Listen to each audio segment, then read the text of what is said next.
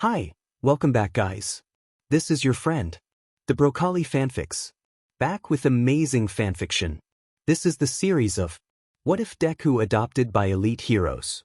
Now before starting, please give this video a like and subscribe to the channel if you want more videos like this. Now let's get into the fanfic. An occasional muffled voice from beyond the door, the sound of footsteps over creaking wood. More silence. Inside her head was cotton, thick and stuffed in a too small space and fit to bursting. She wasn't crying anymore. She felt as if all her tears had been spent in the hours, days before. Tick, tock.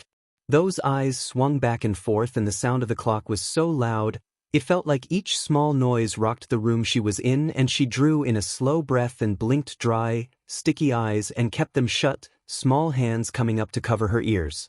She found she hated clocks. The passage of time was her enemy, and yet she was powerless to stop it, just like she was powerless to stop what happened to her, was unable to stop anything because it had already happened. More than ever, she wished for her hero to save her, but he didn't. He wasn't there, and how could he be? Why would he be concerned with one small quirkless girl? He didn't even know she existed, so how could he be there to save her in the first place? It didn't stop her from wishing. Mom? Why are we here? The high-pitched voice of the girl was slightly fearful. Her mother led her forward anyway. One hand on her extended stomach and large green eyes stared up at a tall woman with blonde hair pulled back in a bun that looked like it hurt by the pinched expression on her face. Cool gray eyes turned to look down at her, and the pinched look got worse, causing the green-haired girl to duck her head in fear. Try and be good, Izumi. Her small hand craved the mist warmth of her mother's hand when the older woman released her, and she watched, apprehensive, as the woman turned her back and began walking away. Panic seized her young heart, and she reached out, but a hand on her shoulder kept her from chasing after her mother. Mom? Mom, come back. Mom. She was trying to pull away with all her strength, but she was only five and quirkless and weak, and she watched her mother get into the car, speak to the man behind the wheel, and then they were driving away. Hot tears scalded her cheeks and she stilled, sobs choking her throat and soft, distressed whines escaping her. The hand on her shoulder moved to grip her hand firmly but gently, and she was pulled towards the large building, green eyes still watching the fading car and feeling her heart go with it. She turned 10 today. The orphanage workers were nice and made her a small cake and put up streamers, and she had a small party hat on. Hana-san had a camera and a tired smile on her face, and Izumi smiled and blew out the candles. It was hard, growing up in an orphanage. Potential parents had come and gone. She had even spoken with a few and gotten along with a couple, but every time the discussion turned to quirks and it came out she didn't have one, it was like a door slammed shut and they beat a hasty retreat, and little by little, the shards known as her heart fractured more each time. Until she had simply given up hope. The orphanage workers were nice. The blonde women slowly became Hana-san and the cook was Fuji-san. There were others, but they came and went. The orphanage was small and really, she was the only long-term occupant of the place. What did you wish for, Aizu-chan? It was one of the newer ladies, Fuda-san. She smiled faintly to herself even as she caught Hana-san flinching slightly and lowering the camera. Same thing every year, she said, but didn't elaborate on it. The small party went on and Izumi shared her cake with the few other children that were in residence with her. She knew they would be adopted soon, but she still liked looking after them. It was like she had younger siblings, and even if it hurt when they were gone, it still filled a void inside her while they were there, and she was always happy when they got homes. She wouldn't wish the empty feeling she had on anyone. Idly she wondered how her family was doing. Her little brother or sister would be turning 5. She could only hope they had a quirk unlike her, so they could live a better life than she currently led. Turning her attention back to the laughing 6-year-olds as they wrestled on the floor, she gave a small smile and went back to her notebook. She was almost done with the Blood King entry.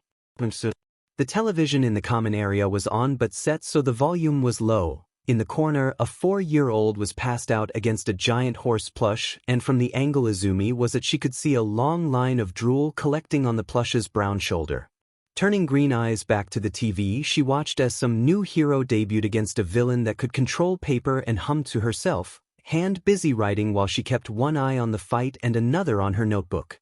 New hero? The voice caught her attention and she looked over and smiled at Hana-san as the woman sat beside her on a couch. The older woman shifted and reached behind her to pull out an Endeavor action figure from in between the cushions and placed it aside without looking at it.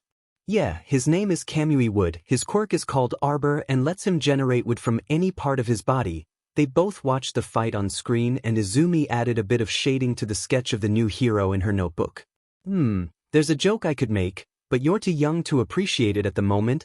Izumi shot her a confused look but the blonde woman gave her a slight smirk and waved away her curiosity. Another time Aizen, probably in about 7 or 8 years, give or take, confused and mildly disturbed by the look on the smiling woman's face, the green-eyed girl found her eyes turning to the screen again. Hey Hana-san, apprehension clawed at the quirkless girl's heart when gray eyes turned to her, a blonde brow raised in a wordless request to continue. Do you think I could ever be a hero? There was silence, and as it stretched a lump formed in the girl's throat before a hand gripped her shoulder. You know, a few months ago I was almost mugged. This big guy with a strength enhancement quirk had me pressed up against a wall in an alley and wanted all my money. My quirk's mild empathy, as you know, and it doesn't really help in situations like that. The blonde woman was silent before smiling at wide green eyes. But then out of nowhere this guy swings in and somehow cancels out the thug's quirk and then proceeded to kick the oafs but to Kingdom Come and held him there with this weird scarf until the police came. His name was Eraserhead if I heard right. I did some research and it turns out he can only erase someone's quirk. He has to use hand-to-hand combat afterwards to subdue the villains. Heart pounding in her chest, Izumi can only watch as the blonde woman turned so she faced the younger girl. Fully. It'll be hard, you'll have to dedicate every day to build yourself up but yeah, I think you'll make a wonderful hero. You've already got the hard part taken care of. Tears were trailing down her cheeks and the blonde huffed before pulling out a handkerchief and dabbing at her face. But what do you mean? What could the older women possibly mean by the hard part? The blonde smiled slightly and her gray eyes were soft. You have the heart of a hero, Izumi-chan, and that's something no school anywhere can teach. Turns out, building herself up was harder than Hana-san said. The older women had gotten into contact with a few friends outside of work and put together a workout regimen for the 10-year-old. It was mostly intense stretches and the blonde helped her when she could. I used to do gymnastics and won a few medals, the older women said, somehow able to comfortably stand on one leg with the other held up, toes pointing to the ceiling and her back arched as her hands went back to grip her calf. It looked painful. Izumi couldn't even lean over to touch her toes and she wondered if she'd ever be able to do that. Teeth flashed in a teasing grin. I'll help you with it, and you really need to stop that habit of yours, Aizu-chan. Flushing to her ears, the green-haired girl ducked her head and fiddled with her fingers. Won't I need to learn how to fight, though? Green eyes glanced up and the blonde dropped her legs so she stood on both and crossed her arms. She wore a turquoise tank top and black spandex pants and matching ballet shoes. Well yes, but you're still only 10, Aizu-chan. It would do more harm than good to focus on strength training right now before you've even hit PBR. Heat rose in the girl's face again at the mention of that. She had gotten that talk on the night of her 10th birthday. Besides, while brute strength is good, you also need to be light on your feet. Villains can have all the strength in the world, but it won't do anything if they can't touch you.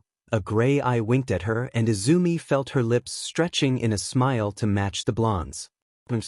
Training was hard. It made her muscles ache and sweat stuck to her and made her skin itch. The diet Hana-san assigned her made her worried she would gain weight instead of muscle, but it never happened. Instead, over the months she trained, she saw some improvements to her figure. While she was still small, her muscles began to define themselves. She was able to work for longer and gain her breath back easier, and she had the largest sense of accomplishment when she was finally able to do a complete sideways split without any strain. The forward split made the muscles in her legs and groin area burn, but she was able to do that one as well and smiled up at Hana-san, who returned it. Great, now we can start on the hard stuff. The smile on Izumi's face melted at that and a soft pout took over. I thought this was the hard stuff, she said, and was slightly scared at the glint in the blonde woman's eye. Sweetie, by the time I'm done with you, you'll look back and see this was nothing more than a warm-up. Izumi's eyes were wide and she felt a bead of sweat trail from her temple down her cheek. She was suddenly very, very worried about her future. Taking a deep breath of the autumn air, she released a slow sigh and let a smile curl her lips. It was always nice to take a jog when it was like this. The weather was pleasantly cool and had hints of the colder times to come, and she found herself relaxed. It had been 10 months since she started training with Hana-san, and 8 months since they got serious, as the older women would say. It was nice to be able to work towards something and having someone behind her saying she could do it. Entering a corner store, she went to the drinks section and picked out a bottle of vitamin water, listening to the people around her chattering as she tried to decide on what kind of snack she should get. She did love strawberry pocky, but the chocolate-filled panda bears were also a favorite. "Mommy, can we have katsudon tonight?" The voice was young and excited, and she glanced over before freezing and felt like her stomach fell to her feet. "It sounds good, Yu-chan." She looked different. In Izumi's memories, she was so tall and distant. She had found herself forgetting her voice, her scent, her face. And now there she stood, dark green hair braided to the side, and she looked happy. The small boy beside her had deep brown hair that laid flat against his head, and he jittered impatiently beside the women. Stomach rolling, she felt bile creep up her throat, and her breaths got fast as she staggered back and turned. Hand coming up to cover her mouth, she moved quickly towards the exit, setting the water bottle down on the way, and she accidentally bumped into a tall figure that she couldn't see clearly from the blur of tears in her eyes, and sobbed out an apology before pushing past them and into the air that suddenly wasn't refreshing. It stabbed into her lungs, and she broke out into a run as soon as she was out of the store. It hurt. Why did it hurt so much to see her? To see that? It hurt, and it scared her, because looking at them she had felt anger, resentment and envy, and it was wrong, wasn't it? To feel like that. Looking up, she saw she had come to a beach that was filled with trash. There were mountains of it, and she found it fitting her feet had carried her to such a place. Just like her, the place had been abandoned. Shutting her eyes, she tried to push the dark thoughts away. She had it better than others. Her life could have been a lot worse, right? The orphanage workers were nice. She had Fuji-san and Hana-san, and it was enough. Staring out at the piles of trash, she found her feet carrying her forward and looked up at the piles that towered above her. If she was right, then this was the Dagoba Municipal Beach, or as the locals called it, Trash Beach. Weaving through the decrepit piles, she found the pier and walked along it until she got to the hut and sat down. Here it was so pretty, and she wondered why no one had come to clean it, with a view like this. Pulling her knees up to her chest, she laid her head on them and tried to sort through her emotions and winced at the heat in her chest. She wanted to run back and do something, ask her why. Why had she given up on her, left her at the orphanage instead of raising her? Had she really been such a burden? And that boy, that was my younger brother, wasn't it? Yu-chan.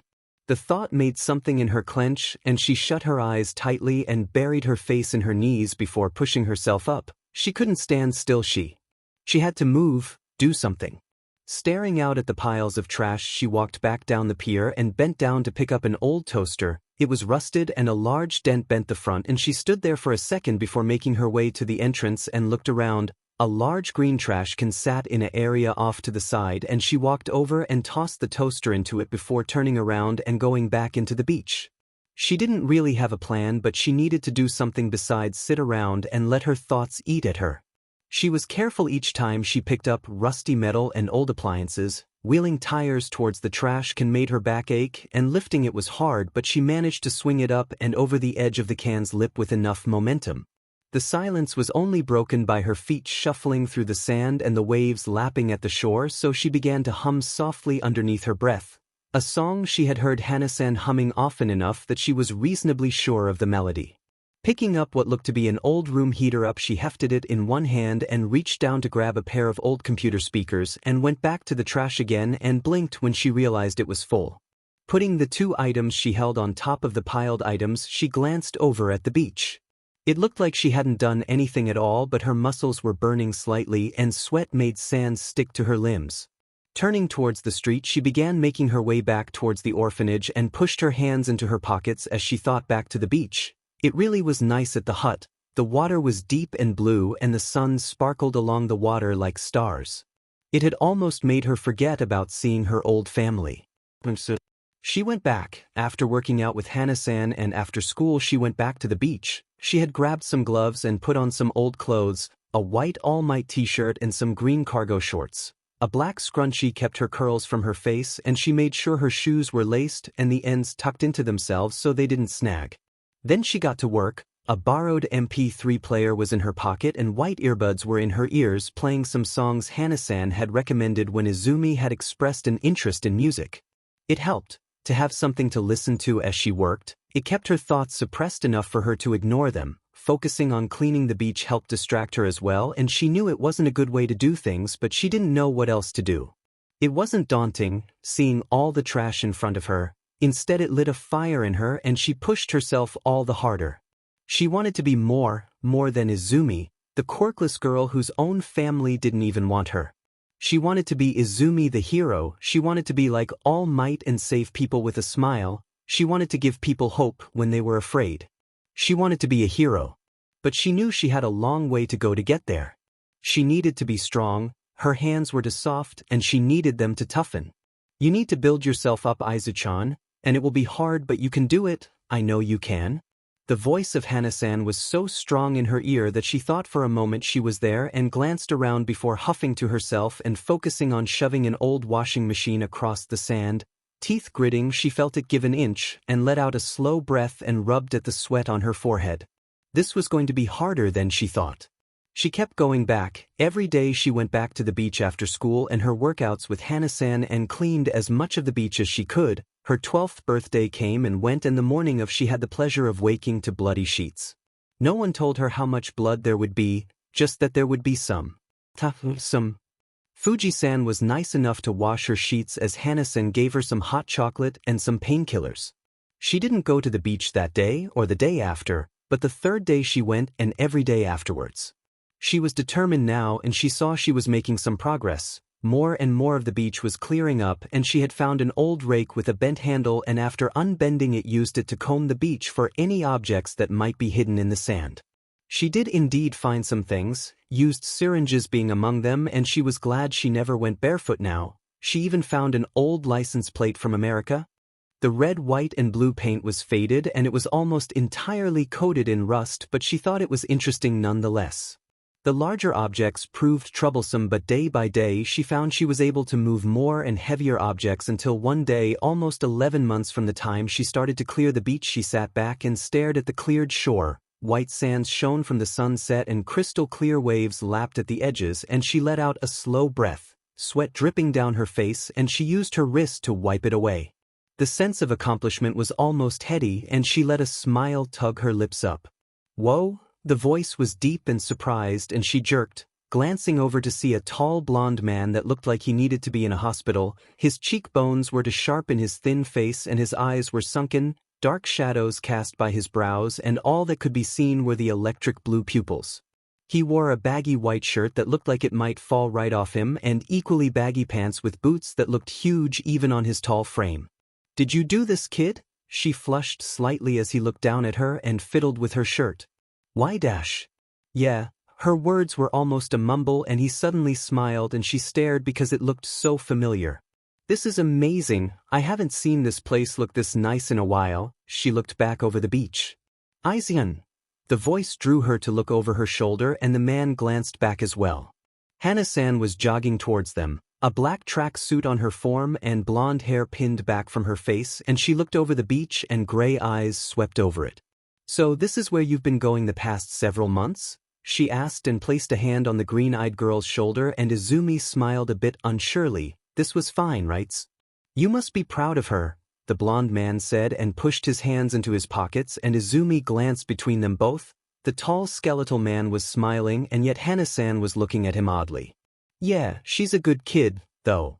At the changed tone Izumi stiffened and ducked her head, wincing as a rough hand settled on her hair and ruffled it hard. "What did I say about pushing yourself? I made that training regimen for a reason. If you want to be a hero you need to follow it." The hand shoved her head down further and she felt so embarrassed she was sure her ears were red. "You want to be a hero?" the blonde asked, and Hana-san hummed. "Yeah, has since she was a kid. She's just stubborn enough to do it too." Izumi was still red but managed to lift her head enough to aim a smile towards the man, and he laughed, head thrown back. "Well, I'm sure you'll do fine then. Being a hero's not easy from what I've seen, but with your mom being so supportive it'll be easier." Hana-san sputtered at the same time Izumi felt her own face flush. "But I'm not her mom. I'm not that old." Hana-san yelped, flustered. The man's eyes widened and his cheeks were red as well as he realized his mistake and waved his hand. Sorry, it's just the way you acted, sister? No. Hana-san was shaking her head and Izumi ducked her head, hand pressing to her face. She's one of the caretakers at the orphanage that I'm staying at. The words were out before she could stop them and she swallowed before smiling up at the man. His eyes were wide and his mouth was slightly agape and she really wished the awkward air around them would vanish. Beside her, Hana-san had gone still and her face was twisted in an uncomfortable expression. She's helping me work towards being a hero and is a very important person to me though. Izumi fiddled with her fingers. I see. The blonde smiled at her and she returned it before her stomach let out a loud growl and her face went past red and nearly turned purple and she stuttered out an apology but the man was laughing again and waving it away. Why don't you head on back, Izumi? I'm sure Fuji-san has dinner ready. I still need to finish my jog. She looked up at the blonde women before finally nodding and hurrying down the road, pausing long enough to wave at the tall blonde man and got a small wave in return. She's really something to be able to do this. Yes, even more impressive when you realize she did it all without a quirk. Getting into middle school brought with it new experiences. It also brought with it new people. One thing remained the same though. She was constantly looked down on because she was quirkless, and her statues spread like wildfire. By the end of her first day she had been laughed at, her bag had been upended, and her lunch had been stolen. And the teachers did nothing, they just turned their head away and pretended not to see. She honestly didn't know what to feel. She had always been blamed for how she was born, quirkless, useless. She was crying again, the tears burned down her cheeks and she leaned against a wall and pressed her hand to her face before roughly rubbing the salty trails from her face. It was useless to cry, crying hadn't done anything for her, it hadn't helped her at all. It certainly hadn't brought her mother back. Pulling the straps of her all-might backpack higher, she set off back to the orphanage and stopped by a store and grabbed a bottle of lychee juice. Paying for it, she left the store and bumped into someone. I'm sorry, she yelped and glanced up only to blink in surprise as she saw a familiar skeletal man. He seemed just as surprised to see her. It's fine, Midoriya-san, he said with an easy smile, and she returned it and stepped to the side. With a small wave she turned and walked back to the orphanage. It was halfway there that she stopped and her brows furrowed in confusion. How did he know her name? Shock, cold shock enveloped her and she stared at Hana-san, not comprehending her words. Shakily she collapsed onto the couch and tried to think past the buzzing in her ears. You don't have to if you don't want to, you have it. Choice in this too, Aizu-chan, and before we go through with anything you can meet, sit down and talk with him. But he's a good man, we've looked into his background and I've questioned him personally. The woman pushed some pale blonde hair behind her ear and smiled softly. But doesn't he know I'm quirkless? The 12, almost 13-year-old questioned. It felt like her foundations were rocking and she was lost in a sea that she had no hope of navigating. He knows, it's the first thing I told him and he says it doesn't matter to him. There was white noise in her ears and she released a slow breath. She fiddled with her fingers before glancing up at Hana-san's kind gray eyes. I'd like to meet with him, if that's okay, the woman smiled. It's more than okay, Aizu-chan. They met in a room reserved for these kinds of things. Izumi herself had never been inside them because she had never gotten to this stage. Hana-san had stepped out to give them privacy but said she'd be right outside if they needed anything. Hot tea sat on the coffee table and she didn't know what to say to the man. Sorry if this is a little sudden, the man said, one hand coming up to rub the back of his neck and blue eyes glanced around the room. It's a little weird, yeah. She took a deep breath before looking in the blonde's direction. He wore an almost ridiculously oversized yellow pinstriped suit. Hana-san had stared at him for a straight minute before huffing and gesturing him into this very room. Are you sure you're okay with this? With someone like me was unsaid, but from the man's face he understood what she was trying to say. You're a good kid, I could see that just by what you did. I have to admit the decision was made impulsively, but after talking with Hana-san I'm more sure about it. He glanced over at her and she gripped her hands tightly together. So if you're up for it, I'd be happy to offer my home to you. If you'd like you can even keep your surname. She glanced at the papers that were also on the coffee table. All they had to do was call in Hana-san and they would sign them. Or if she decided against the whole thing, those papers would be put in a file, never to be seen again. I would like to be called Yagi instead. Her voice was meek and her cheeks flushed, and the man seemed surprised before he smiled. Then I guess we should call Hannah-san back in, she nodded, and the thin man stood and she pushed herself to her feet as well. All too soon the papers were signed and she was gathering her belongings into 2 duffel bags, one carried by her and the other by the blonde who was now her father, and she felt nervousness fluttering in her stomach as she hugged Fuji-san and then Hannah-san, the latter ruffling her hair and smiling. You'll be fine, kid, and we'll be seeing each other again. Have to check up on you every month for 6 months still. She smiled over at the tall man and he returned it. Then she was led to a car and her bags were put in the back. She was nervous and unsure, but she was also excited to see where this new chapter in her life would lead. Getting to the apartment, she found it was nice. Taking off her shoes, she found blue eyes watching her and she gave a tentative smile. Tadaima, she mumbled, and the blonde man smiled in return. Okiri nasai. It was honestly nostalgic being in Mizutofu again. The city was bustling and he allowed his eyes to drift over the people rushing to destinations only they knew. Taking as deep a breath as he could, he released it and grunted. Clearing his throat, he resumed his trek to the corner store that was his target. The sales they had there were nice and the selections were impressive for such a small place. He had just walked through the automatic doors when a small figure barreled into him and he held back a wince as his side flared in pain. A muffled apology reached his ears and he watched in surprise as a small girl ducked around him. He was only able to identify dark green hair and tear-filled eyes before the girl ran from the store, and he felt indecisiveness tear at him before another figure caught his attention. She looked almost exactly like the girl who had run from the store, and holding her hand was a small boy of perhaps 6 or 7 that seemed equally as confused as he felt. He had felt awkward in a lot of situations while like this, but this one climbed the ladder and clawed at being the top so far. Clearing his throat, he moved to the side. Your daughter? He asked, and the women jolted as if he had just announced who he was at the top of his lungs. Something flashed in her eyes and she glanced down at her son before finally shaking her head. No, and just like that she moved back into the store and he released a slow breath and tried to shake off the tension in his shoulders and focused on grabbing a basket and grabbing some things to keep him going for a few days. Despite how he tried, he couldn't seem to push the odd encounter from his mind. You need to eat better than this, Toshinori. The man's voice was slightly dull in a defeated way, as if he knew his words weren't going to change much.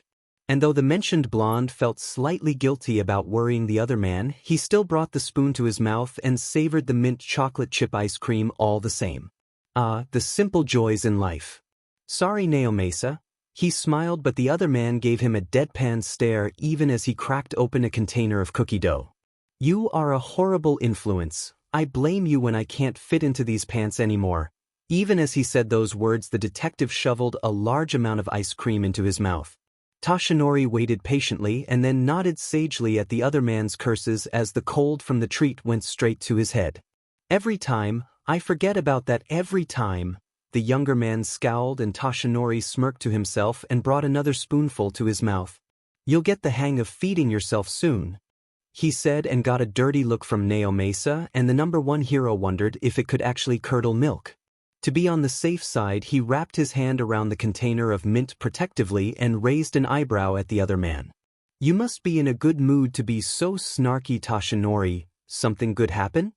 Thinking back to his walk that morning and the sight of a nearly cleared beach, he smiled to himself. Something like that. He wondered who the mystery beach cleaner was. Was it one person or many? Still, it was nice seeing the old beach getting cleaned up. You had something you needed to tell me, though? The other man's black eyes turned seriously and he leaned forward. Yeah, there's been a string of robberies going on. We're seriously thinking it's the same person but with some sort of quirk that lets him turn into liquid. Toshinori also leaned forward and listened to the explanation. All thoughts of the beach gone from his mind until later. Whoa. It was cleaned, the entire thing all along the coast. Not a spot of trash remained. And there at the edge was a tired-looking girl, and she was absolutely filthy. Messy dark green hair was barely held back by a hair tie that looked to be on its last legs, and she wore an old t-shirt with one of the older designs from his merchandise on it, along with some olive green cargo shorts and bright red sneakers. Green eyes turned towards him in surprise, and he was impressed when she didn't immediately shrink back from him. He was a sight after all. "Did you do this, kid? And by herself? 'Cause if so, she must have had one hell of a quirk to accomplish it." When she mumbled out a soft, "Eh," he couldn't help the smile, and she stared at him. He wondered for a second if he was frightening her before moving past it. "This is amazing. I haven't seen this place look this nice in a while." He was about to say more when a woman's voice called out, and he looked over to see a tall blonde woman with her short hair tied back in a small tail jogging up to them. She wore a simple black tracksuit, and gray eyes seemed to size him up before turning to the girl. Gray eyes swept the beach and glanced at him again, and he prepared himself for the usual reaction of disgust, or perhaps for her to pull the younger girl away from him. Instead, the woman looked away and instead looked at the clean beach, and her eyebrows rose slightly. "So this is where you've been going the past several months?" The woman reached up and placed her hand on the girl's shoulder, earning a sheepish smile from the kid. It was a touching scene, really. The girl looked nervous but happy, and he found a slight smile turning up his mouth. "You must be proud of her." Placing his hands in his pockets, he took in a deep breath of the fresh air. "Yeah, she's a good kid, though." He glanced over in time to see the blonde woman's face had grown mildly exasperated as her hand roughly messed up the poor kid's hair, and he internally winced in sympathy. He had been the victim of that very same treatment, once upon a time. "What did I say about pushing yourself?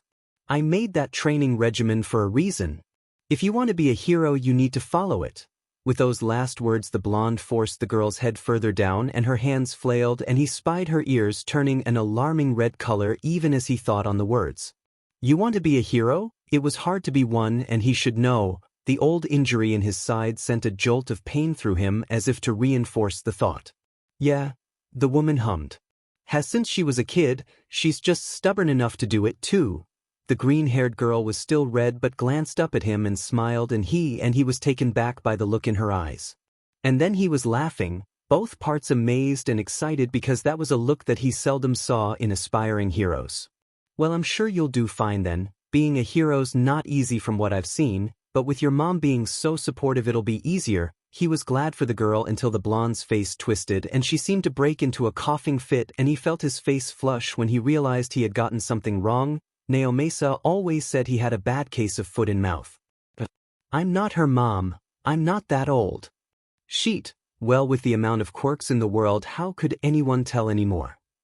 "Sorry, it's just the way you acted, sister?" "No."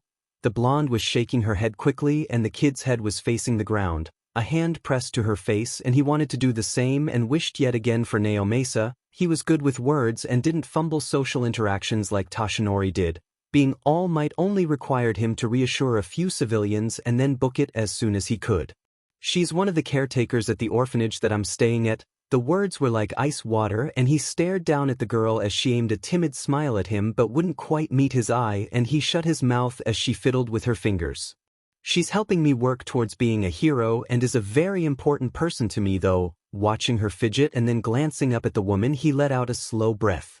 "I see." He gave her a smile then, and she returned it before a loud gurgling growl filled the air, and he stiffened, glancing around in alarm and wondering if a villain was in the area, until he saw the girl's practically purple face and the mortified look twisting her expression. She was trying to apologize, but he found himself laughing and waved it away. He was too dim and paranoid if he thought a kid's stomach growling was a villain of all things. "Why don't you head on back, Izumi? I'm sure Fuji-san has dinner ready. I still need to finish my jog." He felt his laughter die out and cleared his throat awkwardly at the look the other blonde sent him, and watched the green-haired girl jogging away. She turned a bit and waved, and he raised his hand to return it before dropping it back to his side and bracing himself. The look in the woman's gray eyes was piercing in a way he was only used to seeing from his detective friend. He felt like a bug under a microscope and swallowed thickly, casting around to try and just break the silence before his eyes caught the beach. "She's really something to be able to do this." He waved awkwardly at the beach and was alarming aware of how he looked: gaunt, thin, creepy. He'd suspect himself, so of course the woman in front of him would. He'd be worried if she didn't. Yes, even more impressive when you realize she did it all without a quirk. Those words stalled his brain and he tried to process them, looking out at the beach and its clean sand and clear water. Was all he could get out without her quirk? Did she just not have one useful for something like this? Or was she like he used to be?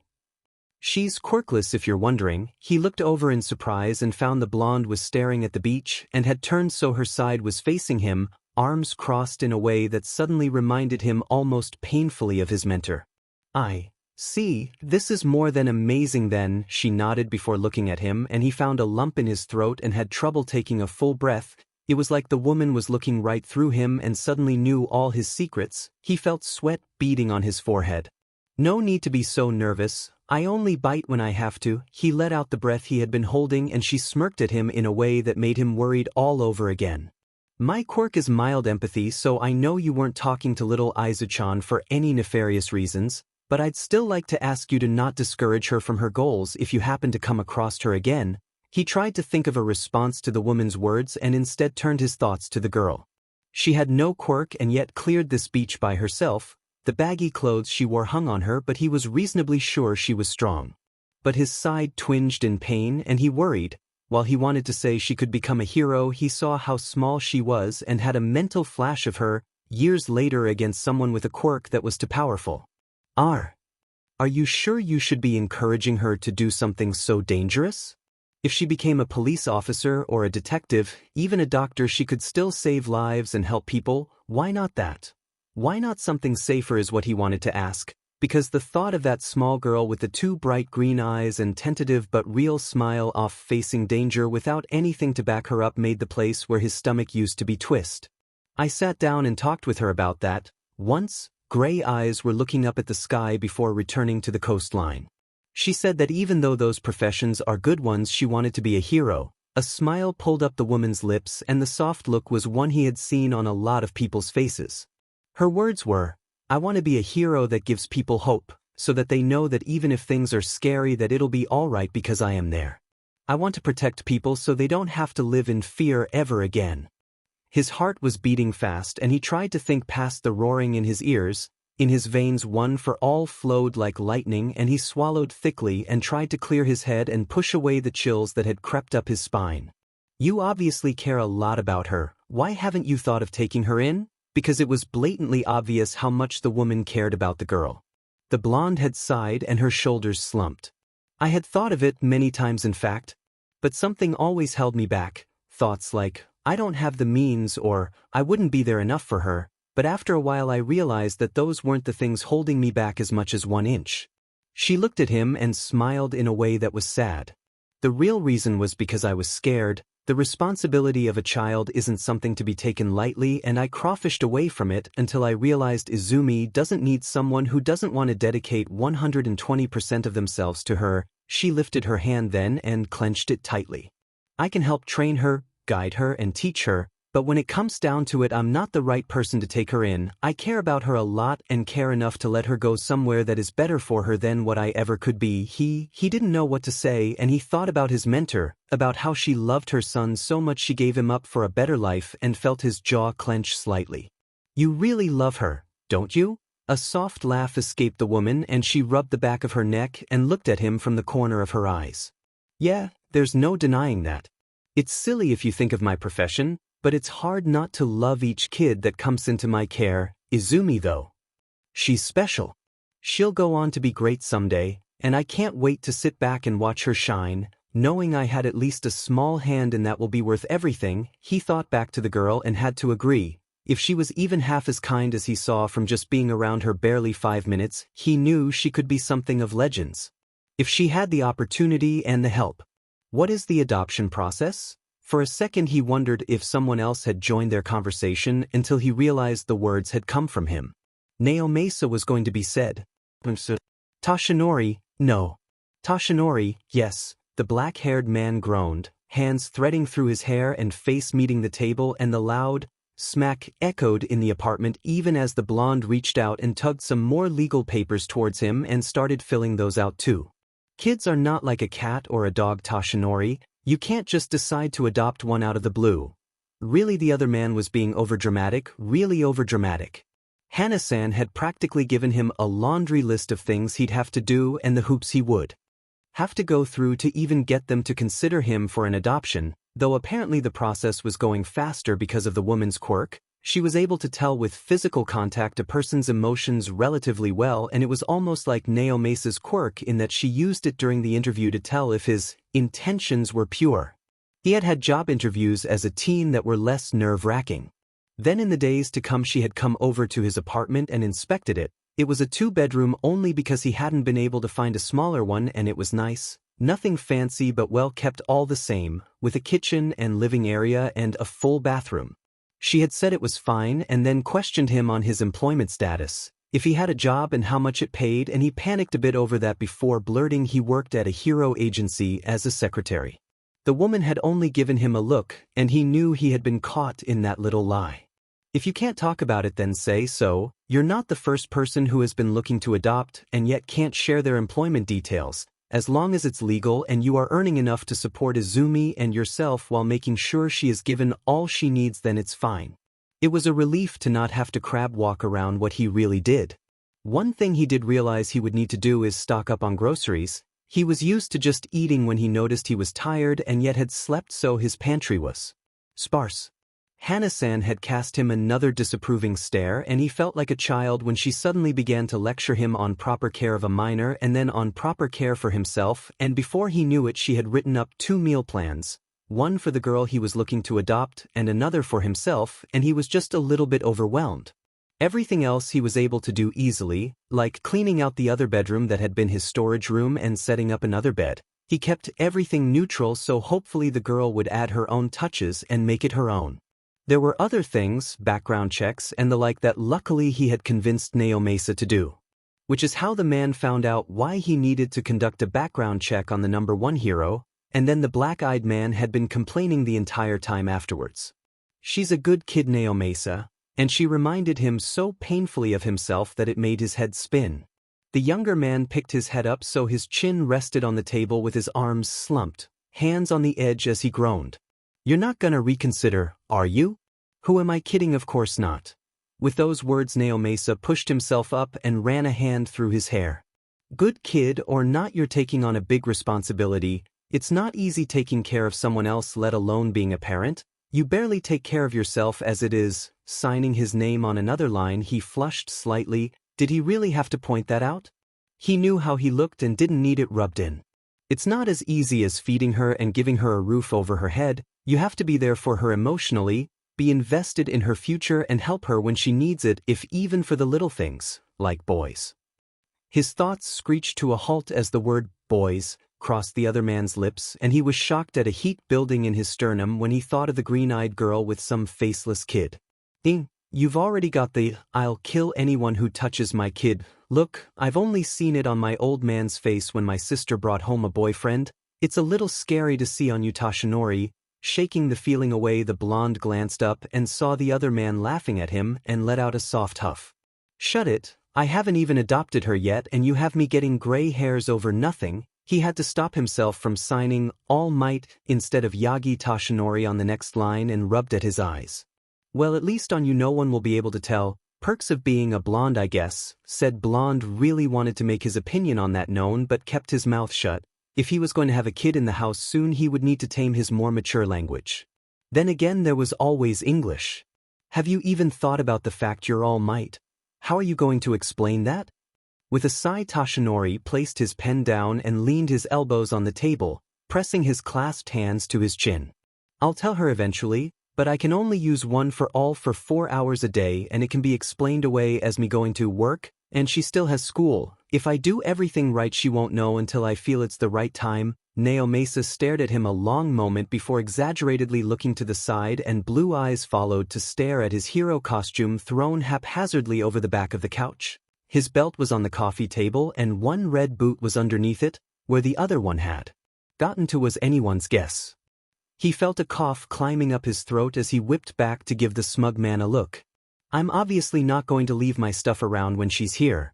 The look did not leave the detective's face, and with a grimace Toshinori clicked the pen out and got back to the paperwork. Raising a kid couldn't be that hard, right? Really, the things on Hana-san's list were beginning to get weird. Why would a girl need 20 bars of chocolate? Unless Izumi-sen just liked chocolate, but who was he to judge when he had a running addiction to mint ice cream? He was just entering the corner store when a small form bumped into him and a sense of déjà vu came over him when he recognized dark green hair and a face full of freckles. She had yelped an apology before green eyes locked with his, and he gave an easy smile. Ah, it's fine, Midoriya-san. He couldn't really call her Izumi-san right then, and Midoriya was the name she had been given up under. The girl smiled at him and stepped to the side and waved at him before hurrying off towards the direction of the orphanage, and he smiled before entering the store and grabbing a basket and heading to the candy aisle. There were many different brands of chocolate, but there was a small note on the list that told him Izumi preferred the ones that had fruit flavors, the main choices being lemon, raspberry, and orange, and he picked up the large bars and eyed them with a raised brow before dumping them into his basket before a flash of light green caught his eye, and he picked up the box of chocolate bars that had mint cream in the center. Shrugging, he tossed it in as well before going to grab his usual vitamin water and checking out. He got a look from all the chocolate bars from the woman and shrugged helplessly, and she smiled. "Daughter or wife?" she asked, and he was caught flat-footed and was unsure how to answer. Daughter, actually. She would legally be his daughter, right? It wasn't presumptuous to say something like that. "Ah, you might want to grab some Tylenol as well then." She nodded to the small bottles that were beside the register, and he was even more confused, and it showed as the woman laughed. "Don't worry, you'll get used to it eventually. It's really sweet of you though." He just nodded, not understanding a lick of what this woman was saying, and yet still pulled a small bottle of Tylenol from the rack, and she smiled and giggled and scanned it. He beat a hasty retreat from the store, more than a little freaked out as he tried to figure out why Izumi would need so much chocolate and painkillers. He didn't think he'd ever get used to it, whatever it was. When Hana-san called and told him Izumi was open to the ideal of him adopting her, he felt his heart pound and his palms grew sweaty. Before he was just talking about it, had even bought things and set a few things up for her. His fridge had groceries in it instead of just bottles of water and his medication. The pantry had dry goods and some healthy snacks instead of the usual single box of Pop-Tarts.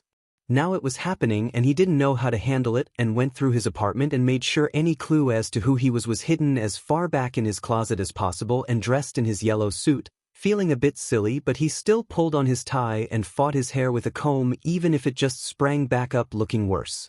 Finally, just leaving it, he left his apartment and took the car Naomasa had been nice enough to lend him and drove to the orphanage and was led by a nice enough older woman into a room. She left and returned with a pot of tea and a small stack of papers and left them on the coffee table, and he managed to get out a soft thanks before she just smiled and left, and he sat there stewing in his own thoughts. He was nervous, more so than before his debut. Saving people was one thing, but he had never really thought about a family, had always shied away from the thought because of what he has seen happen to his own mentor, and even after all for one was taken care of had never thought on it because, honestly, who would want someone who was half dead anyway? The door opened and he glanced up to see Izumi shuffle in, and Hana-san stood beside her and gave him a smile. "I'll be right outside if you need anything. Just come get me when you've agreed on something." With that she gave a bow and closed the door, and Izumi came over and sat on the couch, and they both sat in silence, and if Toshinori had a stomach he was sure it would be filled with butterflies. "Ah, sorry if this is a little sudden." His hand came up to try and rub the tension from his neck, but found it was a lost cause and cast his eyes around the room to try and figure out what else to say. "A little weird, yeah." Oh great, now she thought he was weird. Great, first, second? Third impression on the kid. "Are you sure you're okay with this?" The hesitance in her voice drew his eyes, and he found his eyes fixed on the girl. She was hunched in on herself and her hands were gripping her knees tightly, and he felt his world tilt as he remembered himself being in the same position once, unsure and yet hopeful. His dreams had been crushed that day. He hadn't the heart or the want to do the same to her. "You're a good kid. I could see that just by what you did. I have to admit the decision was made impulsively, but after talking with Hana-san I'm more sure about it." And he was, this girl. It would be hard, he was sure somehow he was going to hurt her, but he couldn't just turn his back on her. She needed help, and what kind of hero would he be if he turned his back on her? So if you're up for it, I'd be happy to offer my home to you. If you'd like, you can even keep your surname. He watched as she seemed lost in her own thoughts. He had asked about her situation, but Hana-san had said the girl would tell him when she was ready. He wondered just what the girl had gone through to get to here. I would like to be called Yagi instead. Her words were hesitant and her cheeks had gone red, and Toshinori found himself at a loss for words, but there was a warmth spreading in his chest, and he found himself smiling. Then I guess we should call Hana-san back in, he said and stood.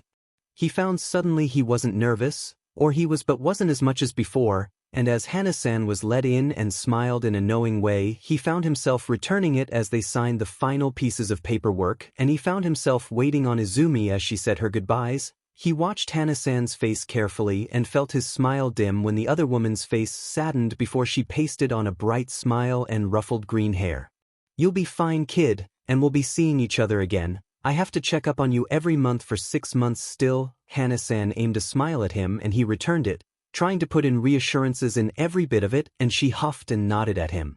He walked with Izumi to the car and put her bags into the back, getting in and making sure she had buckled up before he started the car, and took a deep breath before smiling. This was a little scary, he had to admit, but he found that the fear was overwhelmed with a sense of rightness, and he wondered if Nana-sensei would approve. Getting to the apartment, he tried to subtly help the girl relax. She was tense and jittery, but the smile on her face was blinding, and he held the door open for her and kicked off his shoes, watching her look around the entryway in curiosity, and he had a mental image of a cat in a new place. When green eyes turned to him, she gave another smaller, more sheepish smile. Tadaima. He wondered how long she had been waiting to say that and decided that it had been long enough. Okiri nasai, and he meant every word of it too. Dinner was tense, not in a bad way but more along the fact that they had no clue what to say to one another. What was she supposed to say? She had already thanked him for allowing her to live with him, had stilted conversation with him as he showed her around the apartment she now called home. But when dinner rolled around, there was a stifling silence that hung over their shoulders, and she nibbled at her rice. What am I supposed to call you? The words eked out of her before she could swallow them down, and the man opposite her perked up before slumping, tilting his head and rubbing the back of his neck. Whatever you're comfortable with, I guess. If you're only comfortable for now calling me just Toshinori, then go for it. Seeing as we both have the name Yagi, it would be confusing, I think. He coughed into a fist and she swallowed and took a drink of her tea. Thinking on it, just calling him father or dad so soon was. While technically he was to say it was a bit embarrassing for her, she was honestly relieved to be given a different form of address for him. Toshinori-san then? She asked and held her chopsticks tightly and watched from beneath the fringe of her hair as the blonde smiled at her. If that's what you want to call me, then it's fine. We'll figure this out as we go along. She nodded and picked her head up to give him a smile of her own. You can call me Izumi if you'd like, though she had no clue what else he could call her besides Izu-chan. Izumi-san then? At least until we get to know each other better. She nodded, and after that it was more awkward silence as they finished their meal, and she got up, gathering the dishes and placing them in the sink. You don't have to wash them. She nearly jumped at the fact the older man had followed her but gave him a sheepish smile while he ducked his head. I'm used to doing it. Back at the orphanage I liked to help the other caretakers with the kids. She turned on the water and was curious when the blonde man stepped up beside her. In that case, how about you wash and I dry? He held up a cloth and his eyes closed in a smile, and she returned it, and the silence afterward was a little more comfortable, and there was a question she couldn't help but ask. Why did you adopt me, Toshinori-san? There are a lot more kids out there who need homes, and not that I'm not thankful. I don't think I can ever thank you enough, but... She bit her lip and held the bowl in her hands tightly. But why you? His voice was contemplative, and she gave a shaky nod, and he took the bowl from her hands and gave it a rinse underneath the water before setting it still dripping on the rack and pulled the plug. Water went down the drain, and he gestured for her to follow him, and she did, heart in her throat even as they settled on his old but comfortable couch. When I was young, my parents passed away in car accident, and I ended up in an orphanage as well. My quirk. Well, I was an extremely late bloomer, so no one wanted me because they thought I was quirkless. Her eyes were wide and his smile was small even as he shrugged and ran a hand through his sunflower yellow hair. So, I guess I can understand what you are going through. I know there's no way to make you feel better about what happened to you, and eventually I would like to hear the entire story, if only to understand you better. Until then I want you to know that I'm here for you. When I signed those papers I took up the responsibility to dedicate myself to your development, and I don't regret it a bit. His face, despite being thin with sunken-in shadowed eyes, was gentle and, with a soft sniff, tears fell from her eyes and the man panicked, blue eyes wide, and he suddenly coughed and there was blood, and then she was panicking because he was coughing blood and her head felt light. Phone, she needed a phone, needed to call an ambulance and get help because blood, and Toshinori-san was coughing it. Izumi-san. It's fine. She looked at him like he was nuts and blanched at the blood trailing down his chin that he was using a hand towel to wipe away. I had hoped to tell about this without frightening you, he said, and she hesitated but sat down when he patted the couch. 3 years ago I got into a pretty bad fight that injured me to the point where I had to get a lot of surgeries and my stomach was removed along with most of my left lung. Even after healing I tend to cough up blood when I'm stressed or surprised and have to take medications, but other than that I'm fine. She tried to process the fact that the man in front of her coughed blood regularly and didn't have a stomach. Was that why his serving of food was so small? Because he physically couldn't ingest as much. You said a fight. So you used to be a hero then? She asked, and he gave a soft hum and nodded as he folded the towel and sat it on his knee. Yeah, it was rough, but I managed to win, though I obviously didn't get away unscathed. He gestured to himself with a wry smile before it dropped. Why were you crying though? I didn't say something that upset you, did I? The concern in his eyes was something she wasn't used to seeing from anyone other than Hana-san or Fuji-san. And she forced the lump in her throat down and instead gave a strangled squeak. I cry a lot. Her cheeks were flushed and she tried to not look at him. At small things, at big things, happy, sad.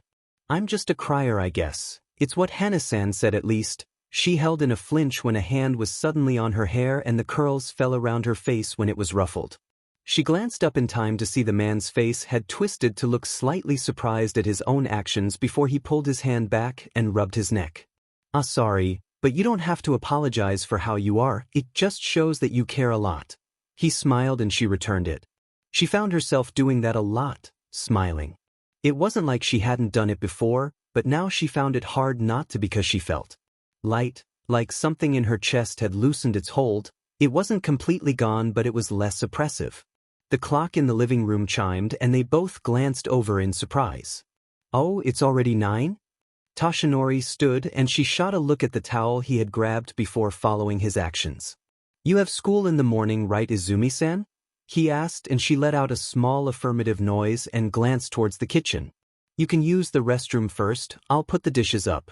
After a second she let out a slow breath and nodded again before going to her room and taking a minute to look around it. Most of her stuff was still in her bags besides a few change of clothes, and she gathered her all-might pajamas and her toiletries before leaving the room and shutting the door and locking it behind her.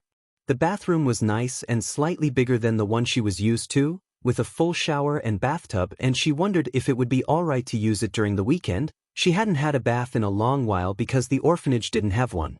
Placing her items down, she did her business and changed. She usually had a shower in the early mornings. Glancing in the mirror, she took in her appearance. Her pajama pants were the same blue of her hero's costume, with bright red, all might S outlined in white covering them with yellow V's underneath the words. Her shirt was the same bright yellow as the V's and had all emblazoned on the front. Picking up her dirty clothes, she paused and thought back. Did Toshinori-san tell her where the laundry was supposed to go? There wasn't any hamper in the bathroom. Hesitant, she carried her clothes in her arms and glanced into the kitchen and saw him putting their chopsticks away. Toshinori-san, he let out a faint hum as acknowledgement. Where am I supposed to put laundry? Her eyes followed him as he pushed the drawer back. Oh, I forgot about that. It's just down the dash. He cut off and she looked up at him to see him staring down at her with wide eyes, and she followed his eyes to glance down at herself in confusion.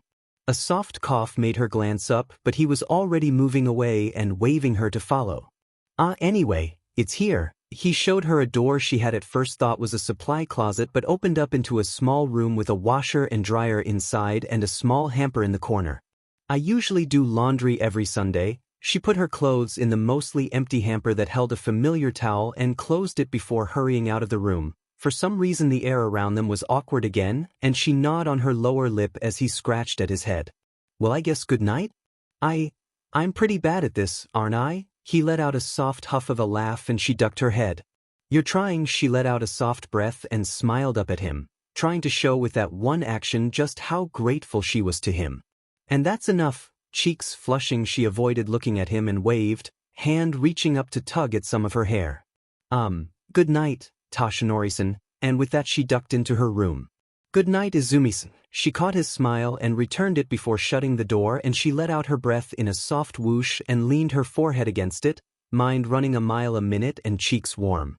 She listened as there was movement outside going towards the kitchen, and after a while soft footsteps back, and she heard the bathroom door open and close before the sound of the shower going made her move away from the door. At least she knew taking a shower in the morning wouldn't be a problem, if he took his showers at night. The lights were already off in her room, so she went to her bed and picked up her phone. It had been a gift from Hana-san in celebration of her adoption, and the woman had paid for a full year of coverage already. She had even gotten Izumi a cute little all-might charm and an all-might case for it, though the woman's smile when she gave the younger girl those items was odd, almost like she knew a joke but didn't want to bother telling the green-eyed girl. Opening the internet, she entered in a search and rolled onto her stomach to read through the different articles, one hand coming up to cup her chin and her finger tapping softly against her lip as she thought, and she used one finger to scroll through the page. They were actually a lot more simple than she thought they would be, and after 30 minutes and hearing the other resident exit the bathroom and head to his room, she shut her phone off and pulled the covers over herself. The bed was soft and the room was dark and foreign, but she found herself drifting off. It was odd how a complete stranger made her feel oddly safe. A soft alarm made her eyes pop open and she blinked, disorientated and more than a little confused until she remembered. She had been adopted. Her little quirkless Izumi had been adopted, and she was currently in her bed, in her room. She was Yagi Izumi now, not Midoriya Izumi, and the thought hadn't cemented in her head until just then.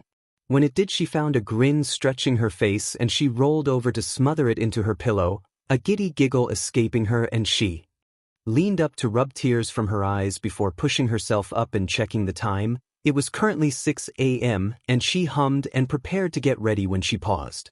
She wasn't at the orphanage anymore. She didn't need to get up early to help with breakfast or help wake the other kids up. She could technically sleep for another hour if she wanted to. She pushed herself up and got her uniform anyway, thoughts from last night coming back, and she smiled to herself as she entered the bathroom and started the shower. She didn't have to, but thinking back on the articles she read, it would just be easier to keep to her usual wake-up time. Drying off and putting on her uniform after drying her hair, she left off her jacket and tie and walked from the bathroom with both items over her arm and silently padded into the living area and glanced around. Everything was dark and still, and she placed the rest of her uniform on the back of the couch before heading into the kitchen and looking around. She found a black apron that was way too big for her, but she just folded it in half and tied it around her anyway before searching the kitchen and finding the items she needed, including a set of bento boxes that hadn't even been taken out of their packaging yet.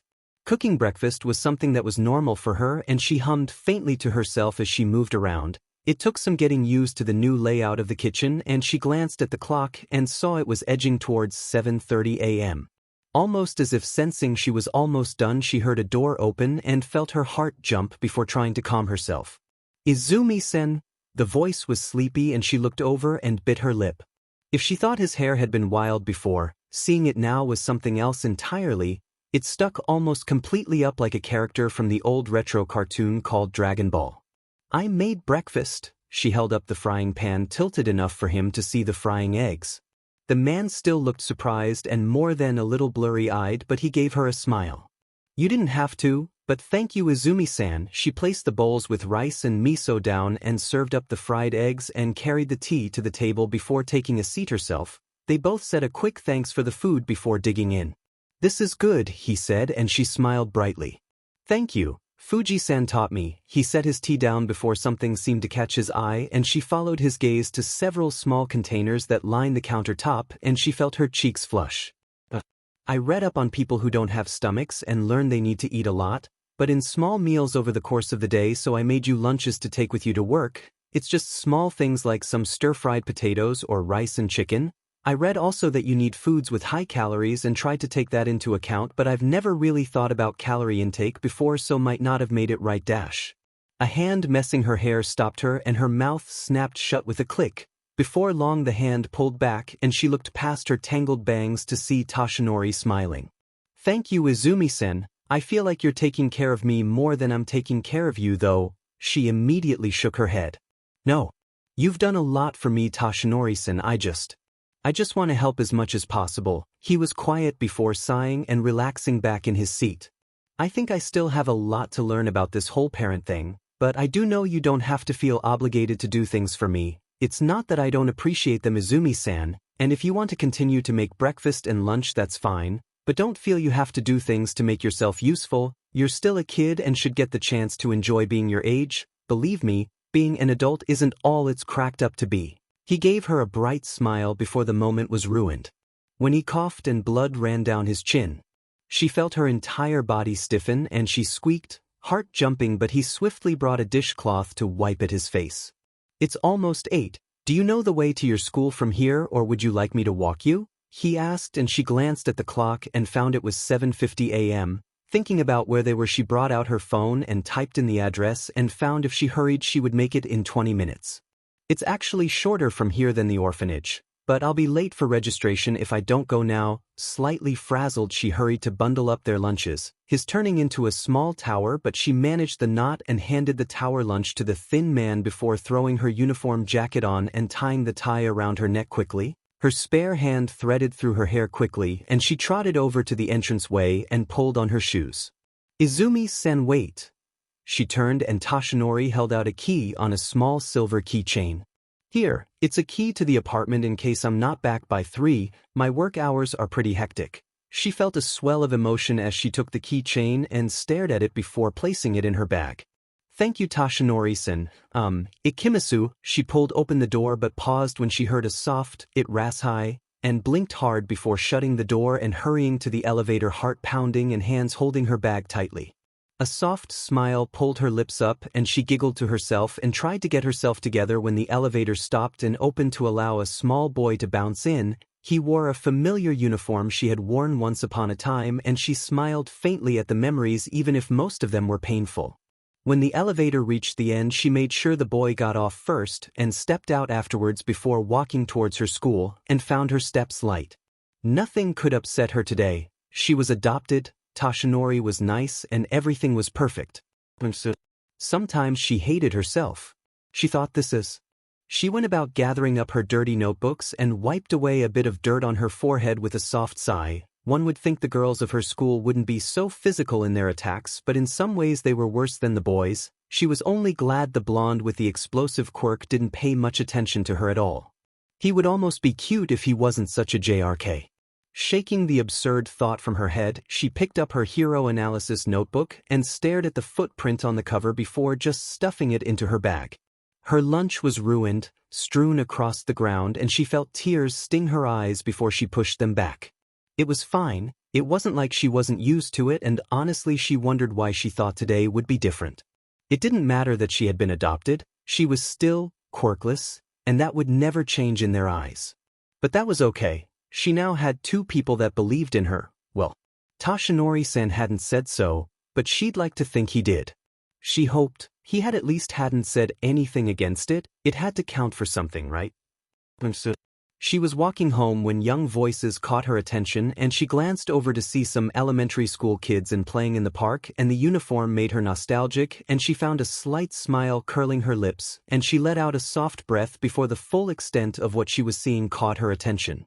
2 of the older-looking boys were trying to make themselves look taller so that they could tower over the younger boy, and when one of the other kids shoved him, she found her legs moving before she could think.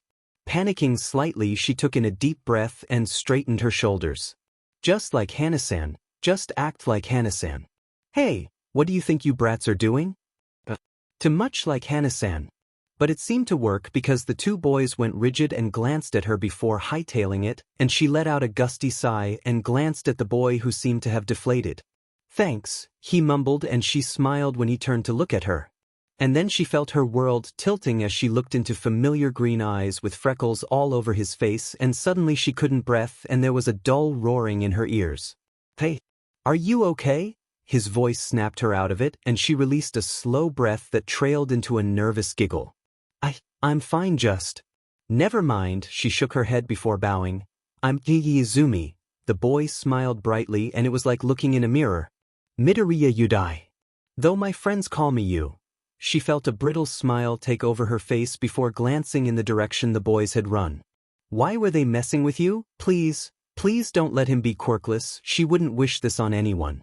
"Because they think my quirk's weak." The pout on his face was frankly adorable, and she took a deep breath as relief flowed through her and crouched down.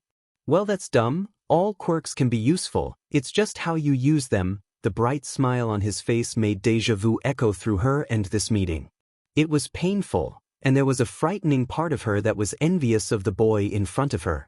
But he didn't deserve that, he didn't abandon her. For that the blame lay squarely on her birth parents' shoulders. "So what's your quirk?" she asked, and his shoulders straightened as he grinned. "I can control air." He wiggled his fingers, and she watched some leaves dance about from the boy's quirk and smiled softly.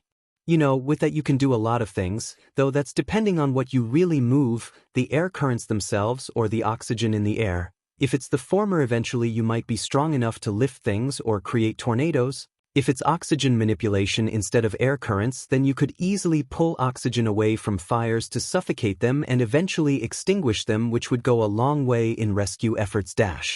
She felt a tug on her sleeve. "Name, you're mumbling." "White noise." All she heard was white noise, and she wondered in panic if he knew. "Nei-chan?" she asked, and he blushed to his ears. "Well, you know a lot, and you helped me." He kicked at the ground, and she let out a slow breath and laughed a tad nervously. She wanted Toshinori-san. She couldn't deal with this. "Ah, all right then, but not really. It wasn't all right, was it?" She had no clue what to feel, and too many emotions were building that she pushed herself up. "Well, I need to head home. Try and stay safe, all right, Yudai-kun?" She settled on his given name. Calling him Midoriya-san was too painful right then, but his name wasn't much better. She watched him wave and bounce out of the park and let out a shaky breath. One who is a great hero. Her parents had named her younger brother that in no doubt hope he would be better than their failure of a daughter. Turning, she made her way back to the apartment she now lived at, not up to doing her daily workout. She could miss a day, right? Yes, she could. She didn't feel up to much of anything. She was going slower than she usually walked, and when she got into the elevator she felt relief that no one else got in. That relief swiftly fled when the doors opened and she glanced up. Green eyes wide at what she saw, and she quickly moved, pressing herself to the side of the elevator, and her hand reached out, smashing the close button quickly as sweat trailed from her forehead, and after a few moments the doors shut and she pressed the button for the floor beneath hers. Her heart was beating so hard in her chest it felt like it was about to leapt from her chest, and her limbs were shaking badly. Her luck wasn't that bad, right? Surely she had seen wrong. But she hadn't. No matter how many years passed, she would recognize that person. She looked almost exactly like her after all. Hands coming up to cover her face, she bit back a scream of pure frustration. It felt like some higher power out there was trying to make her suffer, and she didn't know what she had done wrong. The doors opened, and she peeked out before slumping and stepping off the elevator and towards the door that led to the stairs. Her feet felt like lead as she trudged up the concrete steps, and when she got to her floor she cautiously looked around before hastily making her way to her door and checked the door and found it unlocked. Opening it, she saw a familiar pair of shoes and shut the door behind her in relief. "Tadaima," she called softly, and from further in the house she heard a soft "okirina," and felt tears suddenly pour from her eyes and leaned against the front door, sliding down until she sat and buried her face in her knees and just cried. "Izumi-san?" The concern only made the tears worse, and she let out a soft sob. Long arms wrapped around her and she leaned into the support, face buried into a white baggy t-shirt and no doubt soaking it in her tears, but she just couldn't stop them. She thought she was over this, but seeing her brother, clueless and not knowing who she was, and then finding out she lived just a few doors down, could she not just leave her past behind? Reaching out, she gripped the white cotton and choked out a half apology before another sob destroyed her words, and she was left gasping for breath and unable to think past the migraine that was building in her temples. Her mother, she lived just 2 doors down, her younger brother lived 2 doors down. Why did she finally get a life she believed was as far away from her past as possible, only to end up right next to it instead? Eventually her tears subsided and embarrassment took over. Toshinori-san's shirt was soaked through, but instead of going to change, he led her to the couch and went to the kitchen, coming back with 2 mugs of hot chocolate and sitting beside her, not close enough to touch but close enough she could feel his body heat. It was comforting, and he didn't ask or pry why she had been crying, he only offered her silent comfort, and she thinks it's that which finally makes her talk. He deserved to know after all, after she had practically drowned him in her tears. So she talks about how her mother's face changed when she found out Izumi had no quirk, how her mother went from loving to distant, she wasn't cruel, just withdrawn emotionally. Of how her father came back and would never look at her, and eventually her mother told her she was pregnant, and how excited Izumi had been at the thought of a sibling. She had never realized it was her replacement, until she was left watching her mother walk away from her. The orphanage had been nice to her, she always got what she needed, and Hana-san and Fuji-san were like the older sisters she never had, but it wasn't the same. She watched children come in and then leave within weeks to new families, would be hopeful every time a couple would show interest in her before their expressions changed just like hers when they learned she was quirkless. She had learned at a young age that quirkless might as well have meant not good enough, but she still tried until somewhere along the way she was no longer excited but resigned every time someone would show interest in her because she knew that it wouldn't last. And she would smile so Hana-san and Fuji-san wouldn't see how much it hurt. She smiled so people around her wouldn't see how much it broke her to see people turn away from her just because she happened to be born different than others. Eventually her words dried up like her tears, and she sat with lukewarm choco as the blonde man sat quietly beside her, eyes shadowed more than normal, and his own beverage abandoned on the coffee table. Eventually he let out a sigh that seemed to come from somewhere deep before he shifted to look at her, and she was surprised yet thankful when there was no pity in his gaze. Instead, sympathy and understanding was there, and she remembered that like her he had thought he had been quirkless at one point, had been in her shoes. "I'm sorry, Izumi-san, that you had to go through something like that. It's wrong and no one should have to go through that, your mother. What she did was wrong and He cut himself off and his hands loosened from the fists he had clenched them into before he reached out and pulled her into his side, and she stiffened before relaxing in the hold. It was warm and made something in her chest loosen. "You're more than good enough, Izumi, don't you ever forget that. I'll tell you that every day if I have to." The arm around her shoulder tightened and she leaned her head against his side with a soft sniff and jerked her head in a faint nod. It still hurt, and she knew it would hurt for a long time to come, but she was thankful to the blonde beside her because he made the future not seem so suffocating anymore. She felt a little guilty and silently apologized in her head to the number 1 hero, because Toshinori-san was quickly replacing him in her heart. Bonus. Small legs kicked on a neatly made bed and a head of dark brown hair was bent over something. "Yu-chan." "Dinner time." The voice made the boy jerk, and he pushed himself up, swiftly folding the photo up and stuffing it between his mattress and box frame before pushing himself from the bed and out of the room. He'd hide it better than he got back. Blue eyes cracked open and squinted through the blur to focus on the clock, and he let out a huff when he realized it was 9. Well, there goes his sleep schedule. Idly he wondered why he was so warm before something shifted against him, and startled Blue glanced down before he relaxed as the events from earlier came rushing back. Right, the kid? He wasn't used to feeling something like that. When Hana said she had been given up, he never made the connection that he perhaps should have in regards to it. And then Izumi had shared those details, and a hot ball of anger had been incubating in his chest ever since. He had had the insane urge to go over to the door where the girl's mother lived and do something, he didn't know what, and that scared him. He was used to feeling righteous anger, had felt annoyed plenty of times. But the one time he had gotten angry like this he had pulled something stupid and landed with an injury in his side. Which the anger wasn't as intense as that, but it made him uneasy to be feeling it towards a civilian, a harmless woman that he could easily break with a normal punch in his one-for-all form. He was a hero though, And having feelings like that weren't very heroic. Didn't make him want to punch someone or something though. The sobs the girl had let out dim and near broke his heart. He was supposed to look out for her, protect her.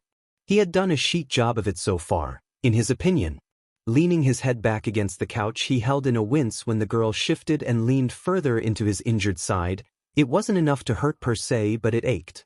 It wasn't anything he couldn't handle though. He had gone through much worse by the time he was 16. What am I going to do, Nana-sensei? Nothing answered him, and he didn't know why he was seeking help from her. All the times he had asked before hadn't done anything. How was he supposed to protect her heart when everything around them seemed to be geared towards tearing the poor girl down? It had barely been a full day and a half since he had signed those papers, and it felt like everything was hitting them at once, and he felt like he was grasping at straws. Why had he thought this would be cut and dried? Why did he think it was going to be easy? It wasn't going to be easy. It had been spelled out for him and underlined in red when he came around that corner and saw her breaking down in the entranceway. It had been laid out for him like her emotions, and before he had just been pulling words from the air without really thinking about them. It had almost been like playing house. But this wasn't pretend. This girl relied on him now, and Naome's words echoed in his head like a gavel, and he shut his eyes as his shoulders slumped. He had never thought about family much, either about his own besides fanciful dreams when he was younger, and as he got older it was just too dangerous for him to have one. Nana-sensei's situation had only hammered it home. And while it was still dangerous, he thought he could handle it. Endeavor had already had his 4th child, and if the number 2 hero could raise a family without trouble, he should be able to, right? But maybe he had underestimated the number 2's character. To be able to handle a child's needs was no small feat. He wondered if the man would give him some advice, as a more experienced family man to a new father? He would have to ask discreetly. A wiggle against his side drew his attention, and without realizing his own actions he had placed his arm around the girl's shoulders and drew her closer, snagging the blanket thrown over the edge of the couch and drawing it over them both. It couldn't hurt to catch a few more minutes of sleep, and as long as she needed it, Toshinori would be there.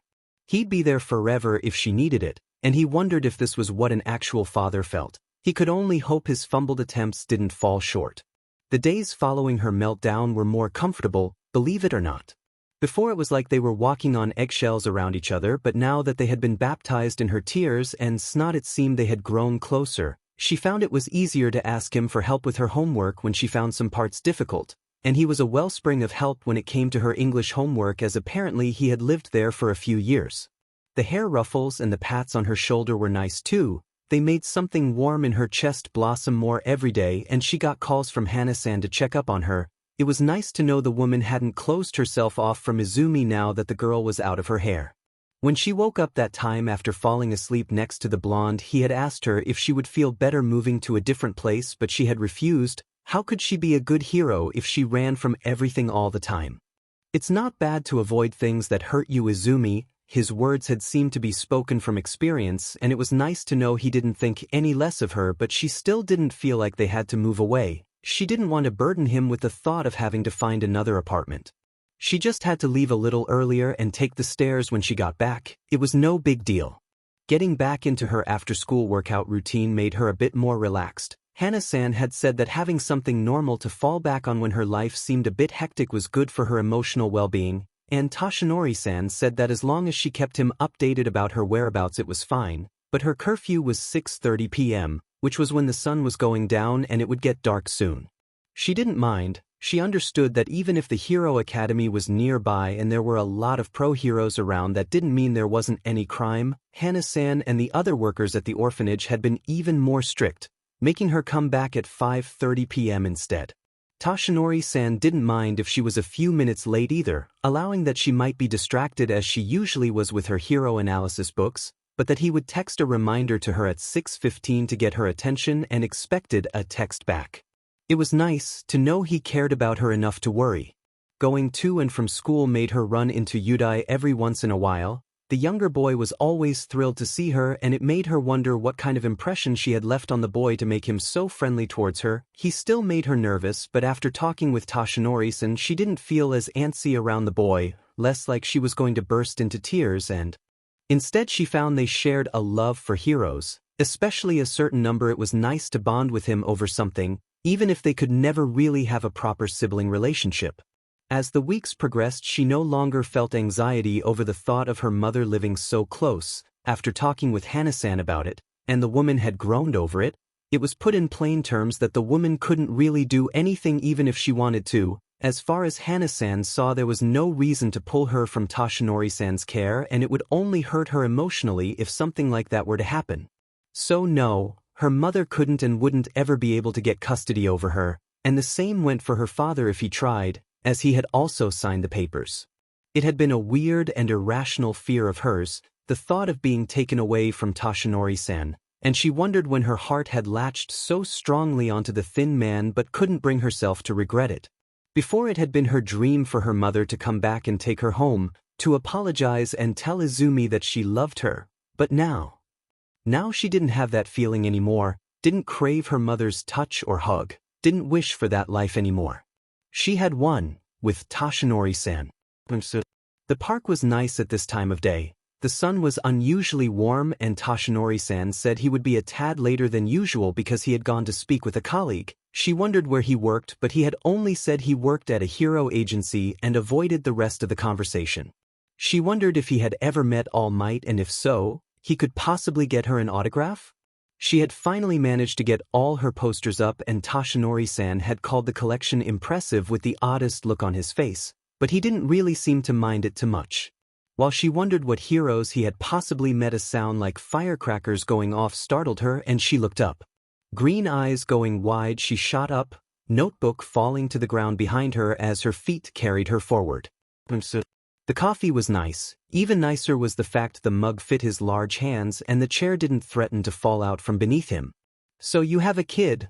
The words were practically growled, and the blonde let out a slightly nervous laugh. "You caught me. It was kind of sudden, but she's a good girl," the red-haired man grunted and took a drink of his own coffee, and they both glanced over the railing to the courtyard of the number 2's traditional house to watch his youngest son run after his 2 older brothers. The boy was around his girl's age actually, with 2-toned hair split evenly down the middle. Kids are usually sudden, then they tend to cause nothing but trouble until they get old enough to leave the house. The gruff words would have been off-putting if there was actual heat in them, but for a man with a quirk like his they were at most lukewarm. "And yet you have 4, so they can't be all that bad." Turquoise eyes stared at him in a deadpanned look. "Or they could just be that good," he said, and Toshinori coughed violently, turning his head in time to not douse the other man in the liquid, and he tasted a faint hint of blood in the back of his throat as heat crept up his cheeks, and he pressed a hand to his face as a rough laugh escaped the red head. "Really? Why do you always do that, NG? Every DMN time?" "Because it amuses me, obviously." Smug BS dirty. "NG, stop teasing him." The soft voice drew both pairs of eyes to the white-haired woman who had come up to join them, one hand on her hip while the other held a towel, no doubt already prepared for a situation like this. "It's good for him, keeps his but humble." All Might sent the other man a look before checking the time and sending off a quick text to Izumi to remind her that she needed to start heading home. "Look at you, you're like a mother hen. Never thought I'd see the day you got broody." The blonde looked up with narrowed eyes. "I still have pictures of you holding Fuyumi, you know. You were crying, NG, sobbing. I have video and I'm not afraid to use it." The white-haired woman laughed, head thrown back as red crept across the other man's face, and he crossed his arms with a scowl but didn't comment. "He's got you, NG. We both know despite moving out, Fuyumi still has you wrapped around her finger." The man grumbled, but All Might turned his attention to his phone. 6:14 p.m. "It's getting late, Izumi. I'll be arriving back soon and start dinner." It was currently 6:19, and he felt a creeping feeling in the void where his stomach wasn't and sent off another text. 6:20 p.m. "Izumi? All Might?" He glanced up at Shiori and managed to smile. "Ah, Izumi's not answering," NG snorted loudly. "It's normal, she's what, 12 or 13? She's in her bratty years, expect her to be rebellious." Perhaps the other man was right, he was the more experienced man. Still, something made his instincts perk up and take notice. Izumi had always replied within a minute. For her not to made everything in him prick to attention. Pushing the called button, he held the phone up and ignored NG's exaggerated eye roll and felt amusement when Shiori slapped the back of the man's head. "Hi. If you're hearing this I wasn't able to pick up, leave a message and I'll get back to you. The automated answer set his teeth on edge, and now he felt his heart beginning to race. He was just paranoid. She was fine. Maybe you should head home? She might be there already, Shirori said cautiously, and even Enji seemed a bit more alert, back straight instead of slouched into the steel chair beneath him. Right, you're right, she might be back and in the shower or something. He nodded and stood only for his phone to ring. He fumbled it badly and hit the answer button and brought the phone to his ear quickly. Izumi! But the voice that answered him made his shoulders slump. Tashinori, we have a situation, Nao Mesa's sharp voice told him it was. Hero business, and his mind skittered, and he pinched the bridge of his nose. Does it have to be me? Izumi's not answering her phone and I have to check on her. He was already prepared to hurry back home when Nao Mesa's next words made him stop. It might be because we found her cell phone in a destroyed park. We have reason to believe that she and another student from her school have been kidnapped. And just like that his world fell apart. Her head hurt. That was the first thing she noticed as her world trickled back into being in flashes of light and sound. Her back was warm and something moved against her hands, a tightness around her wrists that was uncomfortable, and her eyebrows pulled together before she cracked open her eyes and winced. It wasn't even that bright in the room, and yet it still made her head pound and her stomach rolled slightly. She felt like her head had been smashed into concrete. Flashes of light, the sweet scent of some chemical, and her heart racing in her chest before a fist collected her in her temple, and the world was made of darkness and shadows and then nothing at all. Oh, just a fist then. The full implications hit her and green eyes widened and cast around quickly. She was alone in the room and it was no more than a dirty warehouse, and she wanted to laugh at the cliché of it all but bit it back and pressed her lips together. Movement against her back almost made her vibrate out of her skin, and she twisted to look over her shoulder and managed to spy wild ash blonde hair. So she wasn't alone then. Oi, you awake? The voice was rough and she jumped at the volume. Yeah, she mumbled as if it wasn't obvious. You a special kind of stupid? I had the situation handled. She stared in front of her and wondered at her luck before pressing her face against the dirt floor. Yeah, I saw that. Her words were terribly dry as she remembered his face pressed completely into the grass, both his hands pressed to his sides so he couldn't use his quirk. You trying to say something? She hissed as he jerked, and she realized then their hands were bound together, duct tape wrapping around them, no doubt so he didn't use his power, otherwise he risked injuring himself and her. I'm trying to say that you couldn't have possibly taken down 5 adults while another sat on your back and doused you with water, yes. Forgive me for using my brain and connecting the dots.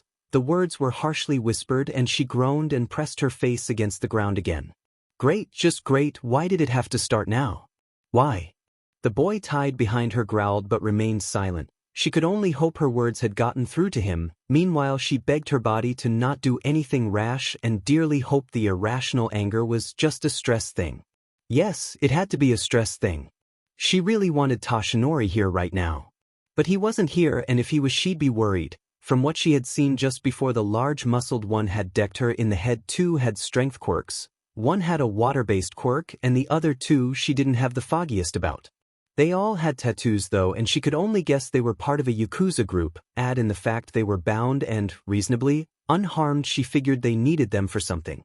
Either they needed them both, or they needed her to stop the boy from behind her from misbehaving. From the way they bound their hands together she guessed it was the case, so it was probably they were just targeting the blonde boy and got her as collateral. Was it possible they were trying to traffic them?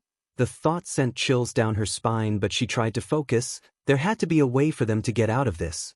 Would you quit that demon mumbling? A foot kicked hers and she grit her teeth at the burst of anger before stomping it down and taking a deep breath. And then the door opened and the muscled one she remembers punching her walked in, and she felt the boy against her back turn rigid. Well, looks like you both are awake. Good. He approached them and she bit back a wince when hands tightened into fists around hers.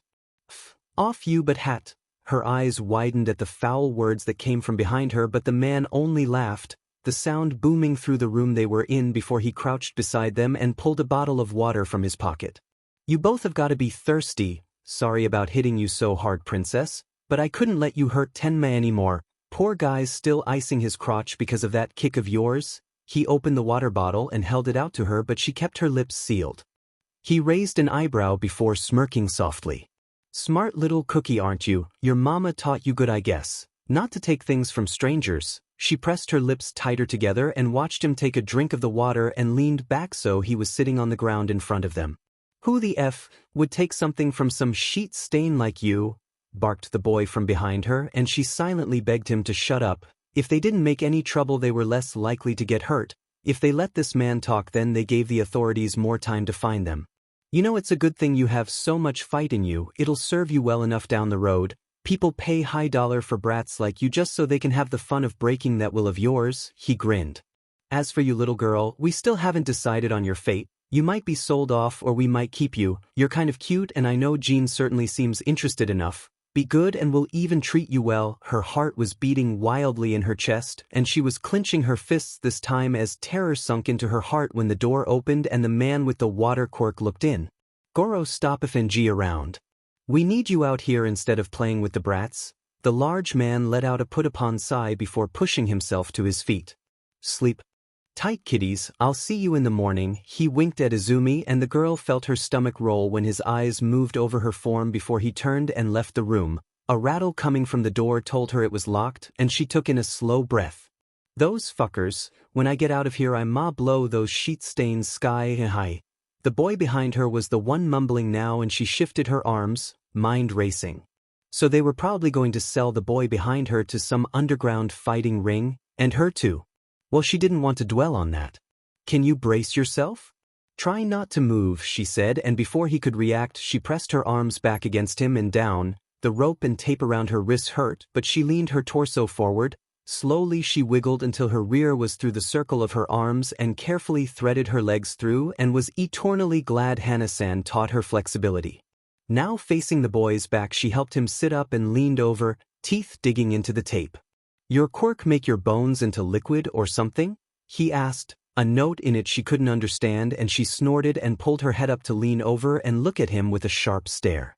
I don't have a quirk. Then she leaned back down and tore the tape back with her teeth. It was wrapped around their hands several times and the angles were awkward, but she finally got enough of it off to see the rope that bound their hands together. It was thick and rough but strong, and she felt her teeth grit and tried to think of something to cut it and looked around the warehouse. Quirkless? The F were you doing running in that like then, you moron? She felt that anger in her chest roll and mentally counted to 10. My feet moved on their own. Now instead of beaching, can you please look around and try and find something to cut this rope? Okay, so she hadn't pushed the anger down far enough. She entirely blamed Hana-san for the language, though. She heard a faint "tee" from the boy, but his head moved and she kept an eye on the door. My belt, it's got a piece of sharp metal on it I never bothered getting fixed, but that's about it, he finally said, and she shuffled over, both of them twisting so she could get a look, and sure enough the buckle was metal. The question though was how they were going to go about getting it off of him and into her hands. Biting her lip she stopped and her cheeks went pink and she looked away. I can get it off, but... The boy seemed to come to the same conclusion and his red eyes widened, face twisting in a weird way before he grit his teeth. Well, I certainly don't want these beaters to win, so just get it over with so we can get the F out of this dump. She bit back her reply and instead nodded, moving so she could lean down and trying to ignore the fact she was this close to a boy and in such a position before carefully using her teeth to undo the belt, and it felt so dirty. I hope Toshinori never finds out about this. I hope I forget all about this. Amnesia after this would be wonderful. She didn't dare look at the boy when the belt came undone, and she gripped the metal in her molars and pulled it from the loops, moving back around so she could focus on their bound hands, and tried to forget about the fact she had just had her face so close to a boy's. No, it didn't happen. Nope. Metal smooth in her hand, she felt along it until she found the rough side and pressed it into the rope. Their wiggling it had loosened it enough to where she could pull their hands apart a little bit and saw at the fibers. Is it at least working? The voice was abnormally subdued from his last words, and she felt her fingers cramping. Yeah, it's just a little slow, but... It's working. Some of the strands had frayed and she glanced over her shoulder at the door and grit her teeth, moving her hand a little quicker.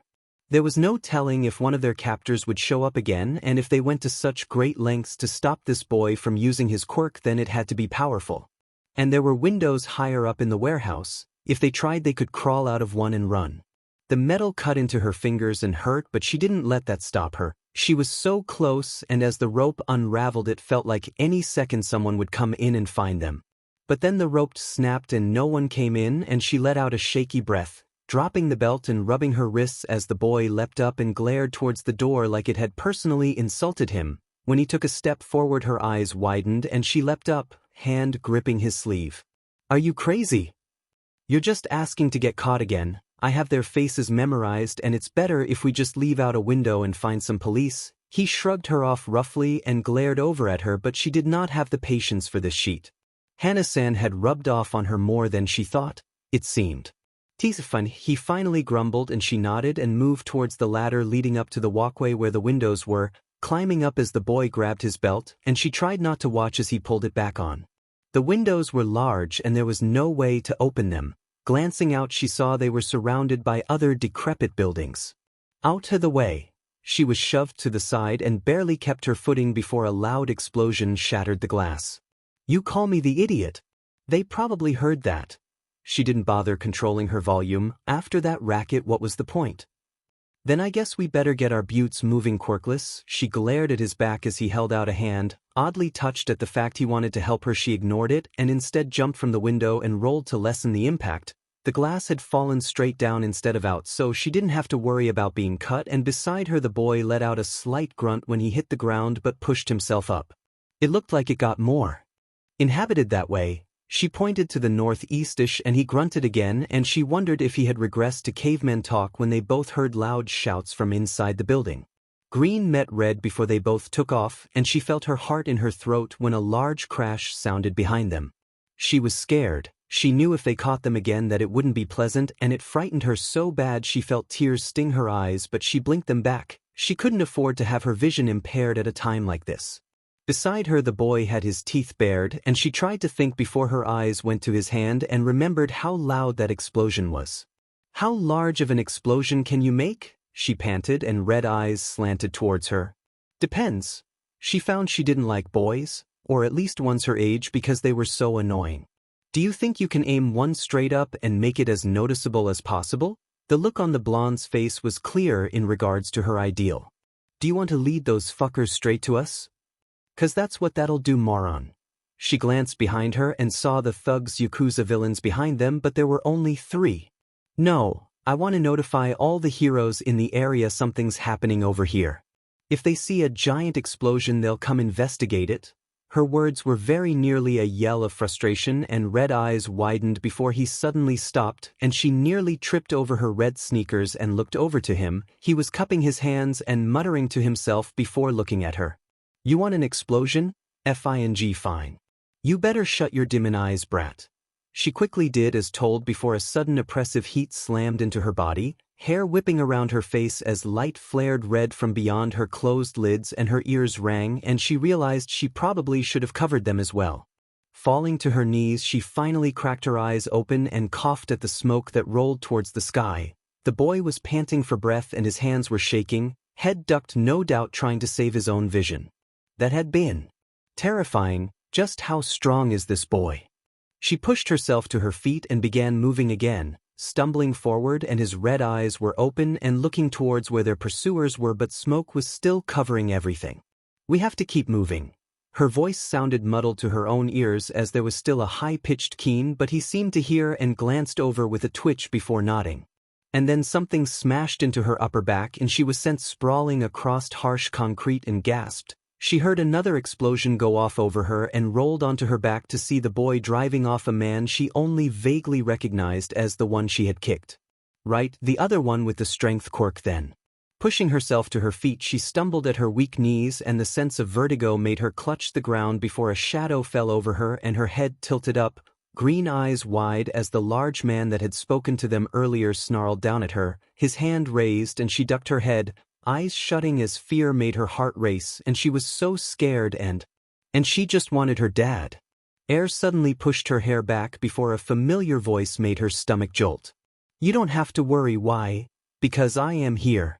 Looking up, her eyes widened at someone who towered over even the large Goro. He wasn't wearing his costume, but she would recognize that silhouette anywhere. All Might. And then he was moving and she couldn't even see him. He was suddenly in front of her, and then their captors hit the ground like puppets with their strings cut, and she shivered and looked around for the blonde boy who had been with her. He was sitting down on the ground looking shocked even as a few other heroes arrived on scene followed by some police, and she let out a shuddering breath. They were safe, it was fine. The sight of her hero should have made her thrilled, but she could only wish for a thin man with an easy smile and a warm hug. Yagi Izumi? The voice drew her wandering gaze to a man wearing a brown overcoat and hat. Kind black eyes stared out from under the rim, and she could see short black hair, and after a second she realized he was waiting on her answer. Why dash? Yes. Her voice was soft and he reached down and took his coat off to instead drape it over her shoulders. Hey, you're safe now, no need to cry. She was crying. Izumi! The voice drew her eyes and she saw a familiar face pushing through the crowd. Without telling them to, her legs pushed her up and she was running. Dad! And then his arms were around her and she shivered, burying her face into his chest and wrapping her arms around him desperately, and the tears wouldn't stop. It's all right, you're safe. He was the third person to comfort her, but the only one that had any success. She didn't know why just his presence alone made the fear in her vanish, how he easily pushed it back when not even the #1 hero managed it, but found herself not caring a lick. He was there, and that mattered more to her than anything. Toshinori thought he knew fear, but nothing prepared him for the sight of Izumi, defenseless and exhausted beneath the bulk of some upstart villain. Punching him away was more satisfying than he would care to admit, and he used perhaps a bit too much strength, but one for all thrummed in his veins in time to his heartbeat. He stayed in his powered-up form just long enough to make sure the villains were secured before moving as quickly as possible away from the police and other pros. Finding an out-of-the-way corner was easy, and he slipped out of it after releasing the power that flowed through him. His heart was still pounding in his chest despite knowing that she was fine, but he couldn't help it. This instinct inside him that had only grown the more time he spent around the green-eyed girl wouldn't be satisfied until he checked her over for himself. Pushing through the crowd of police, his eyes scanned where he had saw her last and spotted her. She was sitting on the ground with Naomesa's signature coat over her shoulders, and the detective was talking with her. Izumi! Without realizing it, he had called out. He hadn't been able to say anything to her at all in his more muscular form for fear of people finding out, but now he didn't have to keep in his worry. Pushing from the crowd, he was surprised at the fact she was already halfway to him, and he only had enough time to open his arms and brace himself before the girl plowed into him. It made pain flare like a wildfire in his side, but he didn't pay attention to that. Instead, his mind was playing something in his head like a skipping vinyl. She had called him Dad, and the feeling was like the lightest feeling in the world, but also pressed his shoulders down in a way a new jacket might. It was odd and new, but was also a surprisingly comfortable fit. It's all right, you're safe. She was shivering in his hold, and he felt his lips tug down in worry at the dried blood on her temple and how she cried against him. Toshinori. The voice made him look up and into Naomesa's eyes. He gave a soft smile, and the blonde found himself returning it. We should probably get her to the ambulance to make sure she's fine. Small arms tightened around his waist, and Naomesa reached out to help him when he held out a hand and instead leaned over, one arm looping around Izumi's knees, and with a soft grunt he lifted her. His old injury practically hissed at him like an angry cat, but he ignored it when her arms went around his neck instead, and she buried her face in his shoulder. Are you okay? The other man's black eyes were cautious and his hands were held out just in case, but Toshinori was. Well, he wasn't fine. His side was on fire and he knew he was going to be feeling it later, but he wasn't about to let the green-haired girl go anytime soon. It's fine, he said and moved towards the ambulance. The ash-blonde boy was already there and getting his hands treated. A woman came over to them, and from her uniform he knew she was a paramedic. Just set her down there, please. She gestured to the back of the ambulance, and he bent over and set the quiet girl down, but couldn't go far because her hand had latched onto his shirt sleeve. It was fine. He didn't feel emotionally able to get too far from her anyway. He couldn't quite get the ideal to bundle her up and hide her away to fully leave his head, either. He watched as the woman bent down and pressed a hand to Izumi's face. A soft blue glow escaped where contact was made before she was pulling back. She's suffering from a mild concussion, but other than that she'll be fine. She brunette smiled to them both before grabbing a bag and pulling out a few items. Everything okay? Tashinori very nearly jumped at the voice and glanced over to Naomasa, who had somehow managed to sneak up on him.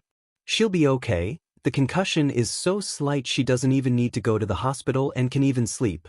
She seemed to find what she was looking for in the bag and removed. Chocolate. Naomasa's words echoed Tashinori's thoughts even as the woman laughed softly and opened the bar. Your name's Izumi, right? Eat this, it'll help you feel better. The blonde watched a small hand reach out and take the bar, curling around it and nibbling at the end, and he remembered it was roughly 10 o'clock at night and she hadn't had dinner. He hadn't had dinner, and he was sure if he had a stomach it would be growling at him by now. We're going to need statements from them both, you know. Blue Eyes looked over at the detective. He knew it was true, but he still had an urge to grab Izumi and take her home. Hadn't she gone through enough without having to live through it again? Wrestling his thoughts back in order because he knew this had to happen, knew the police needed to hear how everything went down so they could convict the criminals and put them behind bars, and wondered when his rational mind had taken a lunch break. Around the time you got a daughter, a snarky voice drawled in his head, and he had to agree with that. He couldn't say he regretted it, though. So can you tell me what happened? Her mind was still muddled, but she at least didn't feel like her emotions were trying to crush her. The detective was nice, and it was easy as she explained everything that happened, from spotting a group of men in the park surrounding the blonde boy to waking up in the warehouse back to back with him. But when it came to the part on how they escaped, she found her throat closing up and her face warming, green eyes sliding towards Tashinori as her words stuttered together before stopping completely. Izumi-san, her eyes turned to lock with black and a small high-pitched squeak escaped her. Izumi. The concern in Tashinori's voice had her feeling guilty. Pressing her hands to her face, she took in a deep breath. I used his belt buckle. The words were mumbled and her shoulders hunched. She missed the raised eyebrow from the detective and the slightly confused blue eyes that stared down at her.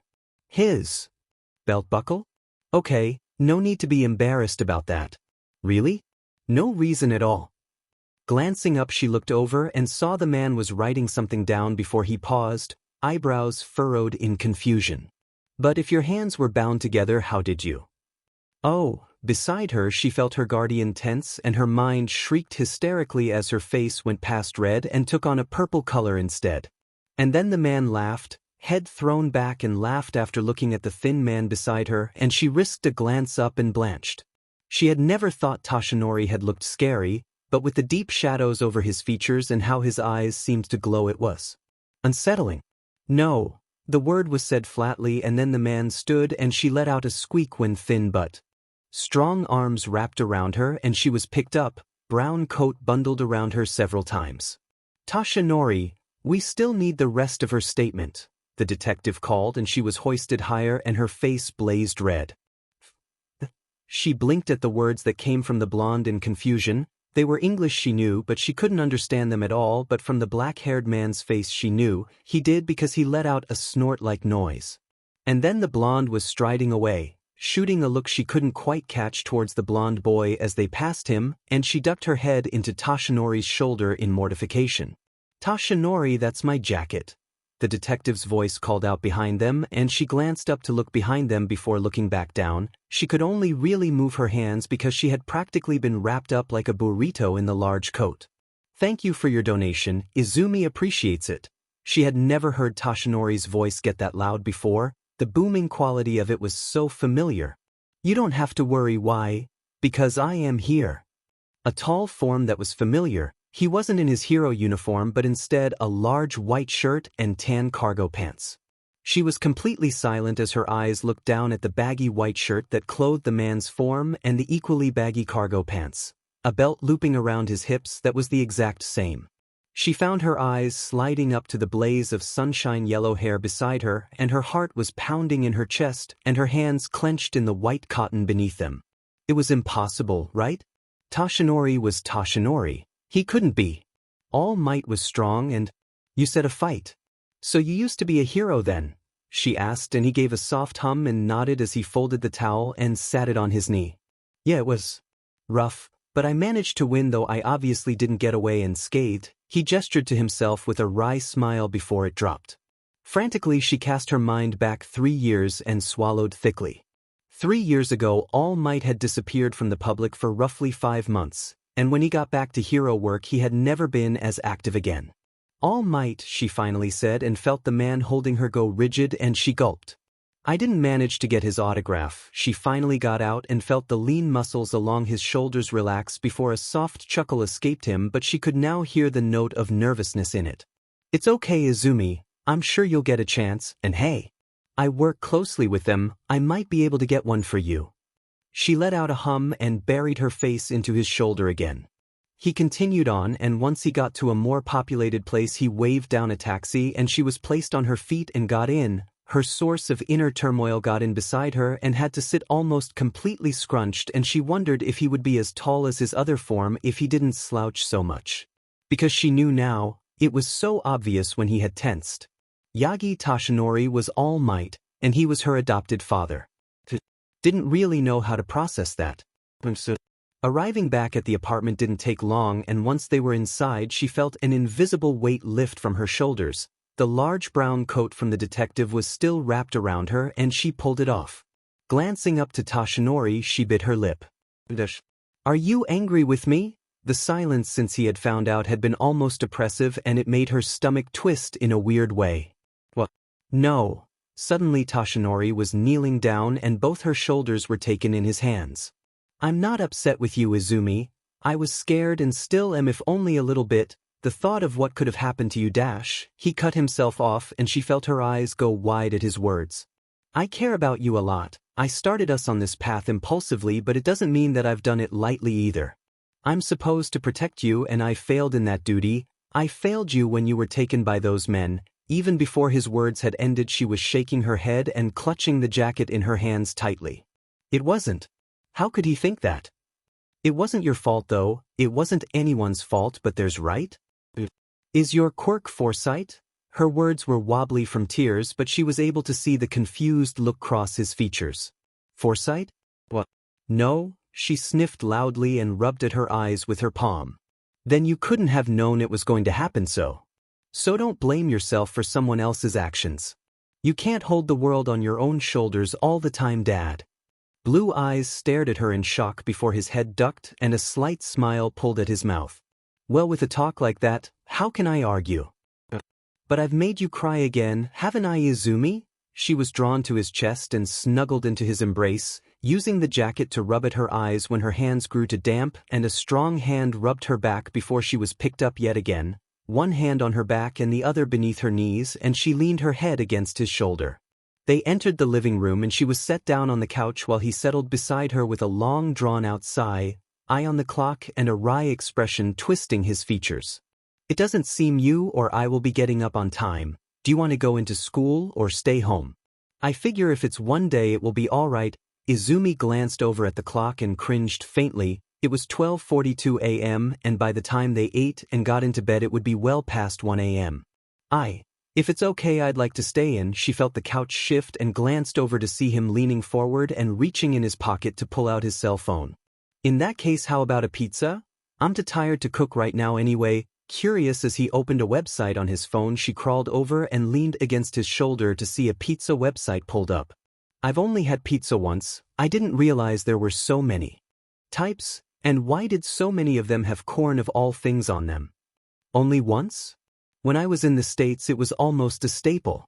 What kind did you have? He scrolled up to the order button and she pointed.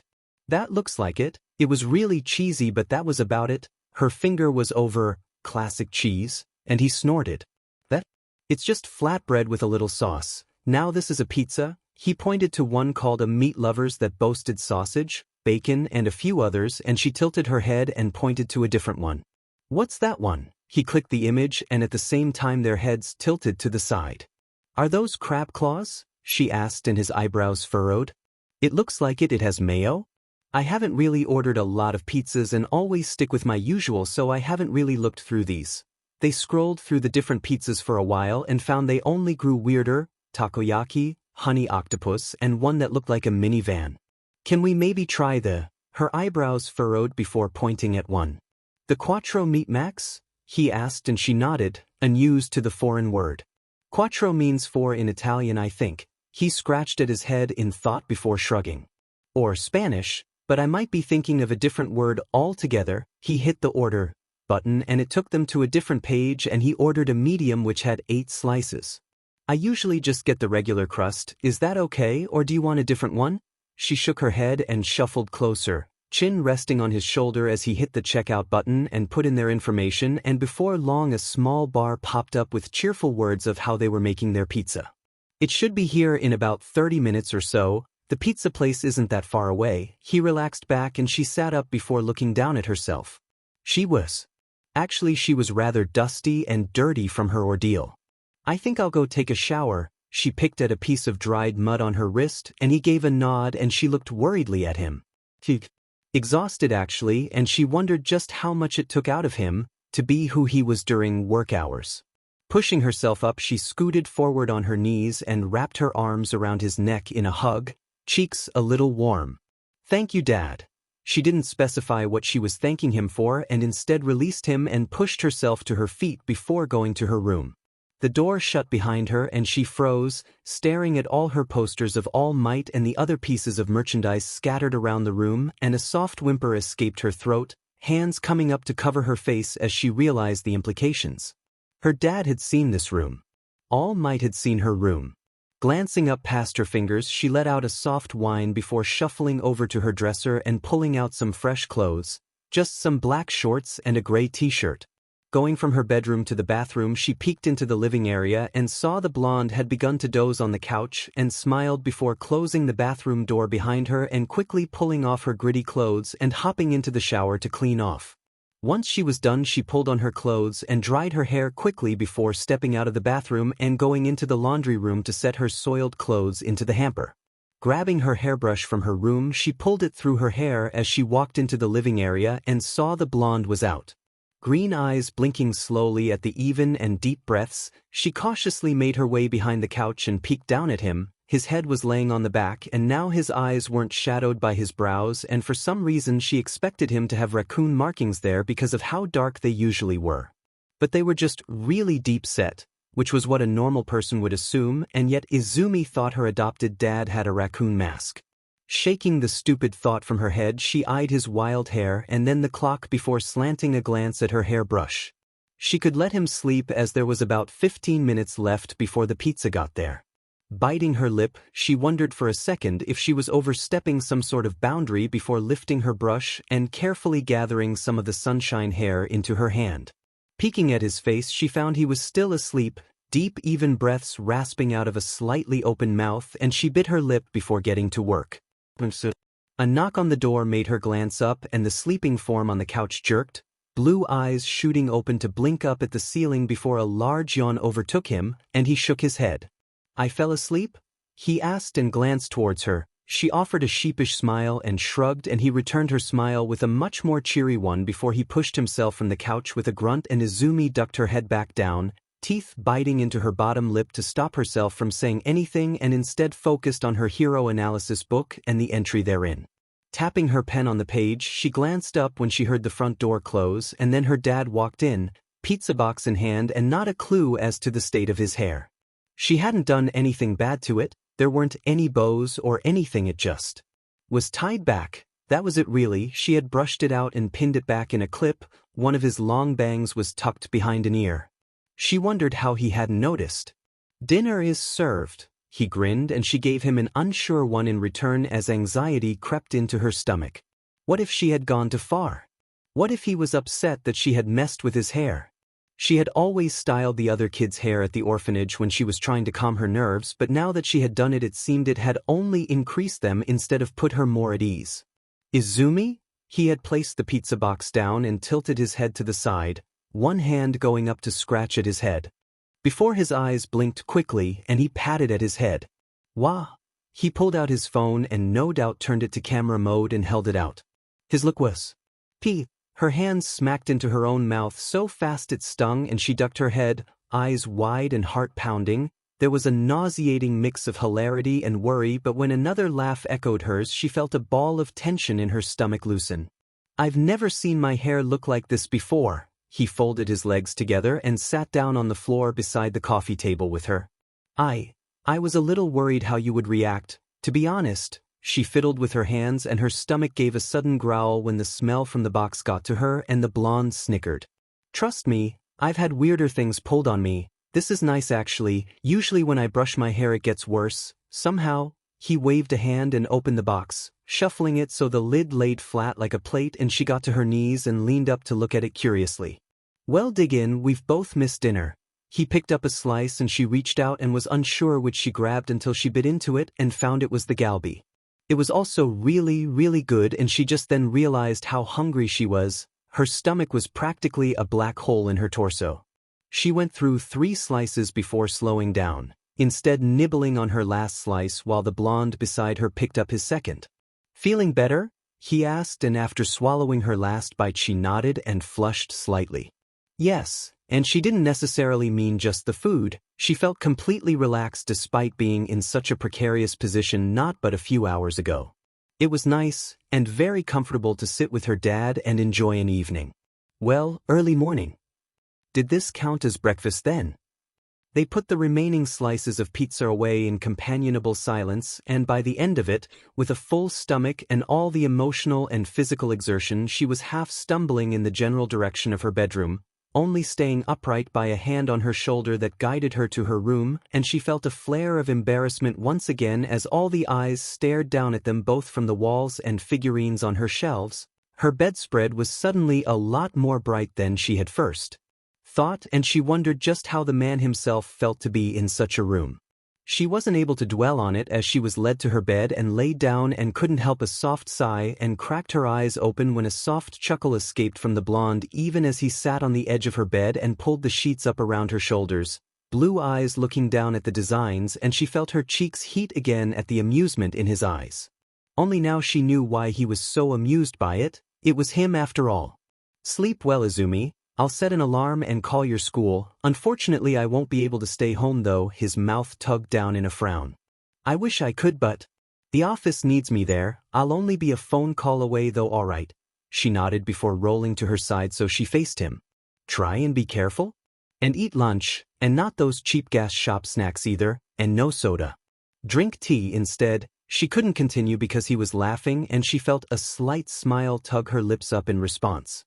Yes, though be careful. It's only an office job, Izumi. His smile was bright but she noticed he wasn't looking directly at her. I know, she whispered and felt her hands clench beneath the covers. But be careful anyway, okay? He nodded and reached a hand out to run through her hair before he stood. I'll be careful. Now get some sleep. I'll see you tomorrow. She gave a soft affirmative and watched his silhouette as he exited her room. There was a moment before the door shut that she remembered a different one from a few hours ago. Slowly her green eyes shut and she curled underneath her bed covers with her thoughts on the man who took her in and the question that echoed in her head. Green eyes squinted open and she stared blurrily at the curtains that allowed streams of sunlight in and grumbled, one hand raising to rub at an eye, and she stretched with a yawn before flopping bonelessly across her mattress and stared to her right. The All Might poster that stared back was a familiar sight before green eyes widened, and she yelped and jerked back before a screech escaped her as she tumbled from bed and hit the ground with a thud.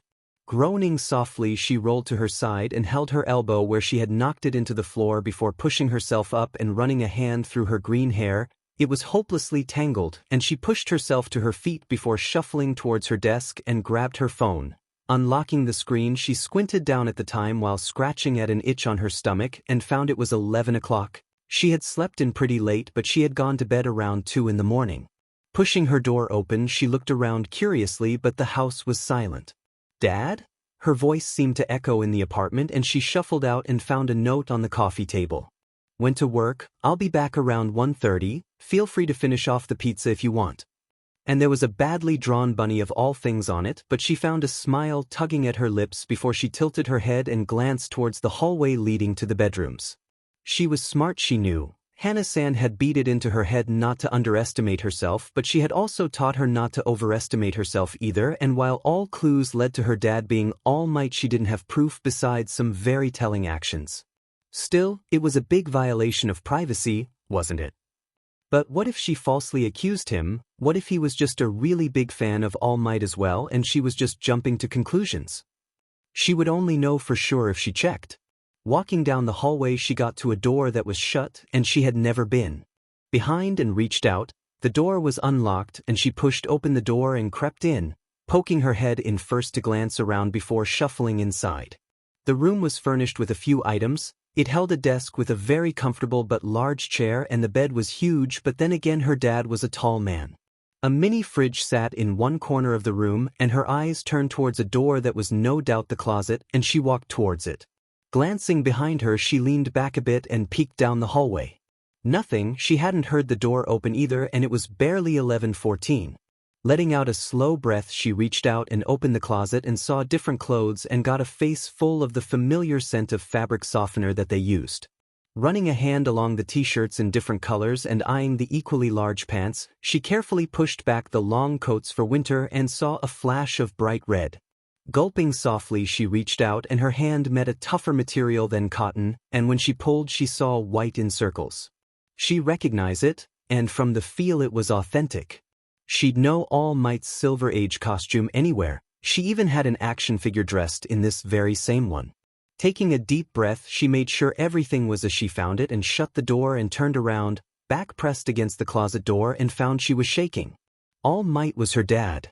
Leaving the room, she shut the door behind her and headed to her room and walked towards her bed. Her dad was All Might. Reaching down, she grabbed her pillow and pressed it to her face before taking a deep breath. And then she screamed at the top of her lungs. After doing it a few more times, she bonelessly collapsed onto her floor and flushed scarlet at all the blue eyes staring down at her, and groaned, dragging the pillow to cover her burning face. Her dad had seen her room. "Look, Izumi.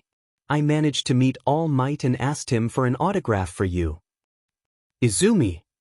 A strangled noise was his only answer, and alarm flashed through him. "Izumi." After her minor freak-out over the fact her dad was the #1 hero. And the fact he had given her his autograph and she had wanted one since before she could remember, she didn't know how to act. Did she tell him she knew? Would he be upset with his secret revealed? Of course he would. Would he give her up because of it?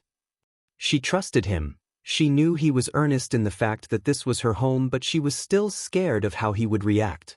It was one of the rare occasions where she had gotten home before her dad. She had finished most of her homework, if just to keep her thoughts from overrunning her mind, but after a while she found she couldn't focus and had read the same question no less than 11 times. She had given up and settled into the couch, and here she sat. Pulling her cell phone out, she pulled up the news and stared in shock. Because there was her dad, smashing a villain in the face with his signature smile, and she felt her stomach make this odd jumping motion, like she was at the top of a roller coaster that was about to drop. Leaning forward, she turned on the television and switched it to the news so it mirrored what was on her phone before she bit her lip and opened up a chat between her and her dad. 5:43 p.m. "Hey Dad, what do you want for dinner?" She watched as the pro-hero seemed to JRK subtly on screen and wondered where this brazen side of herself had come from as the hero discreetly looked at his phone. 5:45 p.m. "Anything is fine." She bit her lip before quickly getting off the couch and turning so the TV was present in the background and held up a victory sign and made sure her grin was blinding as she snapped a picture. 5:47 p.m. Guess what? All Might was just on the news and he took down this really scary villain. "Hope you're being careful." And there she was, smile bright and the TV in the background with a familiar hero looking down at a small device in his hands. She watched as said hero jerked and glanced towards the camera, and it looked like he was staring at her through the screen. Her heart was beating like a hummingbird's. 5:50 p.m. "That's wonderful, Izumi. Thank you for the picture." Slightly incredulously, she stared at her phone and looked back at the TV. All Might was laughing at some reporters. She was trying to be obvious. This was the best way she could think of to tell him as gently as she could. Glancing over his figure, she noticed something. 5:52 p.m. "You have some dirt on your left cheek." The blonde hero glanced down and then lifted his hand to wipe at his face before freezing entirely and whipping around before slowly turning his head towards the reporter who was asking him what was wrong. 5:54 p.m. "Izumi?" She couldn't contain the nervous giggle as she typed her reply. 5:55 p.m. "Hi Dad. You might want to tell the reporters you're fine. They look worried. Love you and talk with you when you get home. Bye, love." Shutting the chat and turning her phone off, she chucked it at the couch with a squeak and peeked at the screen to see her dad tucking the phone away and smiling at the reporters, telling him it had just been alerted that something else was happening and he had to go. She stared at the space where he had been and settled on the couch, a sense of impending doom looming. The hysterical giggle she released suddenly startled her and she covered her face with her hands. In front of her the reporters were talking about the villain being taken into custody and how the day was saved thanks to All Might. But after seeing the man behind the hero at 5 a.m. in pink sweatpants, a neon green shirt and red bunny slippers, she couldn't bring herself to feel the same amount of awe. He was amazing and her dad and she loved him, but he was the biggest dork she had ever met, and she knew this one kid who seemed to have a quirk that made him tell the worst jokes in the world. She heard the door open and took a deep breath. Legs pulled to her chest and arms around them as she waited and heard familiar shuffled footsteps. Tilting her head back, she glanced up and gulped at the serious look the man sported. He was in his yellow pinstriped business suit. He had other ones. Why did he always pick that one? Blue eyes flickered to where the television was, and he released a bone-weary sigh before he came over and sat beside her. "When did you find out?" he finally grumbled, and she bit her lip, heart pounding, and she ducked her head. "When you rescued me and that boy from the Yakuza, you were carrying me, and when you yelled you sounded the same, and well, you were wearing the same clothes, and you mentioned you had been hurt 3 years ago, and 3 years ago All Might was gone from the public eye for a few months, and when he returned he wasn't as active, and after the kidnapping thing I noticed All Might was only sighted doing hero work when you were gone, and..." She cut herself off and felt guilt eating away at her heart. "I was pretty sure, but I had to make sure. I didn't want to falsely accuse you of anything, so I looked in your closet, and I'm sorry, I didn't mean to invade your privacy, please don't hate me." She tried to make herself as small as possible, and tears were making her vision blurry, but startled when an arm wrapped around her shoulders and she was tugged into the man's side. "I could never hate you, Izumi, so get that thought out of your head right now." She gulped and nodded, not once lifting her head. "I haven't said it, and maybe I should have, but I do love you. You're my daughter even if we don't share the same blood, and nothing will change that, all right?" Tears were pouring down her face and she hiccuped but nodded again. Feeling the arm tighten around her, she tried to calm down her crying and rubbed at her eyes. "I should have expected this, honestly. You are a very intelligent girl, and I think I was a bit overconfident thinking I could hide that part of me from you for so long. To be honest, I'm a tad embarrassed at how easily I was found out." She sniffled and glanced up to see him facing away, one hand rubbing at his head before he tilted his head, and blue eyes glanced down at her, and he didn't look angry. The expression was amused and faintly fond, and she flushed when she realized it was because it was aimed at her, and buried her face back into his side.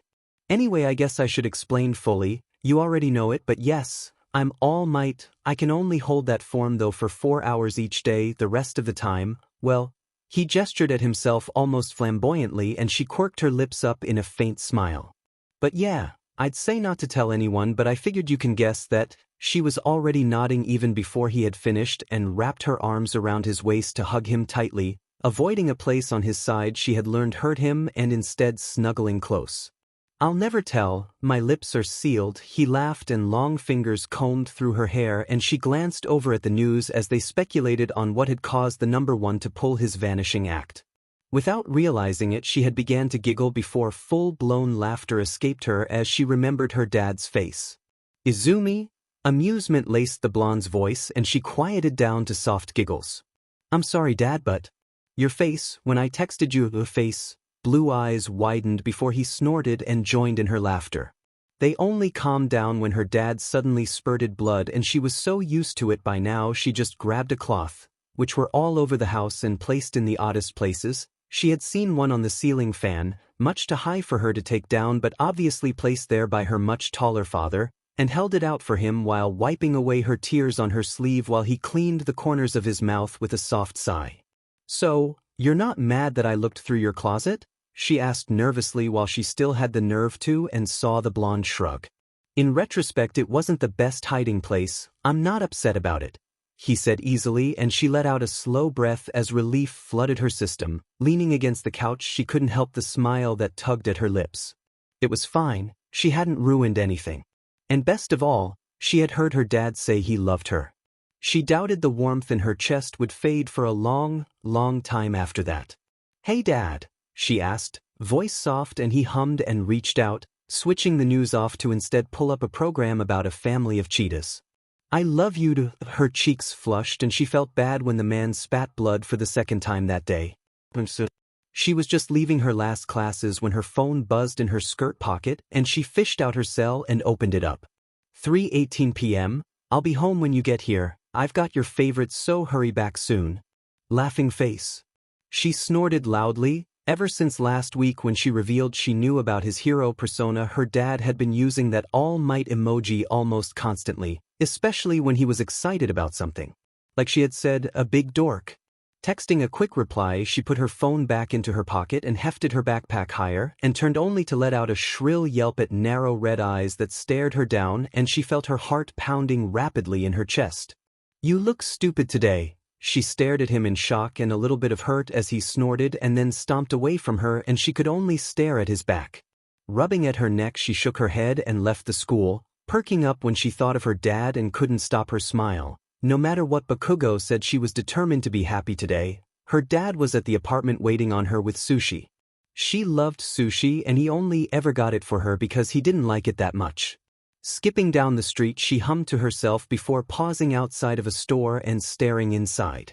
Reaching into her pocket, she pulled her wallet out and checked how much money she had before wandering in and looking over the different shirts and looked for the largest one available. Her dad usually wore 4 or 5XL and she managed to find one in a 4 and smiled brightly before checking the tag and the amount of money she had. Seeing as she had just enough for a shirt, she walked over to the shirts in her size and found one in her size and that matched the other one. Smile bright, she bought the items and left the store while choking down a hysterical giggle and some embarrassment. She wondered how he would react to the shirt, though. Would he wear it? Getting to the apartment, she hummed softly as she walked up the stairs and checked her phone. It seemed Kamui Woods was getting more popular since his debut, and she smiled in excitement. One day she would debut. She wondered what her hero name would be. When she was younger, she had so many different variations of All Might's name it made her cheeks heat just thinking about it, and she pushed her bangs back. Obviously, she couldn't have a name like Mighty Girl or something similar. Getting to her floor, she opened the stairway door and glanced out and smiled at the deserted hallway and went to the apartment door. Reaching into her pocket to put her phone away, she frowned when her All Might charm fell off and bent down to grab it, only to freeze when she heard a door open and shut. Mechanically, she stood after grabbing her charm and stuffed it into her pocket, praying to every god she could think of that it wasn't who she thought it was, even as she reached out for the handle. Izumi? Her breath caught and her entire body went rigid. Try and be good, Izumi. It was the same voice. It was the same voice. She had nearly forgotten it, nearly was able to push away the woman's face entirely. Was almost able to forget her. Slowly she turned her head and saw her. She wore a pink coat over a yellow knee-length dress and some black low-heeled shoes, her hair braided off to the side. Swallowing past the lump in her throat, she released a slow breath and her hand fell from the doorknob to clench in her shirt instead. Slowly the shocked expression on the woman's face changed into one of anger. What are you doing here? Have you come to haunt me, is that it? When her mother approached her, she felt a chill crawl up her spine and backed up quickly, tripping over her shoes and just trying to get away. Her breathing was coming quickly and her head felt muddled. She also felt very, very sick to her stomach. And no, I'm sorry, just, please dash. Hands grabbed her shoulders and shook her and she shut her mouth. You need to leave. Do you hear me? I don't want to see you around here again. My family doesn't need the burden of you being here. Tears were blurring her vision and her teeth dug into her bottom lip. Her mother's fingers were digging in so much it hurt and her breaths were coming faster and faster at the anger in the green eyes that were like her own, and she was shaking. Mom, what are you doing? The young voice made her heart plummet further and they both looked over to see wide green eyes staring at them from a pale face. The apartment door was wide open and the boy looked like he had just gotten out of the shower. Yudai, go back inside and shut the door. The hands on her shoulders tightened and she winced and cast a frantic around. Let go of her, Mom. You're hurting her. He went to approach when another door opened at the same time her mother spoke. Just go back inside, Yudai. The yell made her ears ring. The boy looked torn and scared and she felt like she was about to vomit when an arm knocked her mother's off of her and then she was scooped up quickly. I don't know what brought this on. The voice thrummed beneath her ear and she suddenly burst out into tears and buried her face into a familiar white shirt, hands coming up to grip the fabric in a white-knuckled grasp. But I'll have to ask you never to touch my daughter again. This is a warning, and the next time I'll be calling the police. The arms holding her were shaking and then her world tilted and she flinched as a door slammed shut. There was muffled voices behind it before another door slammed and she tried to control her breathing. Her chest was squeezing painfully and she couldn't think. Her head was light and her body was shaking and she couldn't focus. She coughed suddenly, tears choking her and she couldn't breath. Izumi. A hand was suddenly on her back and she jerked, eyes snapping open, and she found blue searing into her own. Just focus on me, nothing else matters, alright? Take in a deep breath and count to 3. That's it. I know it's hard. It was like trying to breath through a coffee straw. And now release slowly for a count of 3, just like that. Good, you're doing great, Izumi.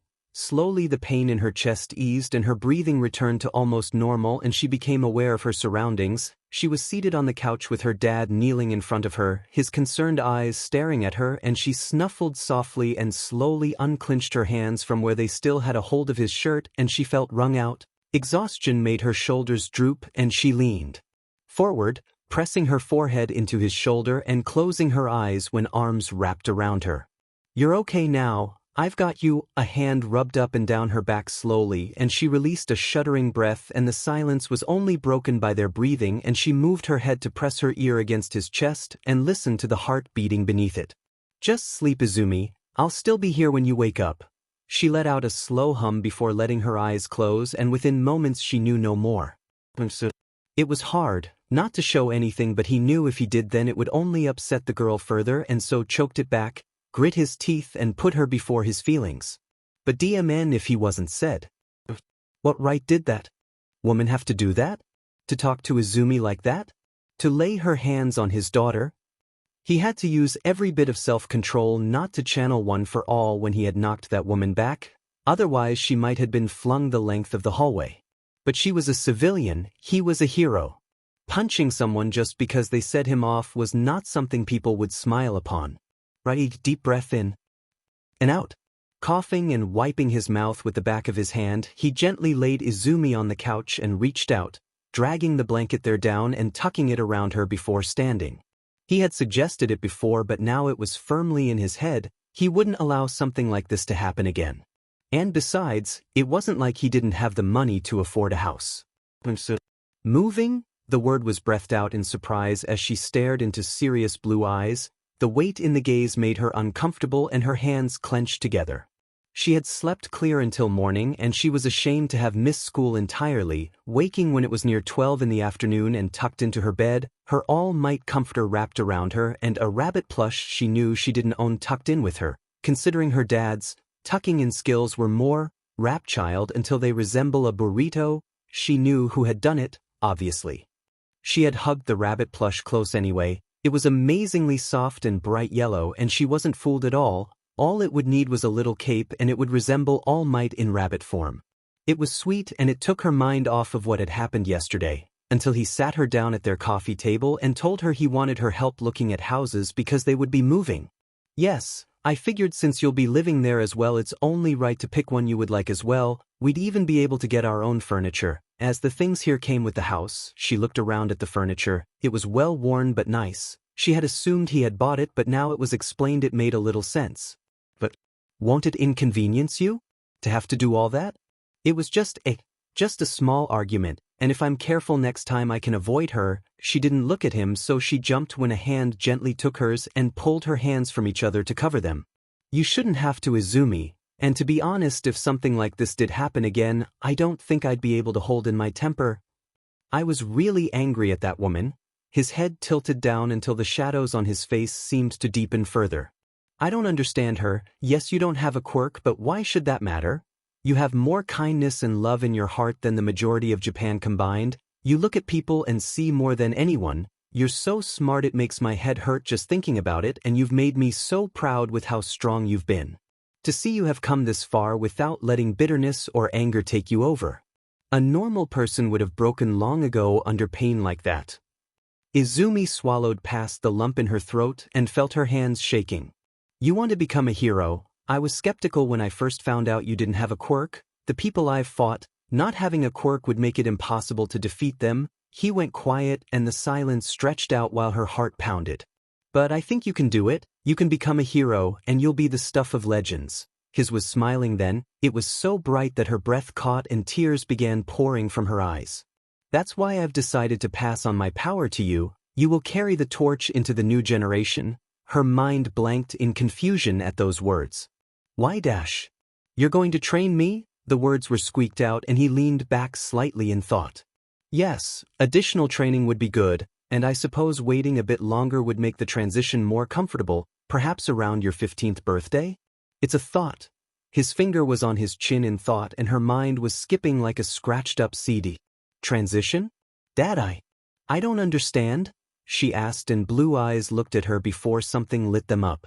I suppose I better explain. My quirk is called One for All and isn't genetic. Instead it is passed down from mentor to student by will alone.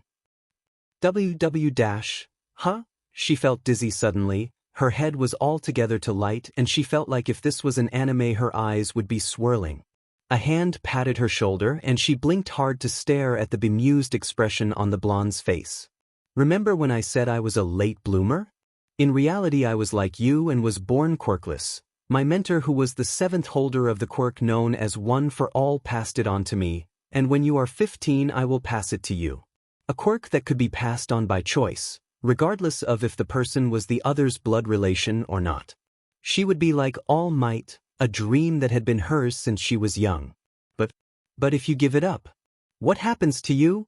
She asked concerned and he hummed. I can only hold my powered-up form for 4 hours if you recall. When I give you One for All I'll still be able to do hero work but by then my time will begin to decrease. Hopefully by that time you'll have graduated and I'll be able to have you as my sidekick in public for a while and then step down as it were, with you taking my place. The sudden pressure of the thought made her faintly nauseous and she took in a deep even breath and gripped her knees. Don't think of it too hard, Izumi. You can still refuse if you wish as it's a big responsibility and to be honest I was hesitant to make this suggestion. Not through any fault of your own but I know with my power you will have to face a lot of danger. He shrugged and leaned back in his seat.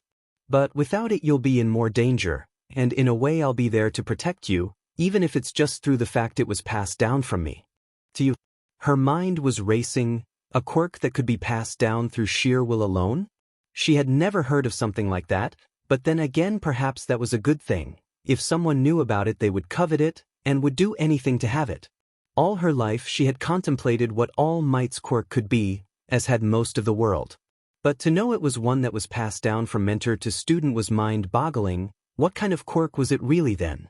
Obviously it increased strength and endurance, but then in that sense why hadn't she heard of anyone having a strength quirk as strong as All Might's? Unless it was a stockpiling. One for All stockpiles power, doesn't it? That's why I've never heard of anyone as strong as you before. Because each user of One for All is stronger than the last. She looked up and flushed red at the amused and fond look that was aimed at her. Got it in one, my girl. One for All indeed stockpiles the strength from each user and passes it down to the next. He held out a hand palm up and she stared as the skin there seemed to glow briefly before he clenched it into a fist. It also in a way carries the spirits of the past users. Their will is infused into it, he smiled softly then. With or without my power though you will be a wonderful hero. In the end it's your choice though. I'll have to ask you not to share the truth of the quirk with anyone. She nodded faintly as her mind went over everything that had been told to her. Looking up at him she fiddled with her fingers. When I'm 15, if you still feel I'm worthy enough to inherit One for All then yes.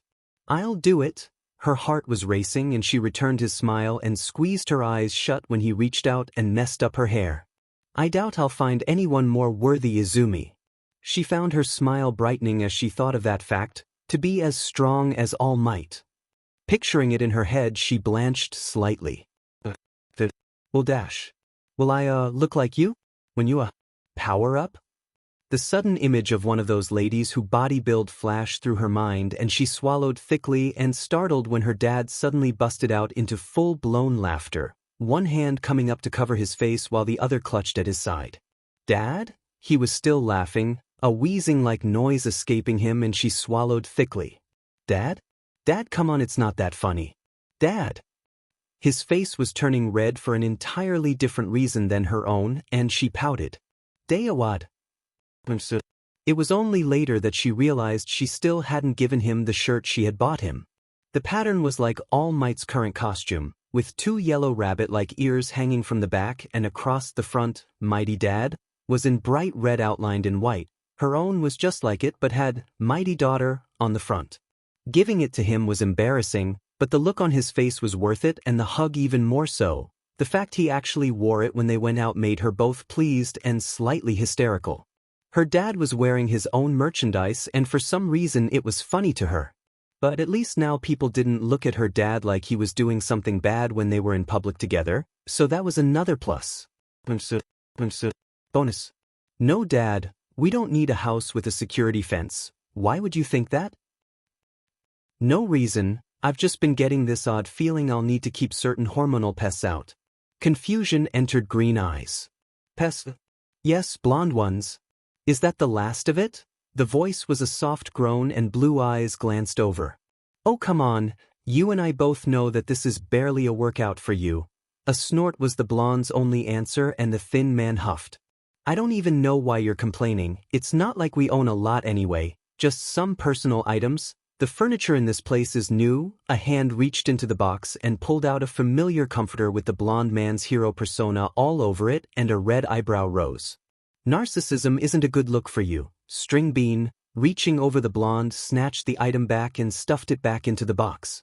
That's Izumi's, you a-hole. Don't go digging through my daughter's stuff. Folding the flaps back, blue eyes peered back to the entrance of the house. Speaking of her, will she be okay with your kids? He was unsure. Every time a child her own age learned she was quirkless, there were problems. And he knew all about them, because he had gone through the same thing. Cut the cord, Toshinori, she'll be fine without you lurking over her shoulder like the scarecrow you are. The redhead picked up a box holding the pots and pans he owned and stepped around a kotatsu in the living area to enter into the kitchen. Thin lips pulled down in a slight frown. I'm not a scarecrow, he grumbled and hefted a duffel bag higher on his shoulder and shuffled towards the hallway. The house they had decided on was a single-story 2-bedroom, with a full bathroom that had a tub large enough for him to actually relax in without having his knees up to his ears. And it was also still close enough for Izumi to get to school, granted though she would have to take a bus there instead of walking, but when she got into she would be able to walk again. You look like a scarecrow like that. Did you run out of time doing stupid shit again? The gruff voice drew the blonde's attention and blue eyes narrowed slightly in annoyance. I'll have you know I still have a half-hour left. I'm just saving it for emergencies. He called back and opened a door, letting the bag drop from his shoulder with a slight groan. Like scaring off boys from your puddle of sunshine and daisies. Blue eyes glances up beseechingly at the ceiling, as if it would help his patience hold. That was once, and you act like I'm one of those overprotective fathers that carry a shotgun in their back pocket? Toshinori moved back to the entrance and picked up one of the smaller boxes. The poor boy was asking her for directions and you appear behind him and loom. He nearly said himself, your eyes glow when you're angry, and from a skeleton like you it's not the most pleasant sight. Walking over to the bookshelf, the blonde pulled open the box and began placing the various pieces of literature into it. Okay, 1, he wasn't asking for directions, and 2, his eyes weren't even looking at her face the whole time he was talking to her. The blonde held up his hands beside his head, 2 fingers on each making quotation motions beside his head, and his face deadpan the entire time. And you can't tell me you didn't act like this with Fuyumi. The only difference between you and I is I don't light myself on fire like the devil himself and laugh then the kids pass out. The redhead shrugged. But it's effective, he pointed out, and the blonde sked. You're just jealous you can't puff up without giving yourself away. Blue eyes narrowed and focused on the books in his hands as opposed to the redhead moving around the house. Hey, whatever happened to that blonde kid? The one your girl took the belt off of? Immediately the blonde was suddenly puffed up, and blue eyes were trying to light the book in his hands on fire. No, he simply intoned, and the redhead laughed. He wondered if he could get away with punching the other man into the sun, he'd survive. Right? Are you sure this is okay? The question was posed to a boy her age with red and white hair split evenly down the middle with one turquoise eye and one gray. They stood a few feet from each other with her in a loose defensive stance and him mirroring her.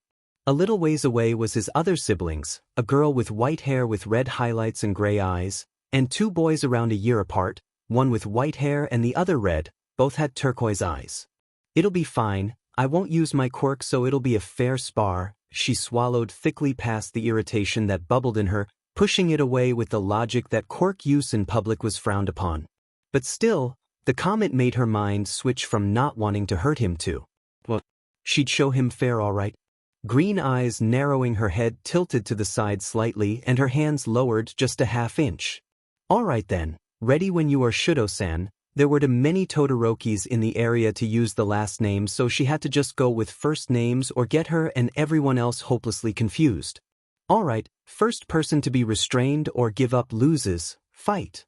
The redhead yelled. She remembers his name being Renji. Shudo ran at her and she remembered his words again. He only viewed it as fair if he didn't use his quirk? The thought made something inside her burn. When he was close enough she didn't hesitate. Twisting to the side to avoid his thrown hit, she grabbed him around the shoulder and arm, used her other leg to kick both his out from underneath him and with a yell, threw him over her shoulder and onto his back with perhaps more force than necessary. But dang, had it felt good. Two-toned eyes were staring up at the sky beneath her. The blatant shock in them was amusing. Still, she had a match to win, so made sure to keep her knee on his chest and her hand hovering over his neck. Yagi-san wins. The Renji stuttered after a moment and she stood and held a hand out, and after a second he reached up and grabbed it, looking even more shocked when she easily pulled him to his feet. I feel like I should apologize, he said finally, and she tilted her head as the other three siblings made their way over.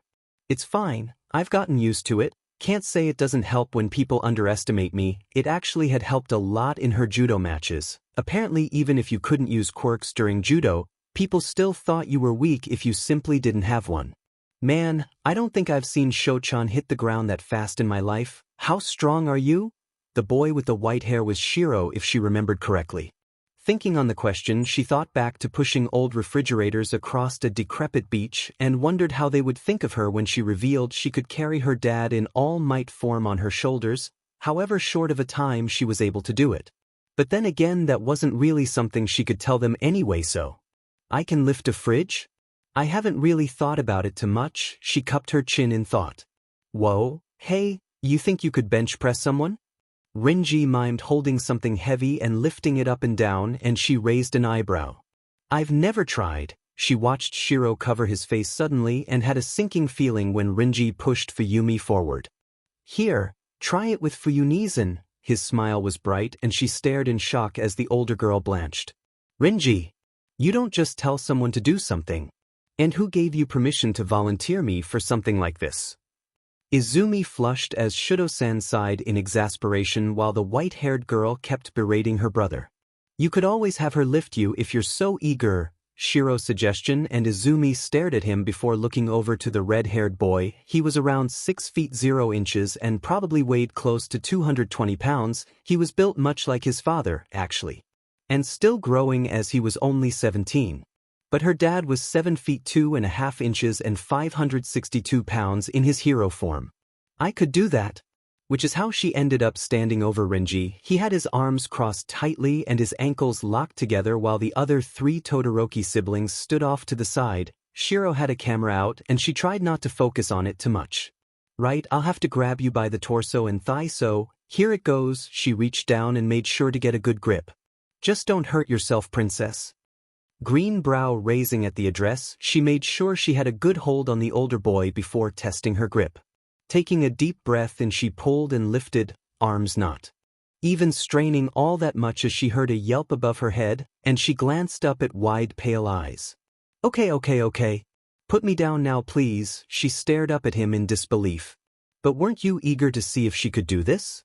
Looks to me Yagi-san isn't even breaking a sweat, Shudo-san called, mouth tilted up in a smirk as Fuyumi giggled and Shiro was snapping multiple pictures. Izumi, everything is unpadash. What are you doing? Green eyes went a little wide. She looked over her shoulder at her dad and smiled brightly. Hey dad. she called cheerily and wondered at the look on her dad's and Todoroki-san's faces. She was just proving a point, Yagi-san. Fuyumi called with an easy smile as Izumi let her arms drop and carefully set the older boy down. He staggered dramatically to the side before collapsing and hugging the ground, and she felt her smile twist in confusion. "What do you feed her, beanpole?" The words were barely audible from the flame hero, and the blonde snorted. "Wouldn't you like to know?" Blue eyes locked with turquoise, and the red-headed boy blanched even as Izumi remained oblivious.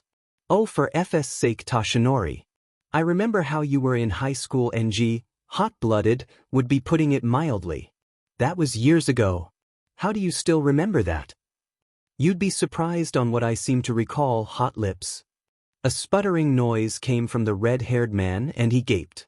Satisfied at his victory, Toshinori turned back to his daughter and ushered her into the house and away from the boys. Bonus. "Dad?" Green eyes took in her room. It was decorated like she usually had it, decked out in hero merch top to bottom, with All Might taking up most of it. "Yes, Izumi?" Green eyes took in her bed in confusion. "Why are there so many bunny plushies on my bed?" It was like the stuffed toys had found out a way to multiply like their living counterparts. "I thought you might like them, they're cute, right?" The blonde smiled and she just stared at it in confusion. They were very, very cute, but, "You know what? I have a feeling I don't want to know," she finally sighed before flopping face first into her bed. "What?" The words were soft as she stared at her dad in horror before green eyes trailed down to stare at the shining golden strand he held.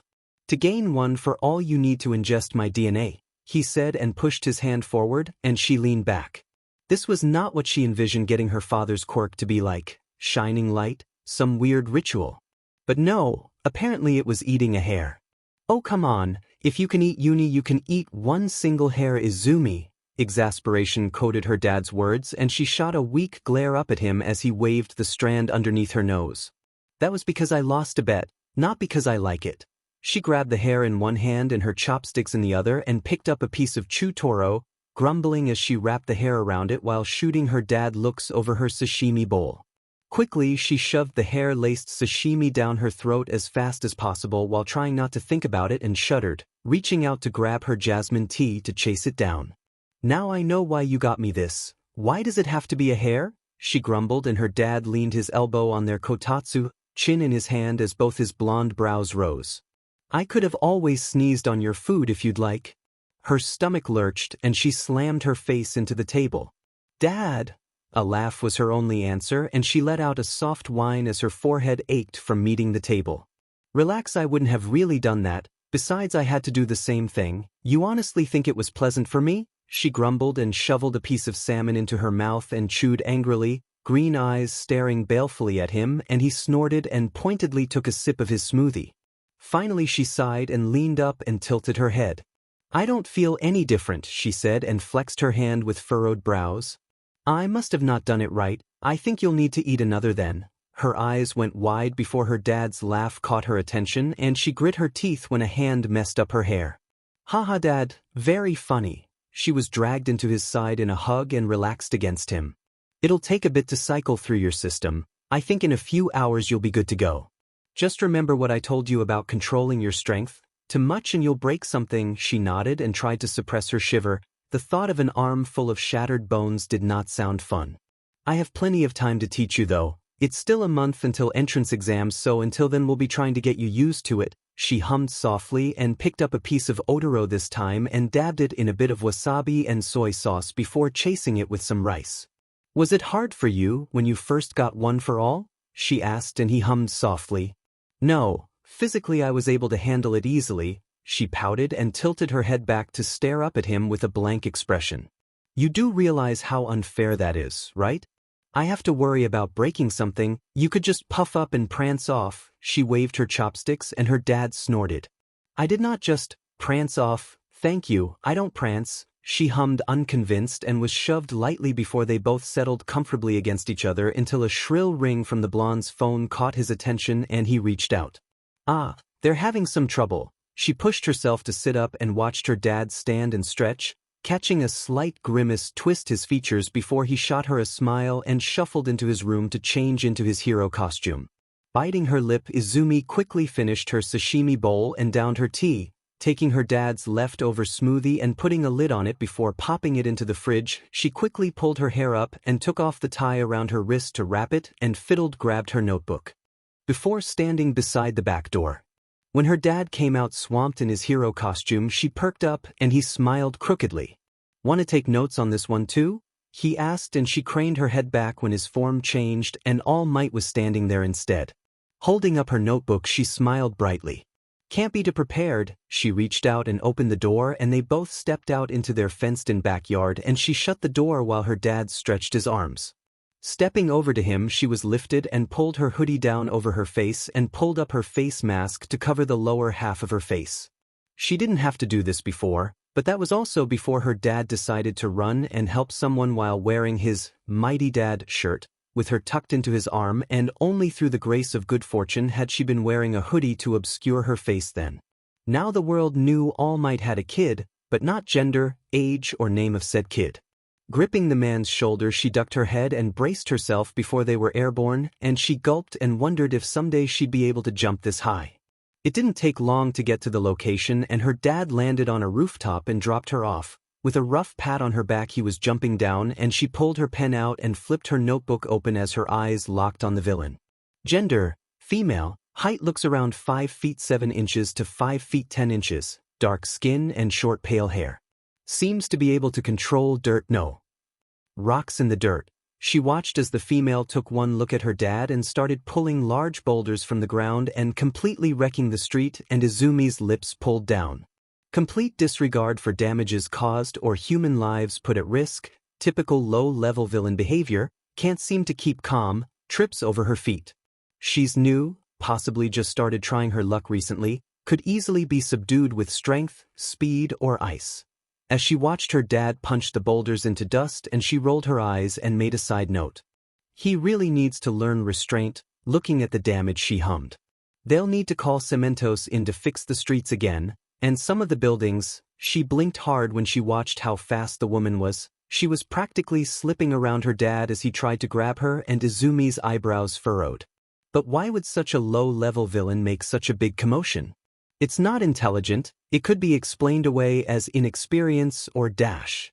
Or a distraction. Yes. Green eyes widened and she whipped around and came face to face with a man taller than her with pale bluish-white hair and hands all over him. "So, you're All Might's kid. I have to say I and Sensei were surprised he had any family. Makes it all the better, I suppose." When his hand reached out, she scrambled back. Based on his actions, his quirk was touch-based. She couldn't let him grab a hold of her. "Fast, aren't you?" She stumbled when the rooftop shook and his hand gripped her hoodie, and green eyes blew wide when it crumbled beneath his touch, and her hands flashed out, one grabbing around his wrist and twisting it so his arm was straight while the other hit into a part just above his elbow, and he let out a yell while she leapt back away from his other grasping hand. Her hoodie was disintegrated from the stomach outward and her pale yellow tank top was visible. "That hurt. You used a pressure point on my arm to numb it, didn't you?" Interesting. She looked up and swallowed thickly and crouched into a ready stance as more noise came from below them. It sounded like something big was happening, but she didn't dare look away from this weird man. "What do you want?" Her voice was weak to her own ears, and the man laughed and tilted his head, and she could suddenly see his eyes and felt her blood run cold at the look in them and felt her muscles freeze. She couldn't move, could barely breathe. "What do I want?" "Ha," he straightened, and even with the hand on his face she could tell his was smiling, and his low chuckle made her heart pound frantically in her chest. "I want All Might dead, but now that I know that you exist I'd like him to be broken before I do it." White noise threaded into her ears as she processed his words. He wanted All Might dead? Just the thought made her stomach roll unpleasantly and acid burned the back of her throat. "I wonder what his expression would be when he finds you dead and broken. Will he still have that idiotic smile on his face?" Green eyes slowly looked up into red, and he was closer, but her body wouldn't move. "I don't think he will." A hand reached up, but suddenly everything was dark in her eyes, and she looked over slowly and breathed out harshly. 7 pairs of eyes glowed in the darkness that looked back, and she felt something surging in her body before glancing down at the warmth along her arm. It was a shadowy pale hand that curled around her own. Don't be frightened, we are here with you. Everything went into sharp focus then, and she used one hand to deflect the reaching hand and then with a yell drove her fist into his stomach. There was a moment of stillness before the man flew backwards and pain lanced up her arm and she clutched it, teeth gritting as she fell to a knee. Her entire body was shaking from fear and pain, and when she looked up the man was clutching his stomach and vomiting on the other side of the roof, and she stiffened when black mist suddenly curled around the pale-haired figure. Feet landed beside her then, and she realized she recognized the voice that was speaking to her but could only stare at the mist as it swallowed the man up and vanished. Large hands picked her up and she was wrapped in a familiar cape. The pain from her arm had dulled and she was able to see red irritated skin and the bones ached, but darkness was already encroaching in her vision. As she lost consciousness, all she could see were glowing eyes watching her from that darkness. She froze, not the best prospect to turn your attention to. So defensive, you've always had a soft heart. We'll see. A vibration jolted the blonde up with a soft snort. Blue eyes blinked hard before another vibration made him fumble for his pocket and extract his phone, and eyebrows rose in disbelief at the number that showed. Clicking. He held the phone up to his ear and stood, leaving the room with a worried glance to the figure laying on the bed. I wasn't expecting a call from you. His feet took him to his living room and he winced slightly. Ah yes, you saw that then. I was going to tell you. Eventually. Lowering himself into an armchair, he had taken a shine too at the furniture. He took a second to appreciate it before the voice on the other end made him focus. She's not biologically mine though, Satoshi. There was a long pause before the blonde's mouth firmed. I know, I didn't mean for it to happen and it was an oversight on my part. I leapt ahead without thinking again, and I know that. And he would never forgive himself for acting without thinking. He had been called bull-headed and oafish often enough, but now it had put his daughter in danger. Blue eyes darkened and his hand tightened on the phone. The voice on the other end was softer this time, and Toshinori took in a deep breath before releasing it. If you'd like you can. I've moved though, so my address has changed. He quickly recited it, and afterwards the call ended. Lowering the phone, he bowed his head and ran a hand through his hair and tried to calm his thought. Just the thought of what had happened, of seeing Izumi so frightened and hurt.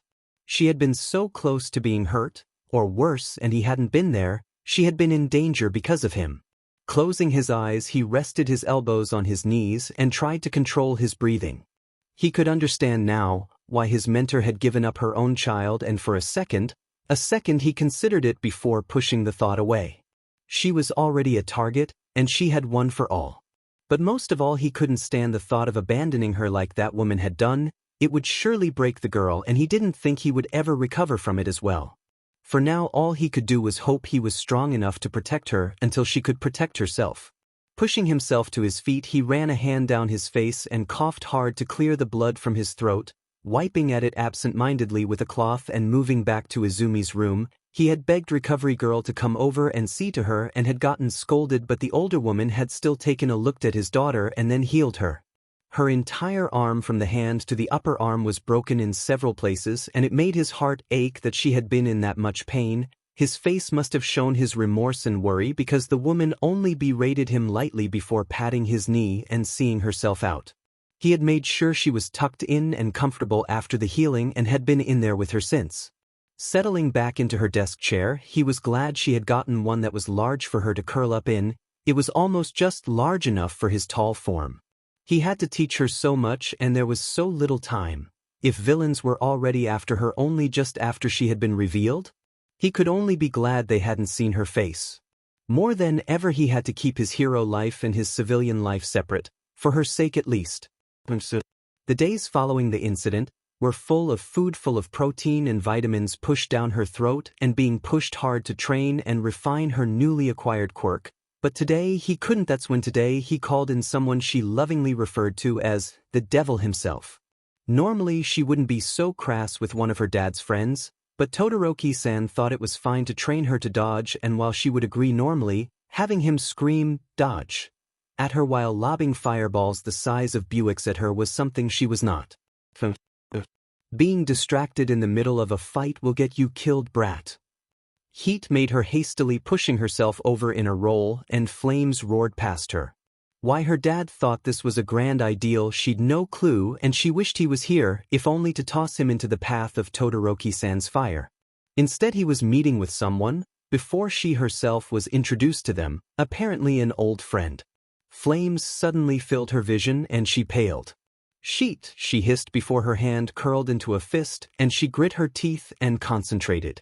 With a yell she punched forward and up, and the flames guttered and missed her, and she bit her lip when her arm throbbed, but it wasn't broken. Yet, by the diabolical look on Todoroki-san's face, he wouldn't be satisfied until she was on the floor. Or dead. There was a high possibility he was actually trying to kill her, but he wouldn't, right? He was a hero. You know what? She wasn't going to risk it. That was pretty good. Now do it again without sniveling. Flames roared higher along his shoulders and arms, and she whimpered internally. Externally she was growling to herself and jumping away from flames. She was drenched in sweat and her clothes were singed, and she just wanted this to end. Her temper was climbing the higher this went on, and frustration was skittering up and down her spine. She took deeper breaths to try and calm herself and settle her anger, because she needed to think not. Is that all you can do, little girl? Run away? Tashinori must not be doing a very good job at teaching you, unsurprising really. Oh no. He did not just go there. Her dad was amazing, thank you very much. The only person who could badmouth him was her. It seemed the fire had invaded her veins as she stopped and slowly turned her head to lock eyes with his turquoise, and her head tilted slightly to the right.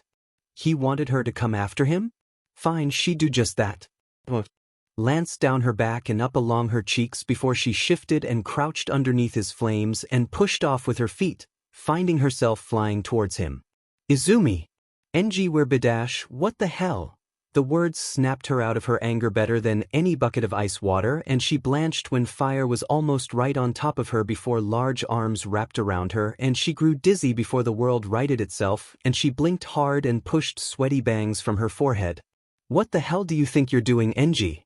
I said give her a few pointers. That doesn't translate to roasting her like a Thanksgiving turkey.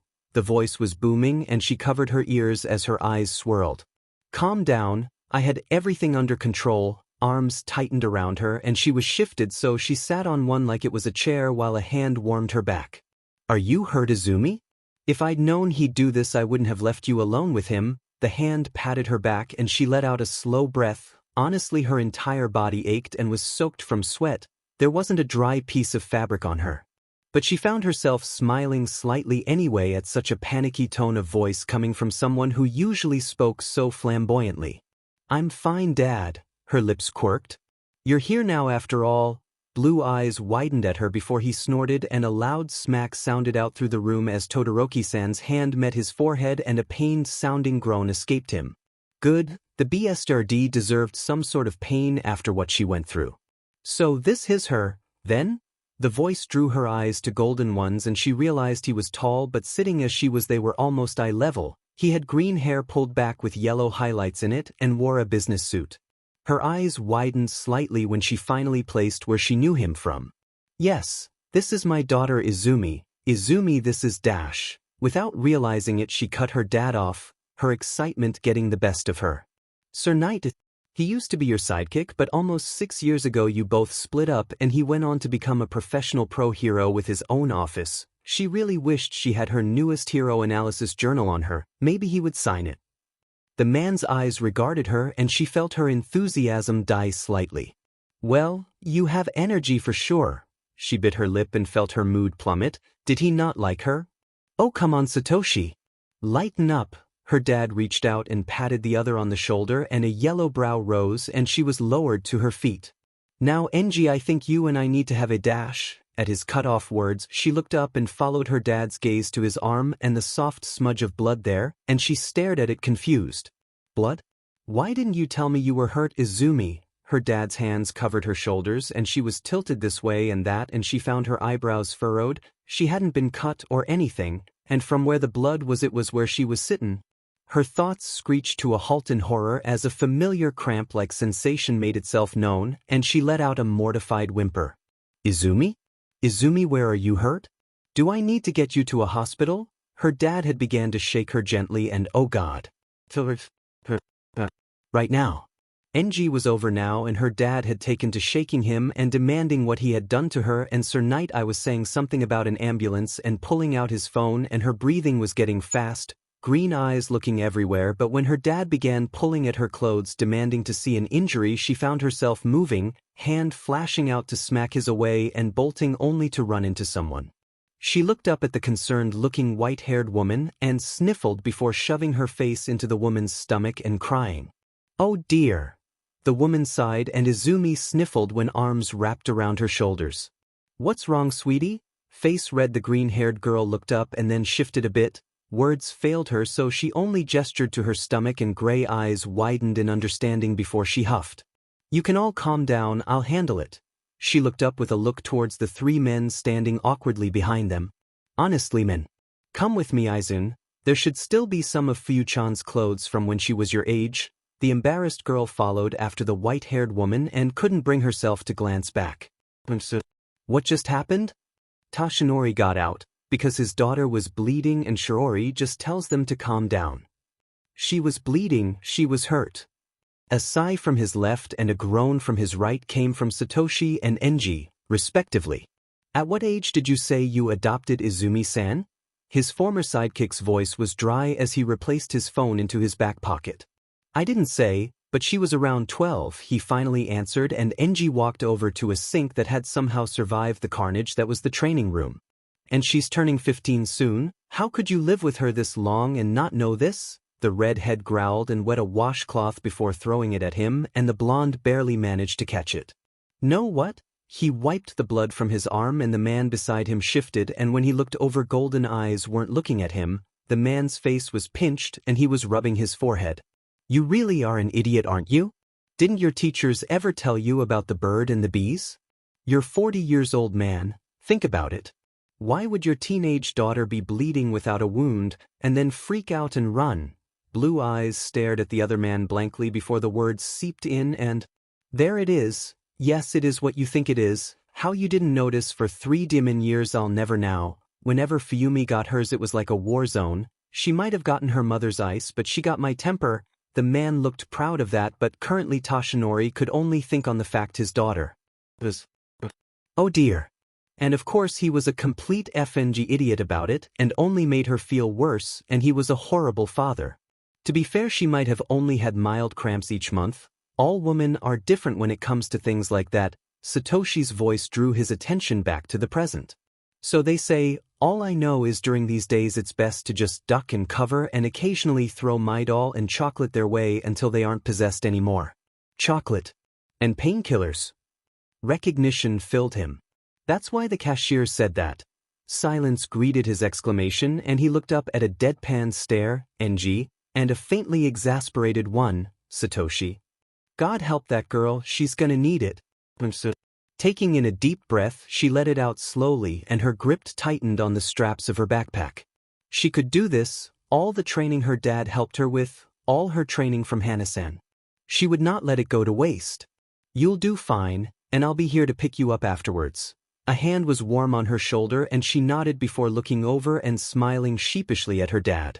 "Good luck, hug," she asked weakly, and the blonde laughed and immediately pulled her closer and wrapped her own arms around him and enjoyed the warmth from his embrace. "Not that you'll need the luck, but I can never say no to hugs." His arms squeezed her a second more before they pulled back and he ruffled her hair, and at that point of time she had just stopped trying to get people to do that and accepted her fate. "Now get going or else you'll be late." He nodded towards the car door and she SE in a bracing breath before pushing the door open and stepping out, closing it behind her. Looking up at the tall building that was to be the entrance exam building, she gulped. "Izumi!" She looked back and her dad shot her a thumbs up and a wide smile. Smile more genuine now, she returned the gesture and stepped back to watch him drive off. Turning back to the building, she squeezed her eyes shut briefly before they shot open. She would do this, she would get into UA. There was no other option for her, if she was to take up her dad's mantle. The written exam was laughably easy for her. She had studied for the past month along with her physical training and had even gotten her dad's help as he had gone to Udata once as well. But standing there in the room and being told their opponents were robots? Giant robots.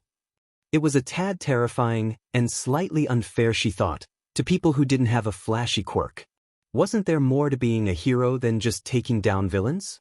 What about the people you were supposed to take care of? There were so many heroes she knew of that didn't have flashy quirks and yet were amazing heroes, like Eraserhead, who was an underground hero. His quirk certainly wouldn't work on giant robots. Sir Night Eye's quirk was foresight and he could only use it once every 24 hours. Didn't help him against the super-sized robots. Mandalay from the Pussycats. Ms. Joke. Countless others without quirks that wouldn't fare well against foes like this. A school as prestigious as UA wouldn't make such an oversight, so why? Unless the scoring system wasn't based just on the points collected from destroying the enemy? Instead, there must be a hidden point system they don't talk about, something that would be overlooked by young hopefuls that have been pointed at something and told, just hit this and you'll pass. A nudge to her side jolted her from her quiet thoughts until she realized they hadn't been that quiet. A boy beside her had nudged her and his purple eyes were looking at her. He had hair that was messy and seems to want to spit on the concept of gravity because it stuck straight up. And he also had deep bags underneath his eyes, and honestly, he looked a tad creepy, and that he needed about a full day's worth of sleep. "You think it's true?" he finally asked, and she blinked hard as her brain tried to reboot. He snorted at her look and jerked his head to the projection and present Mike, she had fangirled a bit, she had to admit, who was still giving a few more pointers. "About the point system, you don't think it's complete combat-based?" he asked, and after a second she nodded and matched his hushed tone. "Think about it? A hero school that's entrance exam only has you destroying things? The first thing when we think of heroes isn't how high their score is when it comes to villains. We think about how they save people, or at least I do." She rubbed at her neck self-consciously and glanced around but found no one was paying attention to them. With all the chaos going on, there's bound to be kids who trip or injure themselves during the exam. With giant robots walking around willy-nilly, it's impossible not to. So what if there was another scoring system, like rescue points or something? The boy beside her hummed softly and looked to the front where present Mike was gesturing wildly. "What's your quirk, anyway?" he asked, and she winced. "Ah, strength augmentation, but..." She ducked her head and her hand migrated to rub at the back of her neck now. "I can't really control it because I was a late bloomer. It only really came in around a month ago, so when I use it I tend to, well, break myself." The voice of present Mike was all she heard, and she glanced over to see purple eyes slightly wide looking at her. "Break?" he asked, and she shrugged and held up a hand. "When it first came in I broke my entire hand, all the bones in my arm all the way to my bicep." She tapped the path up her arm and flexed her hand slightly. "My dad was able to call in someone to heal me and I've been training, but using it at anything less than 5% still causes the broken bones. If it's 5% then it's only fractures and bruising." She smiled at his blank look. "It helps with pain tolerance, at least." "You two in the back." The voice made her jolt and the boy beside her straightened as well. "Talking during something like this is disrespectful. Please refrain from it." The guy with blue hair and glasses glared at them and she gulped and shrank back, and they watched the boy sit as everyone around them laughed. The soft came from beside her. "He got a stick up his butt or something?" Her eyes widened and her hand came up to cover her mouth to stop her sudden laugh that tried to bubble out, and she slanted a glance towards the boy beside her who had a faint smile pulling at his mouth. "Ignore him. Guys like that have all the luck, I bet." "I'm Shinso Hitoshi." She perked up. "Ya Izumi," she whispered back and smiled brightly at him, and he stared at her a moment before huffing and nodding. Being told the fourth target was a massive robot to run away from, she felt anxiety creep up her spine. A robot that was useless and they shouldn't confront. She moved with the others that were taking the exam and found herself beside Shinso-san. "Still thinking about that rescue theory of yours?" he asked, and she nodded. It was more firm in her head now that the fourth enemy had been revealed. "It's impossible for everyone here to have a quirk strong enough to take down giant robots. So I'm 89% certain there has to be some helper points or rescue points involved." She goes quiet before hesitantly speaking up next. "Would you mind telling me your quirk?" she asked, and regretted it when the boy beside her stiffened. Even so, he released a sigh.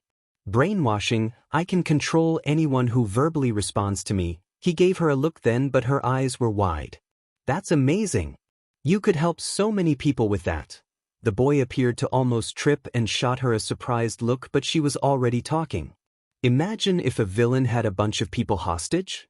All you would need to do is get him to talk to you and tell him to give up. Or imagine if it was a villain going on a rampage. Insult his legitimacy and have him wait for police to come and detain him after his response. They were still walking towards the changing rooms and her smile was bright as she thought about all the ways he could use his quirk. People who are trying to commit suicide would easily be asked to stop, though you'd probably have to be like Eraserhead, an underground hero so that people don't know about your quirk until it's too late. She was thinking deeply when a hand tapped her shoulder and she looked up in confusion, but Shinso-san's face was more relaxed now and he had a faint smile. Thanks for that, but you need to go change. He nodded towards the area for the girls and she blinked before nodding. Yagi-san, thank you for the tips. I'll see you around. His words caused her stomach to fill with butterflies and her head tilted before she smiled. See you around, Shinso-san. Good luck. He nodded before waving and turning to go change, and she gripped her bag tighter with a smile and practically skipped towards the girls' changing room. She had what could possibly be her first friend. The feeling from that alone made her heart beat faster and warmth to spread through her body, and she set about changing, pulling off her shoes and socks before focusing on the rest of her clothes. Dang! She jumped and glanced over her shoulder confused and found she was the focus of a girl with pink skin and horns. Her scara were black and her eyes a deep yellow with wild pink hair.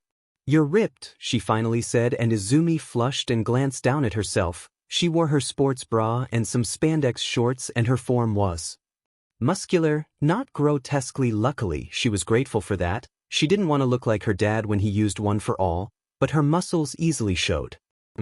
Thank you, she asked and grabbed her teal gym clothes she had taken to wearing.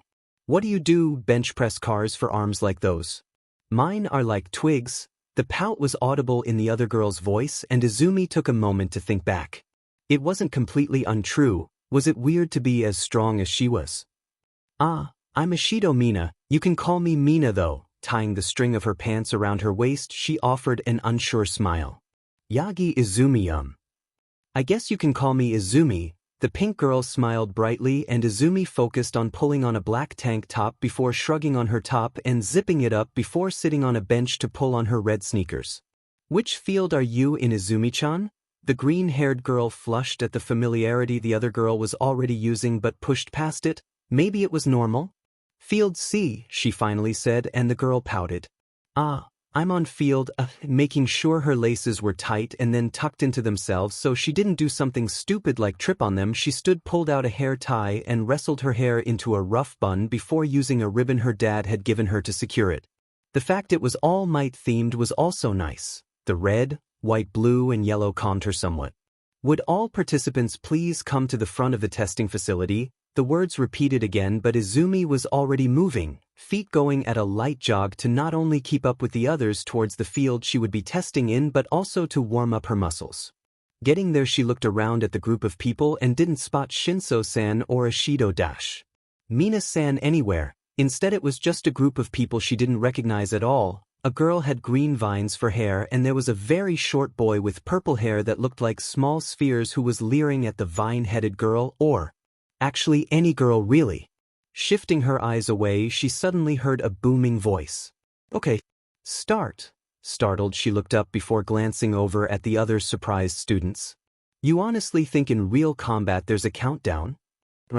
Vamoose before all the points are taken. Her feet were moving before he had finished his sentence, and she raced into the replica city. It was chaos around her, and she very nearly froze when a robot she remembered was a one-pointer flew around a corner at her. Trying to not give her nerves time to stop her, she channeled one for all into her legs and leapt up and pulled her leg back, slamming her shin into its head and felt the heat from its explosion. Her leg throbbed gently, but it wasn't fractured or broken, so she kept on, keeping a mental tally on her points but getting distracted when she noticed one of the other kids around her having trouble lifting a slab of concrete to help a boy with white hair, grabbing a girl who almost got hit with flying metal from someone else's attack. When it came to attacking the robots, she always felt a split second of hesitation, but when it came to helping others, she found her body moving before her mind could catch up to it. 3 minutes left. The loud yell was no doubt present mic, and she recounted her points. She had gotten 23 total. Was that enough? What if she was wrong on the rescue points?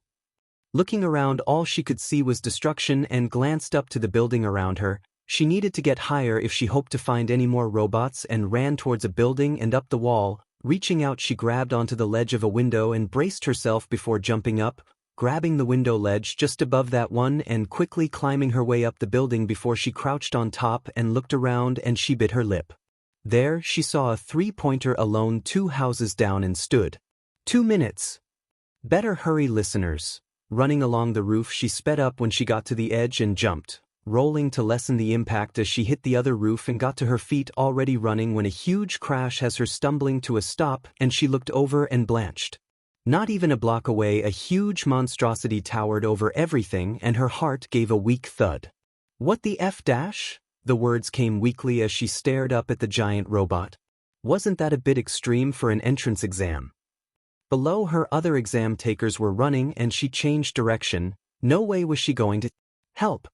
Mind going blank, she turned and saw the creepy purple ball kid from earlier pinned by something she couldn't see from this angle.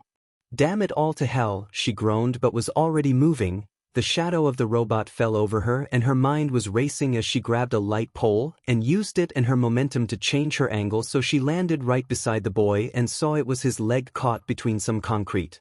A giant hand was coming at them and she didn't have time.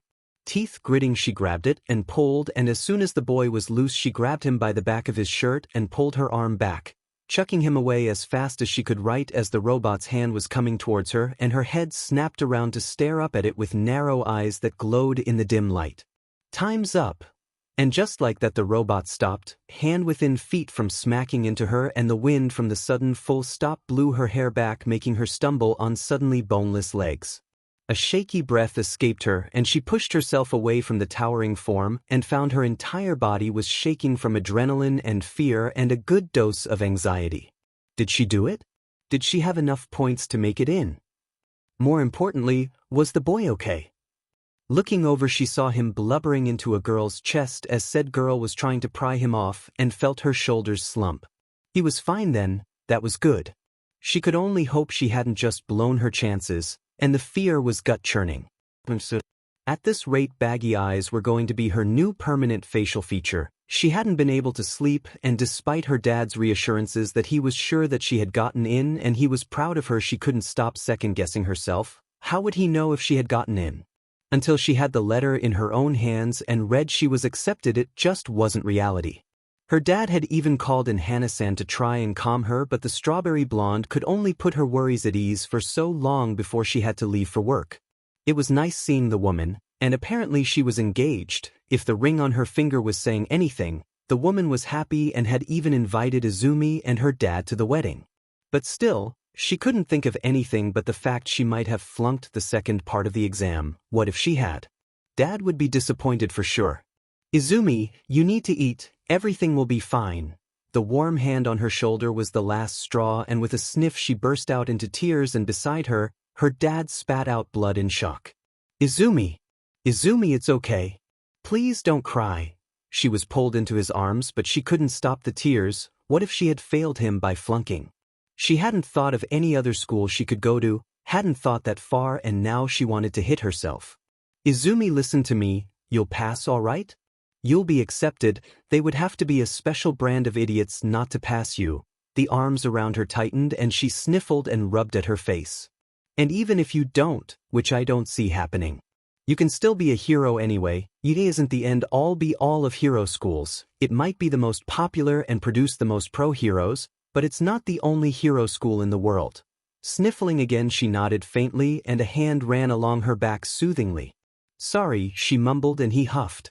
It's fine, I should have noticed your stress sooner and confronted you about it. She leaned back and rubbed at her face with her sleeves. Now will you eat something? You're worrying me here. His face twisted in what she guessed was supposed to be a pleading expression, but on him just made his face look weird and slightly creepy, but mostly weird. Yeah, I guess. She reached out and grabbed her bowl of rice, and beside her the blonde suddenly beamed and picked up his small bowl of food as well. She stared at the little holographic disc after it fizzled out with her results and took in a deep breath. Emotions warred in her, elation over the fact she had passed. She was in the hero course. and then annoyance and a faint hint of betrayal. "Dad!" The yell tore from her, and she heard something in the living room that resembled something falling and a soft curse in English. "Yes, Izumi-chan?" Green eyes were narrowed and she pushed herself up. She'd make the blonde pay. Somehow she was going to make him pay for doing that to her. Suddenly an ideal made her eyes light up and she smiled deviously. She'd strike when he least expected it.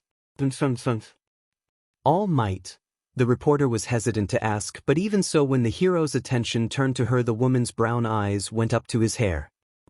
"Are you attempting a new fashion statement?" The usually bright yellow locks was an alarming shade of neon green, but the hero only laughed loudly. "Not at all. It seems my child felt I would look better in green today." At home Izumi merely smiled. Staring up at the school which is now hers, she barely managed to contain her squeal of excitement, clamping her lips tightly together. Unfortunately her dad couldn't be there, as he had to get to the school a full hour ahead of her to help set everything up, but she had made it. She was at Yuta. "I did it, Dad." She was still slightly annoyed at him for not telling her he worked here, but she couldn't stay mad at him for long. Entering the school she found the class 1A and gazed up at the huge door and wondered if it was for those with mutant-type quirks. Figuring so she took a deep breath and pushed open the door with a smile on her face. It instantly falls, however, when she sees the blue-haired glasses boy from before yelling at a boy with familiar ash-blonde hair to get his feet off the desk. Said boy grins and tells the blue-haired boy he was going to squish him like a bug, and the bespectacled one starts motioning his arms like a robot. That's when red and green eyes locked, and she gulped at the glare that was aimed towards her. She had no clue why he seemed to detest her existence so much. The last time they had spoken he had insulted her and stomped off, and now he was glaring at her like she was the scum of the earth. "Izumi-chan." The voice jolted her from her staring contest with the explosive boy, and she nearly jumped out of her skin when a familiar pink figure suddenly hugged her. Green eyes wide she stuttered and flushed to her ears, hands helplessly held up and away from the other girl, and she helplessly glanced around. Was this normal? What was going on? What did she do in this kind of situation? "I'm so glad you made it. And we're even in the same class." Luckily the pink-haired girl released her and her heart had a chance to calm. She didn't really know what to say in a situation like this. She had never had someone so eager to be in her presence, and the circumstances made her head swim. "You." The tone made her nearly vibrate out of her skin, and she turned to look up at the boy that she least wanted to talk to. His glasses had caught the glare of the light overhead, and it was almost like Sir Knight. Almost, because that man scared Todoroki-san with his glare. But then the boy was bowing so low that she grew concerned when for a second it looked like his head might impact his knees. "I must apologize." After seeing the scores and watching the replays of the entrance exams, they were made public? "It seems I have misjudged your personality." He straightened so quickly she feared for the state of his spine. How did it not snap? "It's all right? No harm done?" The boy smiled, and with it his face was a lot kinder. "I am Tenya Ida. It is an honor to meet you." When he bowed again she quickly returned it. "Yagi Izumi." "Same here. That was the correct way, right?" They were drawing attention from the full classroom and she began panicking. She had never interacting with so many people before, but her eyes widened when she locked eyes with a familiar pair. "Ah, Shudo-san," she called and raised a hand, and he approaching her with an easy smile. "I'm glad you made it, Izumi. Not that I had any doubt," he said, and Izumi wondered if anyone but herself knew she had passed. Maybe she should have used semi-permanent dye instead of the stuff that washed out in 3 or 4 washes. "You two know each other?" Ashido asked curiously, having been quiet the entire time when Ida-san had been speaking with her. Shudo-san was about to answer when a lazy drawl caught their attention. "If you're looking to make friends, maybe you should go somewhere else." Izumi's eyes were wide as she took in the huge caterpillar with a man's scraggly face before it opened enough for a hand to bring a pouch up. "Oh, it's just a man in a sleeping bag." Somehow he was able to stand in the thing and finished unzipping it, stepping from the material. "It took you a full 8 seconds. You'll have to be a tad faster if you want to be pros." Tired eyes scanned the entire class slowly, and the man looked like he desperately needed some sleep. He actually reminded her of Shinso-san, with the heavy bags underneath his eyes. "I will be your homeroom teacher. My name is Aizawa Shoyuda. I suppose it's nice to meet you." He reached into the innards of his sleeping bag and pulled out a gym uniform. She recognized it because her dad still had his old one in the closet at the house. "Put these on and follow me." Izumi stared blankly at the gym uniform in confusion, and her eyes wandered to the other students who were equally confused, as the man began pulling more and more gym uniforms in various sizes from his sleeping bag. Izumi's brain whirred in confusion. Just how big was the man's bag, and did he have a uniform for everyone's? He had a uniform for everyone, even the large boy with the tentacles for arms got one. How the man knew their exact sizes she had no clue. How he fit 20 uniforms into his cocoon-like sleeping bag and fit in there himself made her brain hurt. She wondered if his quirk had something to do with fitting impossible things into impossible places, but shoved the thought from her head. "We'll be doing a quirk apprehension test." There were surprised exclamations all around them, and a brown-haired girl with pink cheeks spoke up. "But what about orientation? We're going to miss it." Stomach nodding, Izumi shifted on her feet and looked around the area they were in. "If you want to make it in the big leagues, you don't have time to waste it on pointless ceremony. Here at Yuta, we're not tethered to old traditions. It means I can call the shots how I like when it comes to my class." The man glanced over his shoulder at them, and Izumi gulped. "In middle school, you've all probably done standardized tests, but you've never used your quirks before during it. The country is still trying to pretend we're all created equal by not letting those with the most power excel. It's not rational. Maybe one day the Ministry of Education will learn." The man shifted and turned his head to stare right at her, and she gulped. "Yagi, you managed to get the most points during the entrance exam. What was your farthest distance thrown with a softball during junior high?" She gulped and fiddled with her fingers, ears turning red at the attention that was on her. 59 meters, she stuttered out. She remembered recording it in her progress notebook. "Right?" He shifted and pulled a softball from his pocket and threw it to her, and she barely managed to catch it.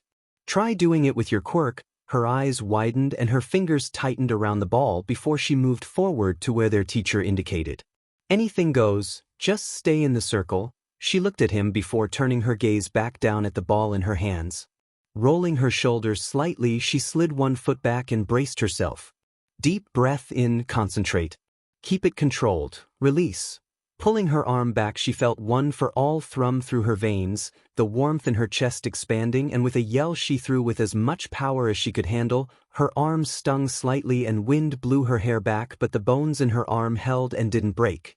"All of you need to know your maximum capabilities." She looked over to see him holding some sort of phone, and the numbers 708.6 glowed in a soft blue, and she felt her eyes widen slightly.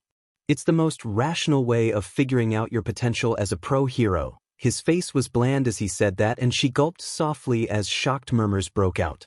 "Whoa, 708 meters?" She flushed when Mina giggled and pressed her hands together. "That looks fun. I want to give it a go." There were other people joining in, but she couldn't hear them because she noticed Bakugo glaring at her, and she wanted to sink into the ground at the intense gaze. Instead, she hurriedly looked away. "So this looks fun, huh?" The voice for some reason sent a shiver up her spine, and she slowly turned her head to look at their teacher and wanted to step away from the look in his eyes. "You have 3 years here to become a hero. You honestly think it's going to be child's play?" The smile that took over his face made her even more wary, and she finally succumbed and took a very small step away. "Idiots, today you'll compete in 8 physical tests. The one with the lowest score will be expelled, no questions asked." Her stomach plummeted at that as the other students voiced their disbelief. She had some control over her quirk, and it wasn't like she wasn't physically fit and strong on her own without it, but expulsion on the first day. This man was terrifying. "Like I said, in my class I get to call the shots, understand?" His look was downright creepy, and she found herself shivering. This guy. He wasn't playing around. "If that's a problem, then pack your bags and leave now." Nope. Definitely wasn't playing around. Even with her current score on the softball throw, she still felt pressured. "That's not fair. You can't expel us on the first day. We just got here." It was the brown-haired girl again, and silently Izumi begged her to keep quiet. This guy. He was harsh, and it honestly frightened her a bit. "Oh, and you think natural disasters are?" The girl's face looked surprised, but his had returned to a bland one. both hands shoved deep into his pockets? Or power-hungry villains? Izumi's mind flashed to that day a month ago and swallowed thickly, a hand coming up to grip her stomach, if she had been slightly slower. How about catastrophic accidents that wipe out entire cities? No, the world is not fair, it's full of unfairness. It's a hero's job to try and tip the scales back to being fair. If you want to be a pro, you'll need to push yourself to the brink. For the next 3 years will throw one terrible hardship after another at you, so go beyond, plus ultra style. He lifted a hand and crooked a finger at them with a faint smirk. Show me it's no mistake that you're here. Okay, so maybe he wasn't as frightening as she first thought, but his words made her think about her motivation to be a hero. When she was younger, it was to be like All Might, and now? Ignoring the noise of her classmates around her, she rubbed at the back of her neck as she thought. But it had changed, her reasons now. Now she just wanted to help people. She wanted to save people, as many as she could, and she wanted to make them feel safe. Now then, we're just wasting time by talking, let the games begin. And with that, the 50-meter dash was called, and she stood with the rest as Ida-san and a girl who looked like a frog got into a ready position and a small robot called the mark. A sharp pop sounded and they were off, and it was done before Izumi could blink. 3 seconds? And the frog girl got 5, they were really fast. The next one was the brown-haired girl and a boy with a tail. They got good times too, and she took in a deep breath and contemplated what she was going to do. She didn't want to use her quirk for everything because, put simply, she didn't want to rely on it too much. She could run just fine without it, but it was an assessment test, right? What if she used only the barest hints of One for All? A blonde boy with a weird belt went up against Mina next, and she watched him fire himself through the air with a laser of all things, though Mina still beat him. And then he said shooting it longer than a second hurts his tummy. What the heck? She was called forward and she glanced over and blanched slightly when glaring red eyes dug into her own, and she whipped her head back around and tried to fight the urge to flinch away and instead closed her eyes. Just a hint, a barely there flicker of One for All. Runners, get ready. She took a deep breath and opened her eyes in determination. The pop was suddenly echoed by much louder ones, but she ignored it and pushed forward, nearly face planting at the force of her own acceleration. 4.13 seconds. The machine chimed once and she stopped, realizing she and the exploding boy had tied. Looking over, her face paled even more and the angry look on his face, and edged away from him. She watched the other students go through the 50-meter dash before they were corralled into a room for the grip test. She did okay on it, with around 89 kilograms with her low-burn One for All usage. The standing long jump, well, she made it over halfway, so that was good. Right. Repeated side steps, she got an average score, and she didn't have to do the ball throw again, seeing as she had already done it, though the brunette got infinity on it, which was slightly scary. What if she sent a person into orbit or something?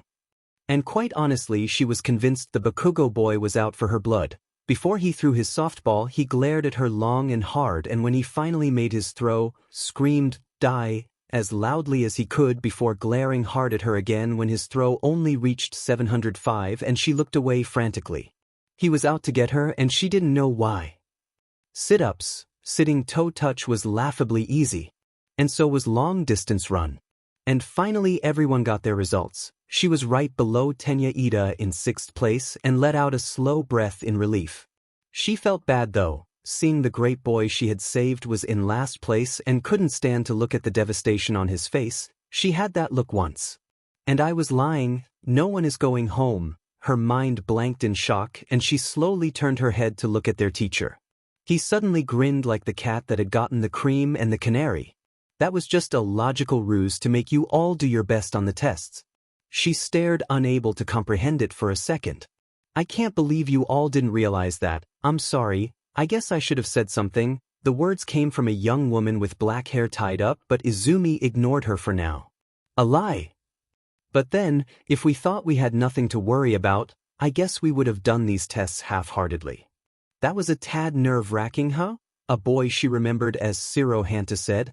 Nah, I'm always up for a good challenge. The red-headed boy beside him said, grin wide. That's it, we're done for the day. Pick up a syllabus in the classroom and read it over before tomorrow morning. That was it? Just this. Turning, she looked around and spotted Shudo-san and perked up, about to go over and talk with him when a certain blonde got in her way and she felt her body stiffen entirely as those red eyes drilled into her own, and she took a hasty step back. You dash. She gulped and tried to think of why he would be looking at her like he wanted to set her on fire. You. He was obviously about to say more when a large hand suddenly fell on his shoulder and she stared in shock before raising her eyes and relaxing at seeing her dad there in his non-hero form. His eyes were closed in a cheerful smile and his mouth upturned. There's my daughter. How was your first day? Not too exciting, I hope. The other students had fallen silent and were just watching, but she didn't care. She was hungry and she had did it. She was now officially a student at UA. It was odd, but good. She looked in confusion at her dad's hand, which was still on the ash-blonde teen's shoulder, and was also confused at the blank expression the boy was shooting over her shoulder. He looked like he was sweating, for some reason. How about you go get your syllabus? I need to ask. Bakugo-kun, was it? Yes, I need to talk to him about something. Her dad's smile was practically shining, and though she was confused, he was a teacher here. Okay? I'll see you at the car. Her dad gave a happy hum and she edged around the shorter blonde and gave her father a quick hug. Waving towards her classmates, she turned and made her way back to the school, slightly confused but happy. If you try and sniff around my daughter again, I'll give you a first-class ticket to see Jupiter's rings. Are we clear? Defiant red eyes glared at him, but he had faced down 2-bit bank robbers with more heat to their gaze. This boy was nowhere near good enough for his girl. No boy could ever hope to be. I'd advise not to judge me based on my looks, Katsuki. My daughter got her strength from somewhere, remember that. Giving the shoulder underneath his hand one soft warning squeeze, he let go and then moved in the direction of his daughter. Of all his fights, of all the stressful situations and near deaths he had, it seemed ironic that only his own kid would be able to send him to an early grave. That night all the stress made her sleep deep, and when she woke up she was groggy but excited. Stumbling into the kitchen, her dad was already up, and she shuffled over to press against his uninjured side, earning a soft laugh. Sleep well? He asked, wrapping an arm around her shoulders, and she hummed softly in reply and watched him flip an egg. It appeared they were going to have an American-style breakfast, then from the sausage and bacon that was sitting off to the side. Did you make hash browns? She asked and grimaced at how gritty her voice sounded. Yup, a whole plate just for you. He gestured to his other side and she looked over. Sure enough, there was an entire plate stacked full of crispy potato shreds. Go grab yourself a drink. There should still be some orange juice. She nodded and pressed against him briefly before moving over to the fridge. Sure enough, there was still a bottle of orange juice half full, and she grabbed it before closing the door with her hip and also grabbed a glass along the way. Did you make sure to submit your hero costume to the support department? He asked, and she glanced up while setting her glass onto the kotatsu. Yeah, we're going to need them today, she asked, and he nodded, smile bright as he began to serve up 2 plates, his holding less than hers as usual. That's correct. I can tell you it will be combat training, but the rest? Well, he grinned brightly and set the plates down onto the low table. You'll have to find out with the rest of your class. She smiled at his obvious excitement, and they both dug into their meal, and she hummed. While she would always love her country's cuisine, she had to say, the Americans sure had some tasty ideals for breakfast. It also told her just how tiring her day was going to be, if her dad was trying to pack her full of calories before she was really even awake. She had learned from her training with him just how bad the day was going to be by what kind of food he prepared for her beforehand. It was both sweet and terrifying, sweet because he cared so much about her, and terrifying because she knew by the end of the day muscles she hadn't even knew she had would be aching. We'll be able to go in together, but afterwards I'll be in the teacher's lounge getting ready. She nodded faintly and reached up to rub at her gritty eyes before yawning widely and hearing a soft chuckle from her dad that earned him a pout from her. Really, he was getting to much amusement of her predicament. And just put the dishes in the sink, we'll clean them when we get back. He tilted his head and she followed the motion to the clock. Dad, she yelped, suddenly a lot more awake, and shoveled the rest of her meal into her mouth, chewing quickly before throwing her drink back and racing to put them in the sink, and bolted into her room before jumping with her clothes into the restroom, and somehow managed to do her usual routine in a quarter of the time. They had maybe 20 minutes to get to school from when she looked at the clock and her mind was gibbering in panic. Only her second day and she was risking being late. Slamming the door open, she ran out before screeching to a stop at the fact her dad was also changed and transformed. Staring up at the grinning face of her dad, she wanted to groan. Reaching to the back of the couch, she pulled a familiar hoodie off and pulled it over herself and pulled the hood down. "I just ate," she whined, but moved over to him anyway as his booming laugh echoed through the house. "It will be fine, Izumi." She was picked up and grew annoyed when he cradled her like she was an infant, her indignant expression making a snicker come from the hero before he walked out into the backyard while using his foot to shut the door behind them. With a soft groan, Izumi reached up and pulled the hood further down her face and resigned herself to her fate. Luckily, she managed to keep down her breakfast during the journey to Uday. She wondered for a second how they would get in when her dad simply jumped straight to the highest part of the school and placed her down. Stumbling slightly as feeling came back to her legs, she pushed her hood down with a sigh. "Is it okay to do that?" Her dad beamed and held up a card. "As long as you and I both have these, we can enter the school however we see fit." He smiled and she returned it before they entered the building by a door and walked down some stairs until they got to an elevator. What should I do with this?" She held up her hoodie. It wasn't like it would fit into her book bag. "I will take it with me and leave it in the teacher's lounge until we head home." She handed it over, relieved. It was the same hoodie she usually wore when out with her dad in his hero persona and so was a bit recognizable. A soft ding made them both look up, and when the doors opened, Izumi was surprised to see a familiar messy head of dark hair enter. "Aizawa-sensei." She quickly bowed in greeting and he hummed a half-asleep sounding greeting before the doors closed. The silence was awkward as the elevator moved down to the ground floor and she bit her lip, wringing her hands slightly and looked over at her dad for help before her eyes widened.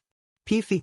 Horrified, her hands slapped over her mouth and her dad's head perked up and looked over her while tired gray eyes looked at her before glancing at her dad, trailing down to rest on the Teaching for Dummies book he held. She watched as her homeroom teacher slowly looked forward and closed his eyes, a pained expression taking over his features before they smoothed out again when the elevator dinged and opened on the ground floor. Bowing quickly to her teacher and belting out a quick goodbye to her dad, she ran for her class while trying to forget the awkwardness that still clung stubbornly to her shoulders. The rest of the day was relatively normal, Mina and Shudo speaking with her between lessons and Bakugo glaring at her the whole time, his face progressively getting more and more stormy as the hours passed, and by the end of their last normal class she was about ready to pull her hair out. Feeling like the side of her head was literally on fire, she looked pleadingly at her teacher only for Aizawa-sensei to be looking the other way. "I am here," she along with. The rest of the class jumped and she stared incredulously at her dad, jaw open as he leaned in through the door. Through the door. Like a normal person. While the rest of the class buzzed with excitement and the costume he was wearing, Silver Age, the very one she had found, she raised her hands and buried her face in them to hide how red it was. Before she had thought how nice it would be to have her dad teaching her class, but now she realized just how embarrassing it would be. Today begins your Hero Foundation trials. As you progress, they will begin to increase in difficulty and your first trial is combat. He pressed on a small remote and panels on the wall opened to reveal cases with numbers on them. The support team has finished the costumes you each have submitted. After you all change, meet me in ground beta. She gulped and stood with the rest of her class and tried not to look at her dad. She never knew how hard it would be not to interact with the man. "Wow, this is so exciting." Mina practically bounced beside her and Izumi smiled, picking up her case labeled 19, and followed the other girl out of the room. "I wonder what kind of combat training it will be? A free-for-all?" Izumi bit her lip and thought about it. It could be any number of things. Glancing up, she blanched at red eyes that were on her and ducked behind Mina. Whatever it was, she hoped to stay far away from Bakugo. Pulling on her suit, she picked at the shirt with a slight frown. While she had asked for a sleeveless turtleneck in navy, she hadn't expected it hug her so tightly. At least she had a jacket to go over it. Pulling on her pants, they were at least to her specifics, and then she pulled on her boots that went up to a little above her knees and then strapped on the metal shin and knee guards on each. She pulled on her red belt with its gray pouches, The two largest on the back were a deep muted green, and to top it all off was a half jacket in a bit lighter of a shade than the pouches.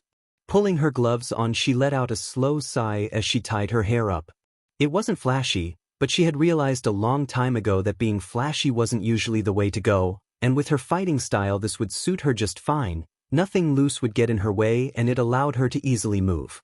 She hurried out of the changing room behind Mina and another girl she found out was named Yayarozu.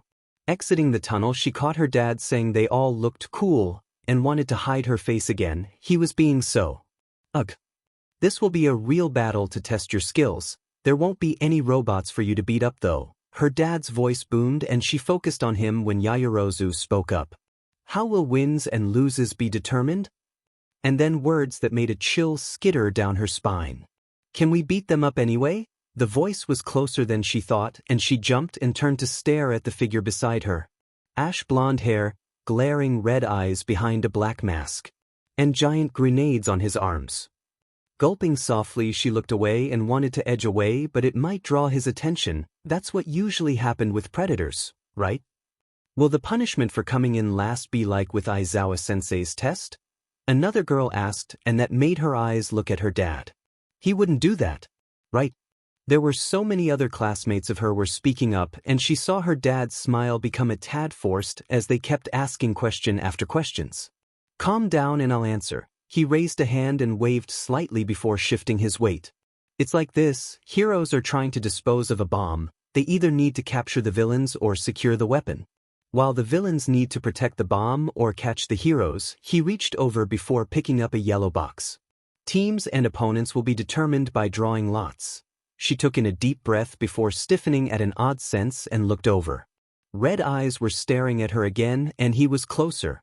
Not stopping herself this time, she shuffled away from him and towards the tall figure of Mizo Shoji and only got a glare from the blonde in response. It's determined so haphazardly. She looked over at the voice and stared at the giant suit of armor before his words registered. Well, she found herself speaking up before continuing anyway. In the field you can't pick and choose just because you want to, you usually have to form teams with the people who are already there. The suit of armor let out a noise of surprise. For them to look ahead already. Please excuse my rudeness. And then he bowed and she realized it was Ida in there. It's fine. Let's start.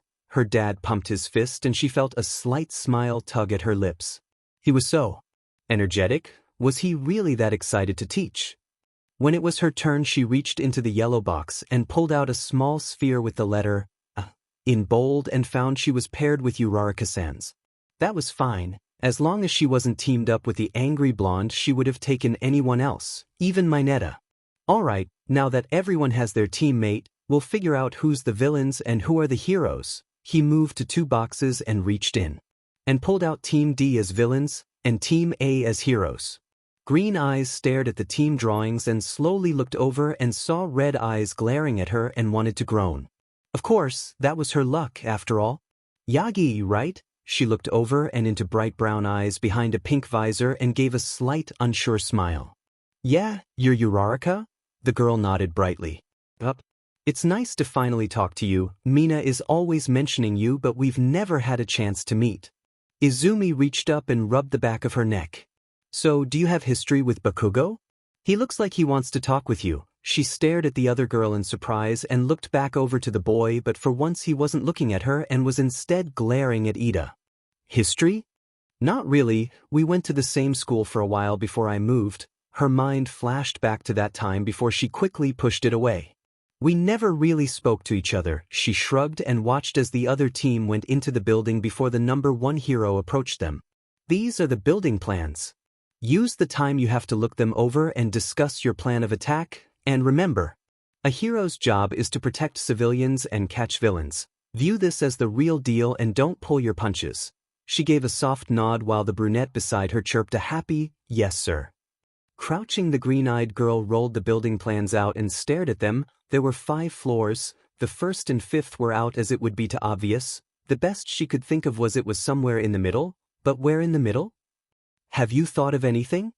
Uraraka was sitting beside her and Izumi thought for a moment before looking up at the building.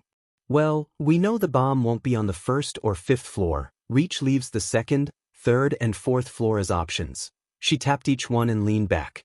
My choice would be to put it on the fourth floor, still far away from the ground and protected, but not far enough away to where if you needed to, you could run back and defend it. If they're smart, Bakugo will stay with the bomb and Ida will run ahead. She paused and thought about it. I'm sensing a but somewhere in there. Their eyes locked and Izumi sighed. But from what I've seen of Bakugo, he's not likely to do that. He will probably act as an aggressor and leave Ida to protect the bomb while coming after us. If that happens, then you run ahead and I'll take care of him. I don't know about his fighting skills, but I'm confident I can handle him if it comes to that. Once I have him neutralized, I'll come help you with Ida and we'll secure the bomb after, and hopefully her plan doesn't go up in smoke. Are you sure you can take him, Yagi?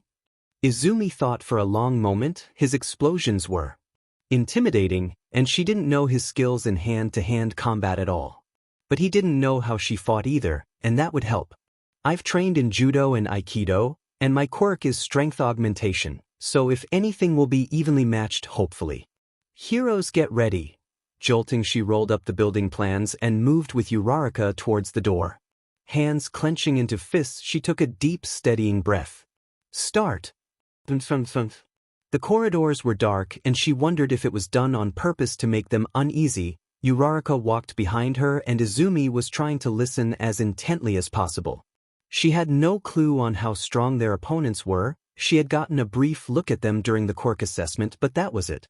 Bakugo can propel himself through the air with his explosions, and obviously create larger ones. His physical strength is up there as well, in terms of intelligence. Well, he passed the written part of the exam and scored second, so he's no slouch in the brains part of things. She tilted her head slightly, straining her ears for anything besides their footsteps and breathing. From what I remember from back then, he can make huge explosions when he wants to, and it's been 3 years, so he's only gotten stronger. It's worrying. Will I be able to take him down? And suddenly the very person of her thoughts had come around the corner and her eyes widened. She hadn't even heard him. Seeing light starting to come from his glove, she leapt back, hand dragging Uraraka behind her just in time to avoid the explosion. He's not playing around, she thought while pushing herself up. You okay? She asked the girl who was already pushing herself up. I'm fine. What about you? She only nodded before getting to her feet, and the brown-haired girl did the same. Lowering herself into a more stable stance, she held her hands out. Remember the plan, Uraraka? Get going. Smoke was still clearing before the blonde shot from it. All right, be careful, Yagi. Footsteps retreated behind her, and by then the blonde was almost upon her. She really didn't know what she had done to tick him off, but whatever it was, she was sorry. She was sorry, but she wasn't going to lose, not here and not in front of her dad. Seeing his body tensing, she shifted, sliding underneath his grasping hand until she could pick up his scent, something chemically sweet and bitter. And then she twisted around, grabbed his arm in an arm lock and swept his legs from beneath him, slamming him into the ground and leaping away when his other hand grabbed at her. Before she could blink, he was on his feet and lunging at her, hand out and small explosions filling the air with smoke, and she tried to keep calm. It was just like a judo match. With no rules besides, don't kill each other. She kept moving back, weaving and twisting around his attacks and watching him grow more and more frustrated. Fight me, damn it. Stop running like a coward. His voice was practically an enraged growl, but she kept her mouth shut. As far as she was concerned, she had nothing to say to him. Instead, his movements were painting a picture of what she wanted to know. He was a good fighter, he had great reflexes and strength, but he wasn't formally trained. There were openings a mile wide, and she felt her body relax at that thought. And then she went in for the attack. The beauty of training with Endeavor of all people was that after his fire, explosions like this weren't that scary, and she had handled far worse heat than this. It also helped her reflexes and ability to work under pressure. He wasn't trained, and besides probably fist fights in school and that incident, he more than likely hadn't been in any kind of conflict. With a yell of sheer frustration, he dove for her and she rushed forward to meet him. Teeth gritting, she grabbed his wrist with one hand and her other arm looped around his neck, her hand near his armpit in an odd looking hug before her leg came out and hooked around his knee. Twisting their bodies, she slammed him into the ground and scrambled up so she was on top of him, both her hands holding his above his head, and she pulled on one for all as he struggled but was easily able to pin him beneath her. Holding his hands with one of hers, she grabbed the capture tape and looped it around high wrists, pulling tightly and ignoring the curses and vitriol he was spewing at her the whole time. Bakugo has been captured and eliminated. Please head to the exit, : The boy beneath her had gone silent, and she pushed herself to her feet, reaching down and hauling the silently fuming boy up by the X-shaped straps across his chest. Izumi, good going. But Ida's spotted me. Slowly Izumi edged around the still blonde even as he stiffly began to walk towards what was no doubt the exit. He probably really hated her now, but she wasn't going to concern herself with him if all he was going to do was glare at her and snarl in her general direction every time she walked past. Reaching up, she pressed her communicator. I'm on my way. Which floor are you on? She poured a little bit of one for all into her legs and managed to gain speed. The 4th. You were spot on with that. Rounding a corner, she spotted the stairs and raced up them, taking them in leaps and jumps.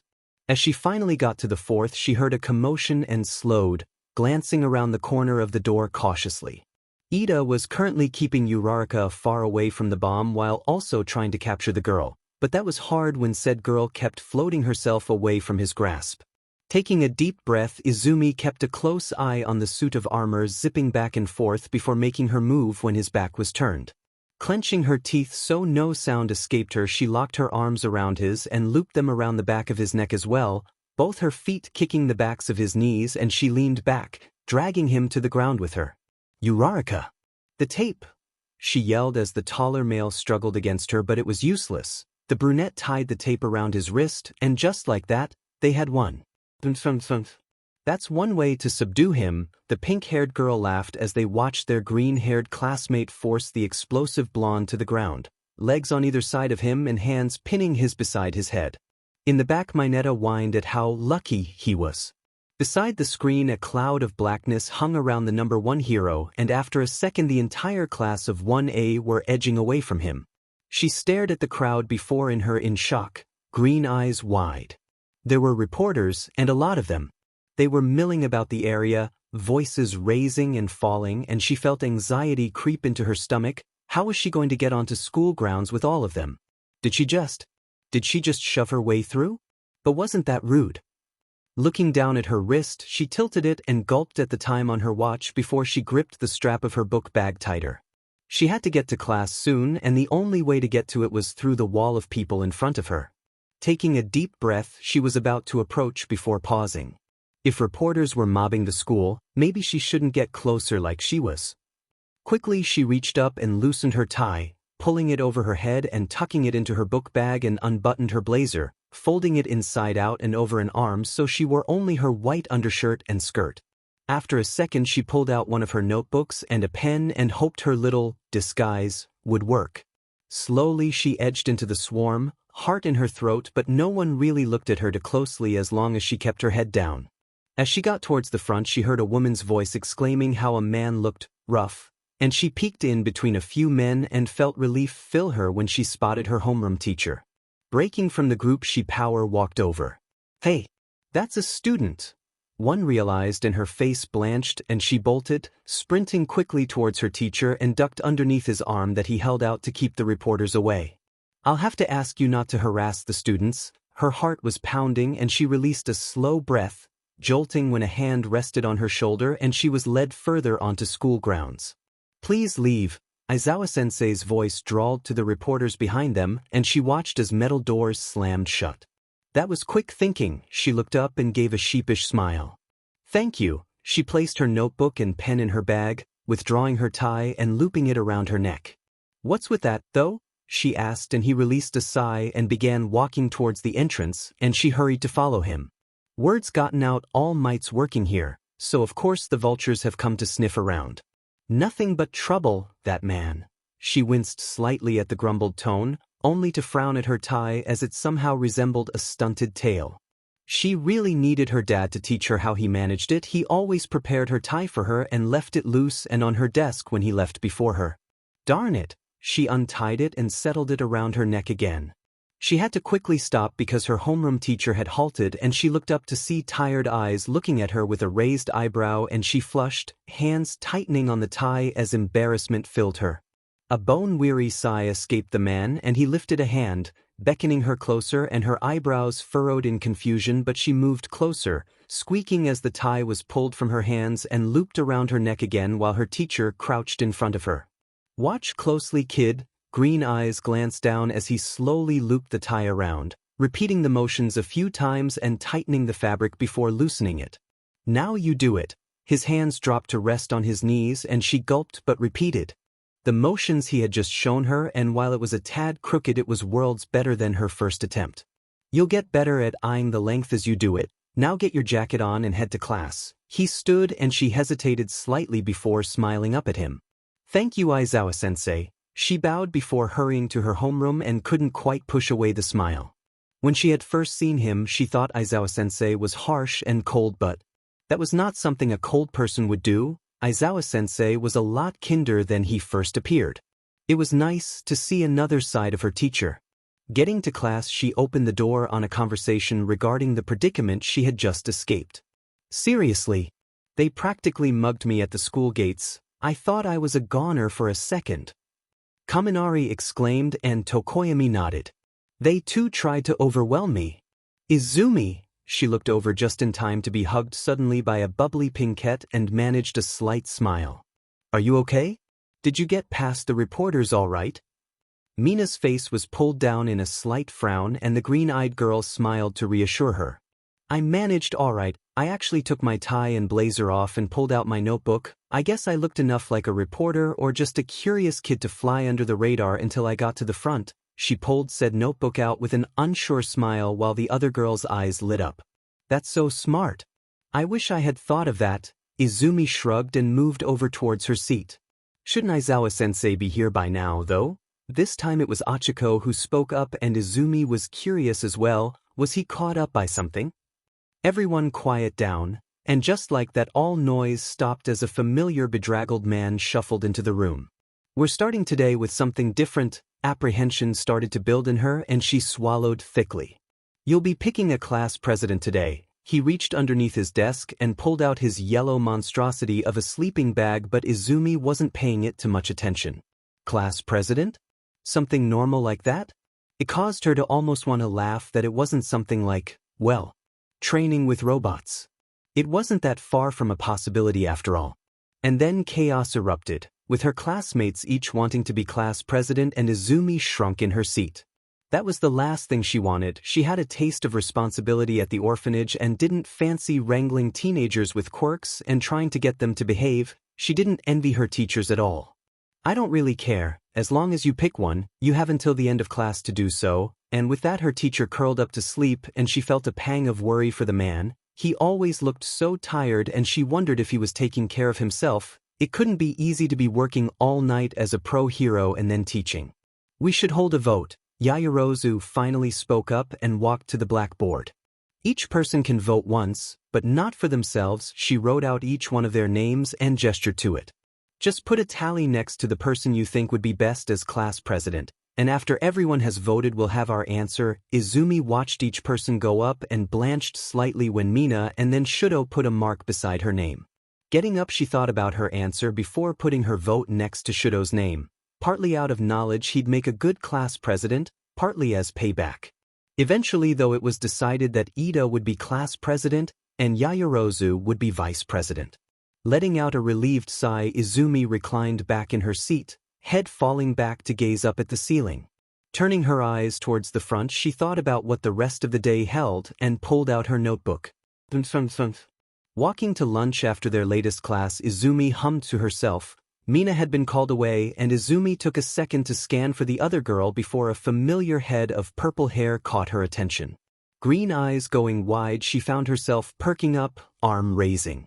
"Shinso!" She jumped slightly and smiled when purple eyes locked with her own, and she hurried over.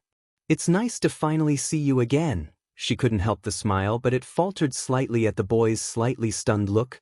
"Ah. You do remember me, right?" She felt uncomfortable then. What if he had forgotten her? "No, that's not it, just." Surprised is all, He reached up to scratch at his head. To be honest, I didn't expect you to seek me out at all. She was confused by that before noticing the hallways were emptying as students went to lunch. I don't understand why I wouldn't. Want to get lunch with me? He nodded and they fell into step with one another. How did your entrance exam go? I never got the chance to ask. Beside her he smiled slightly and shoved his hands into his pockets. You were right about the rescue points. I managed to get into class 1B, Izumi brightened. That's great, he hummed as they entered the cafeteria and went to get some food. It was a close thing, but yeah, my classmates are. His mouth twisted slightly. Odd, but with a school like this you'd kind of expect that. Izumi couldn't help but think of her own class and giggled slightly while grabbing a salad and loaded tomatoes, avocado and olives onto it. I can understand that. One of my classmates seems to absolutely hate my guts though. For some reason, she barely suppressed the shiver when she remembered red glaring eyes. Seriously? Is it that guy who singled you out at the end of the written exam? He asked and she shook her head. No, Ida is actually really nice. He just speaks before he gets the entire picture. He even apologized. She grabbed some fish and a bottle of watermelon juice and walked with Shinso to a table that was mostly empty, waving at Mino with a smile before taking a seat. Well, in my class there's this guy who can actually copy someone's quirk for a couple minutes. He's... The purple-haired boy tilted his head, one hand coming up and pointer finger twirling. Out there, he's obsessed with a self-imposed rivalry with anything that has to do with Class 1, a complete bat case. That one, she giggled again. I can't say we have anyone like that, but we have Aoyama Hiza. She tried to think of a way to describe the boy. Flamboyant. She nodded and Shinso snorted, eyebrow raised and a lazy grin pulling his lips up. I think I've seen the one you're talking about in the halls a few times. Blonde hair, tries to sound French? She nodded and he shook his head before a loud alarm pierced through the air and she looked up in surprise. What's going on? She asks and Shinso was standing. That's the alarm. It wouldn't sound if it wasn't bad. She felt her stomach flipping as other students began to panic around them, most rushing for the front of the cafeteria, and she was shoved from behind by someone and would have face planted if Shinso hadn't grabbed her arm and then hauled her up onto the table they had been eating at. Honestly, they're training to be heroes and they act like this? She had to both agree and disagree with his statement. We're only kids. Still, she reasoned and he grunted, purple eyes narrow on the mass of students, and she grew conscious of the fact his hand was still wrapped around her upper arm. She had no clue why she focused on that fact, but once she did she couldn't really pull her attention away. He had really nice hands actually. They reminded her of a pianist's hands. What the heck? His voice made her jump and she was embarrassed and worried. Had he caught her staring? But no. Following his gaze she was able to see a familiar figure tumbling through the air, and her green eyes widened. Ida? She questioned and he slammed into the area above the door. Everyone calm down. Nothing is wrong, it's just the reporters. They managed to get through the gate. Slowly calm began to reign and she felt her heart beat slow and the hand on her arm relaxed before dropping away. Well, I suppose that's one day to gain everyone's attention. She nodded and watched as a group nearby began to laugh, pointing out he looked like the man on an emergency exit sign. It kind of did, actually. Relief combined with the sight made her unable to help the laugh that escaped her, and she reached up with a hand to cover her mouth. It had been nerve-wracking to think they were being attacked before they were ready. Crisis averted, I suppose. At least our lunch is still good, and instead of dropping back to the seat, Shinso sat down right on the table, legs crossed, and after a second she shrugged and joined him, legs folding to the side as she grabbed up her salad. Still she wondered, how had the reporters gotten in? The metal doors closed on anyone who didn't have a student, teacher, or visitor's pass. I wonder how they managed it, she wondered aloud, and Shinso shrugged. Maybe one of them had a flying quirk and just went over the fence, or maybe a mole quirk and tunneled underneath it. She picked up a piece of fish and chewed on it in thought. Wouldn't the school have measures to prevent that, though? Surely they would have thought of those variables and taken the actions necessary to make sure something like that didn't happen. Maybe a quirk that messed with the gate itself, like something to do with electronics? She had seen a man with the ability to link with computers and program things onto it, all with just his mind. So something along those lines wasn't impossible, or maybe something more destructive, like melting the metal. Yagi. Oi. Fingers snapped in front of her face and she jerked, green eyes shooting wide as she stared into amused purple ones. Gonna take a breath anytime soon, Ms. Mumbles? Her face matched her tie then and she raised a hand to cover her eyes. I'm sorry, she squeaked out and heard a soft huff. It's fine, it's not like it's annoying, you actually have a point in the fact it could be any one of those, you. You're pretty smart, aren't you? She lowered her hand to fiddle with her tie before rubbing the back of her neck. I just like to think on things, I guess. I've been doing it since I was really young. Every time I saw a hero I'd write about them in my notebooks and analyze their quirk. She leaned over and grabbed her book bag and pulled her latest notebook out. The number 13 on the front was large and she flipped through it before handing it over. This is the page on your quirk. Most of it is speculation though and probably not too accurate. She watched his face closely as he read through the information and grew worried at the extended silence. This is detailed. It's actually kind of creepy how you can think of some of these things. Her heart sank at those words and he glanced up with a raised eyebrow. It's not a bad creepy, but more a fact I realize that somehow you know everything about my quirk without me explaining much of it to you. Is every page like this? He flipped through it and tilted his head from one side to the other. It's not finished, Sue. She hoped he didn't see the page on Bakugo, because it exclaimed how he scared the sheet out of her. This guy scares you? He asked and flipped the book around and she groaned and stuffed a bunch of greens into her mouth. Seriously? He asked, face deadpanned, and she shrugged before swallowing and answering him. He's constantly glaring at me, and every time we go somewhere as a group I'll find him near me staring at me. We used to go to middle school together before I moved, but I don't remember anything that might have gotten him so set off at me, other than that incident, but she wasn't about to tell Shinso about that. He's just a JRK. Don't let it get to you. He handed her book back and she put it back into her bag. I guess you're right. She took a drink from her watermelon juice and thought back to those angry red. Pushing them from her mind, she instead focused on her companion and smiled to herself. It was nice to have friends.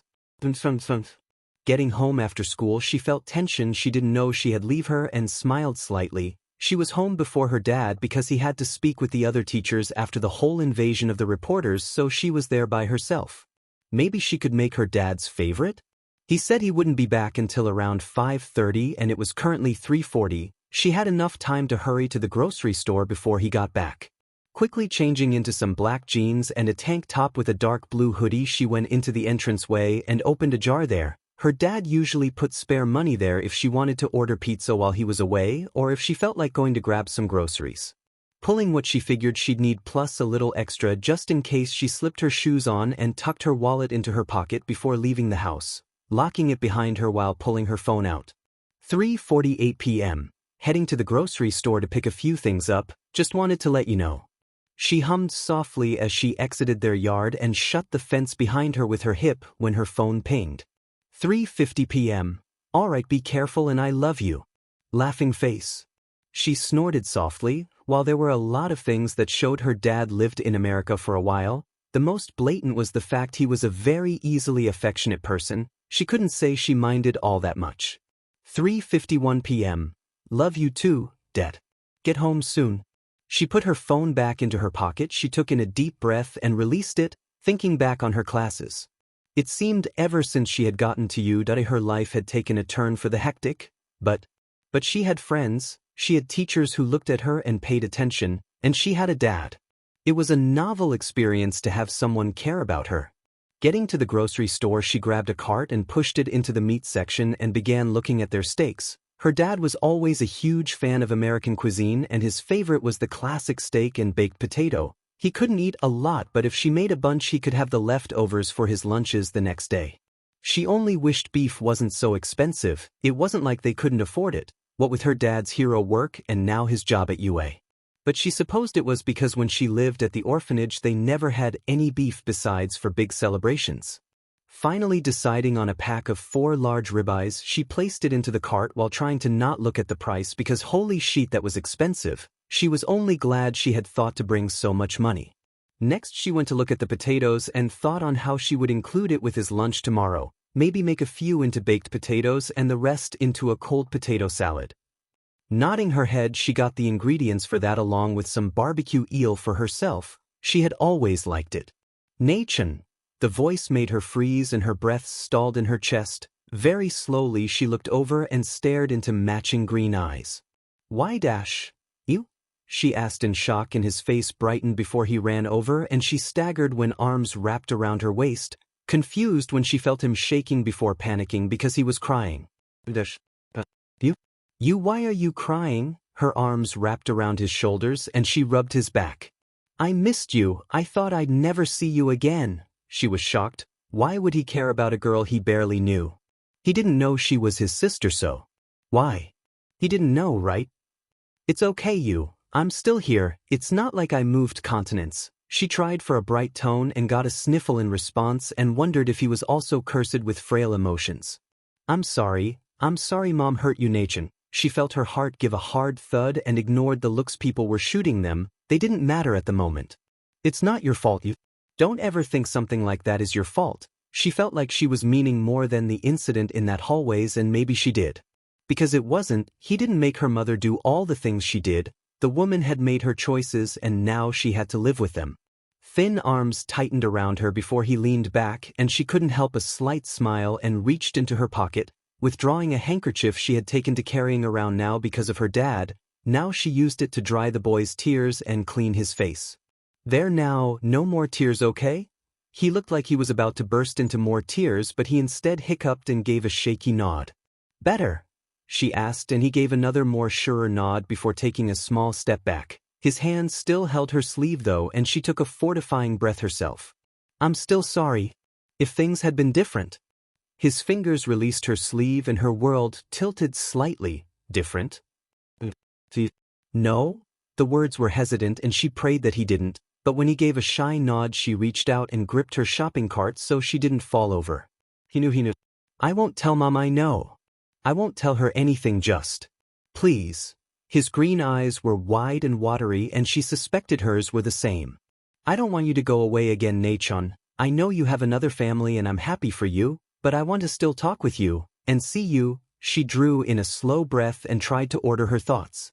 Do you have a phone? She asked, and his face brightened while he fumbled in his pockets, pulling out a neon green phone, and she reached out and took it, sending herself a text. So Mom doesn't find out I wouldn't put my name down or either. She stared before punching in a name. The words English letters for the word spring came into being and she held it out. My name means spring, right? That's the English word for it. It was one of the first things President Mike Sensei had taught them, what their names translated to in English. Spring is how it's pronounced, she explained, and he sounded the words out slowly. It was badly accented, but he managed it, and she smiled. There, I have to go now, but I'll stay in touch, all right? Green eyes looked up at her before he nodded. All right. She nodded and watched him turn and go further into the store. She gulped when she realized if he was here then it meant her mother was as well, and turned, pushing her hair into the back of her hoodie and pulling it up to cover her head and quickly heading to the checkout. Her phone felt heavy in her pocket, but oddly enough her heart felt rather light. Returning home she set the groceries on the counter and released a slow breath. It was 4:35 and she quickly washed 2 potatoes and wrapped them in foil, putting them in the oven and setting the timer for 40 minutes and putting the rest of the groceries away. Afterwards she pulled her phone out and shot a text to her dad, telling him she had gotten home. Reading the text he had sent back, she put her phone back into her pocket and just stopped. Leaning against the fridge, she shut her eyes and just focused on breathing. He knew she was his actual sister. The thought was oddly frightening. And then a thought hit her, thinking back to the villain who had tried to kill her to get to her dad. What if it finally came out that Izumi was All Might's daughter? All it would take was some searching and they would know Yagi Tashinori was All Might's real name, and a little more digging would reveal that she had other relations. And eventually Yudai would be put in danger. Stomach plummeting, she took in a deep breath and slid down to sit on the ground. Was this what her dad had to deal with every day? This gut-wrenching worry. Resting her forehead on her knees, she tried to calm her breathing as familiar anxiety set in before determination pushed it back. She would just have to make sure no one found out she was All Might's daughter, so she could protect not only her dad from villains targeting him when he was weakest, but also her biological family. Plus Ultra, right? When her dad arrived home, it was to medium rare steak and a baked potato. Some carrots also made themselves known on the plate, and Izumi smiled at the surprised but pleased expression on the man's gaunt face. "You're spoiling me," he said, and she snorted and took the large briefcase that held his hero costume, placing it beside the entrance. "I'm spoiling both of us. I like steak almost as much as you know," she said and squeaked when an arm wrapped around her shoulders and dragged her into his side, another hand coming up to ruffle her hair, and she just let it happen, far too used to it by now. Almost, because apparently eating something raw is far better than eating something cooked. Her expression turned deadpan. Honestly, the man's aversion to raw fish was almost funny. "Just sit down and enjoy the effort I put into the food, Dad." The blonde laughed but settled into his seat, and she copied his actions. The meal was nice, just the presence of her dad made her relax completely, and she wondered if she should tell him about what happened, but something stopped her. She knew her dad disliked her mother a lot. He tried to hide it, but he couldn't completely conceal the way his eyes would glow with his anger when the topic of her birth mother came up. She knew he didn't feel the same way with her younger brother, but what if he didn't want them to talk or meet because he didn't want the chance of her encountering the woman to come about? Knowing the man in front of her, it could go two ways. She'd wait, just until she could decide if she wanted to meet her younger brother again. Talking or texting was fine, but meeting him face to face? Not for a little while at least. Hopefully this would be the last insane thing to happen to her for a while. Chaos decided to visit their doorstep not long after. Well, not their doorstep, but a block away. A villain had decided to cause trouble, at 7:50 in the morning of all times. "You'll have to go ahead to school without me, Izumi." Her dad was already in his hero costume, and she watched him as he left out the back door, poking his head back in. "Love you. See you later today." And then he was gone, and she sighed, smiling slightly as she pulled her shoes on. If she ran, she would get to school on time. She only hoped the reporters weren't back. She only hoped her dad was careful. He only had 3 hours and 30 minutes in his hero form, apparently eating regular meals like he was supposed to made his body slightly stronger, and in turn made him able to last a bit longer as All Might. Only more reason for her to stuff food down his throat. Locking her front door behind her, she took off down the street and towards her school. It only took her 8 minutes at a full sprint to get there, and luckily the reporters had decided not to mob the gate today, and she didn't stop running until she got to her class. Pushing the door open, she gulped in air and looked around, slumping when she realized Aizawa-sensei wasn't there yet. "Yagi, you were almost late." She looked over at Ida and gave a sheepish laugh. "Sorry. There was a villain causing trouble near my house, so I had to take a different route to get to school today." She walked to her desk and slumped into it. "Is everything okay? Were you hurt?" Picking her head up, she smiled at Ochiko. "Nah, heroes were already swarming him by the time I was leaving, not to mention her dad was after the guy." She almost felt sorry for him, almost. "All right, pipe down." Aizawa-sensei had entered the room, and Ida called everyone's attention, and class went as usual. Until, of course, Aizawa-sensei announces they're going to have another foundational class for heroes, a trial of rescue. And Izumi was excited. Rescuing or helping people was the very reason she wanted to be a hero. She still remembers the YouTube video of All Might saving all those people. It was her main inspiration that led her on this path. It was also one of her few good memories with her mother, but that was besides the point. After changing into their hero costumes, Ida led them to the bus, and she sat beside Mina and Shudo, knee jittering in excitement and practically bouncing. "You're pretty hyped for this, huh?" Kirishima asked, and she nodded. "The main reason I wanted to be a hero was to help people, so this is right up my alley." The redhead grinned. "Right on." Izumi couldn't help the smile as she watched her classmates laugh and joke around. The anticipation in the air was almost a physical force. "Calm down, we're here." The dull drone of her teacher's voice drew everyone's attention, and they all stared up at the large dome. "Welcome to the Unforeseen Simulation Joint, or the USJ. This is where all your rescue training will take place." Izumi felt her stomach nodding and took a deep breath. This was another step towards her career as a hero, and she was only too ready to take that step. How something so good could turn so bad, she had no clue. All she really felt at the moment was intense fear. It had started with the knowledge her dad had more than likely used up all 3 hours 30 minutes of his time, and while that brought disappointment, right after there was nothing but terror. Villains, there were villains in the USJ, and they apparently wanted her dad dead. A familiar young man with hands all over his body was the ringleader apparently, and she felt acid burning the back of her throat. 13. Protect the students. Green eyes were wide as her homeroom teacher stepped forward, and she felt her fists clench. He was good at short attacks, sneak attacks, but he was a hero, and she recognized the look in his eyes before he pulled his goggles over them. Aizawa-sensei, don't let the one with the pale blue hand touch you with his hands, she called, and her teacher looked over. He can disintegrate everything he touches, she warned, and felt the weight of her teacher's stare before he nodded. Get out of here, Yagi, he ordered, and she hesitated but nodded and left.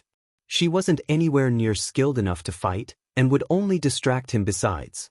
I'm sorry to say, but I can't let you go. The black mist in front of them was massive, and the next few minutes she didn't catch because her eyes had been drawn back to her teacher, who was using his capture gear to fling villains around like they were little more than pebbles. She noticed when blackness engulfed her, however, and her world tilted and swirled alarmingly before she was spat back out and falling. The impact with dirt knocked the wind out of her, and she gasped and coughed, rolling onto her side and trying to draw in air and cursing herself in her head. The first thing she had been taught was how to fall. Well, looks like we were prepared for some big shot and got a kitten instead. The voice drew her eyes, and they widened as she took in the dozen or so villains surrounding her. The one who had spoken had grayish skin and watery yellow eyes. His mouth curved to show pointed teeth, and he laughed. Can't complain too much, you'll be fun to toy with. Tashinori cursed at himself in his head while the principal spoke in front of him. A warm teacup was clasped in his hands, but all he could feel was a steadily increasing knot in the area where his stomach used to be. Are you listening? While the creature's voice was still pleasant, the blonde couldn't help the cold sweat that broke out. I'm listening, he said, and stared into beady little eyes before slumping.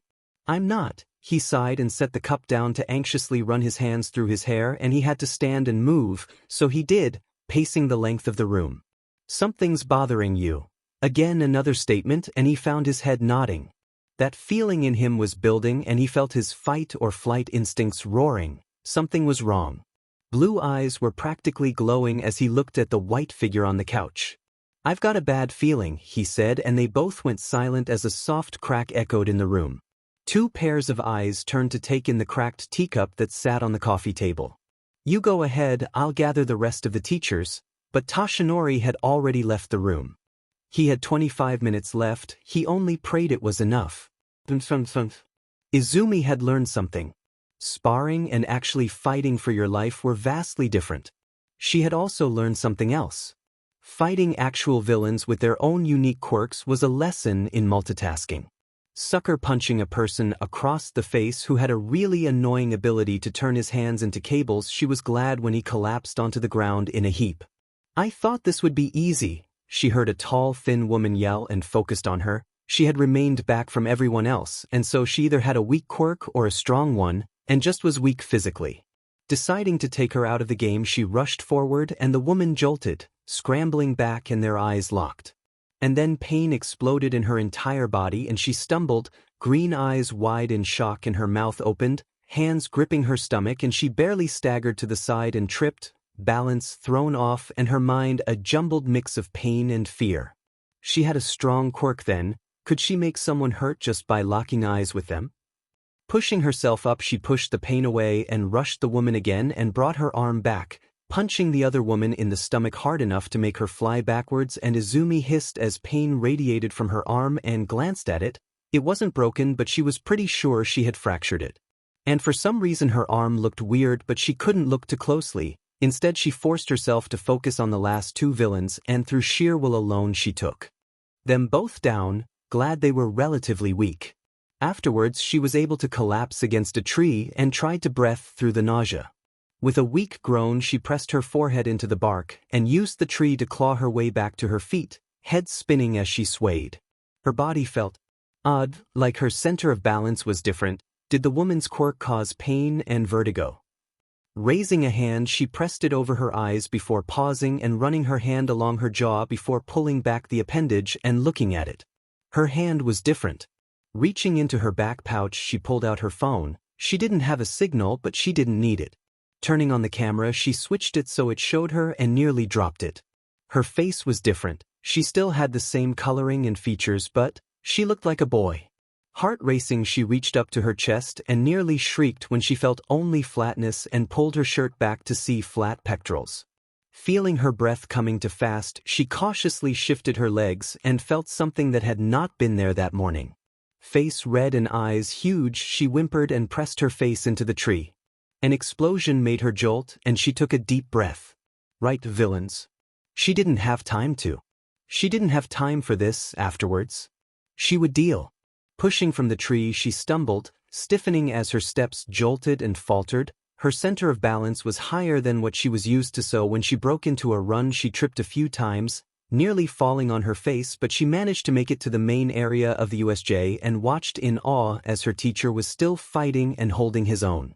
The bodies of defeated villains surrounded her teacher, and she felt hope as she watched him, how he practically danced around the much slower opponents he faced, and she remembered Hana-san's words.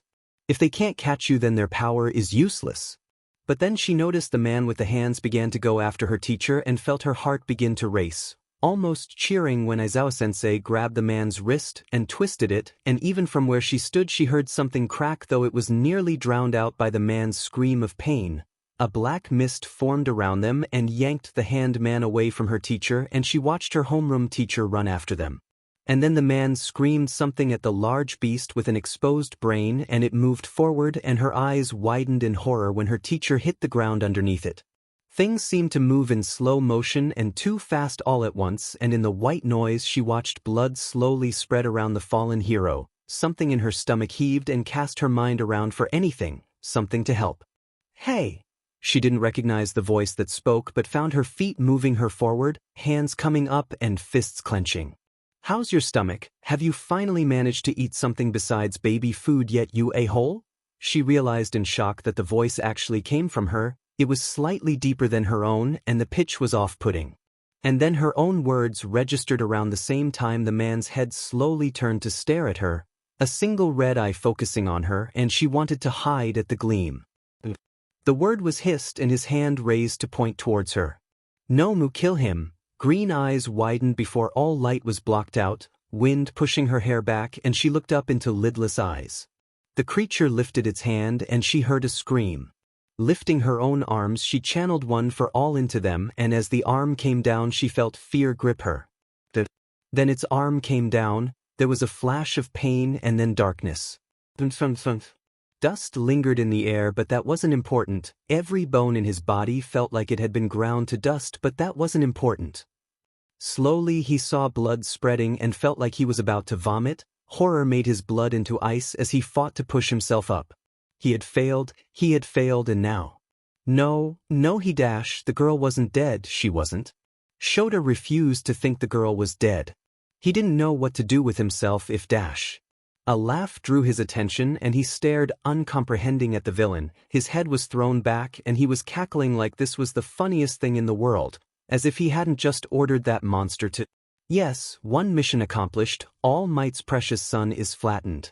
And his deranged laughter increased in pitch, until it grated in his ears and all he could see was the man's gleeful form.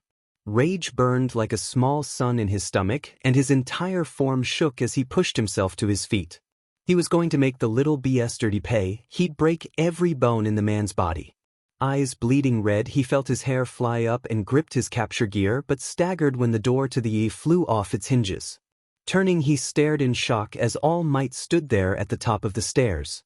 Both relief and guilt filled him. Relief because the other hero was here, backup had arrived. Guilt because he had allowed the man's daughter to be dash.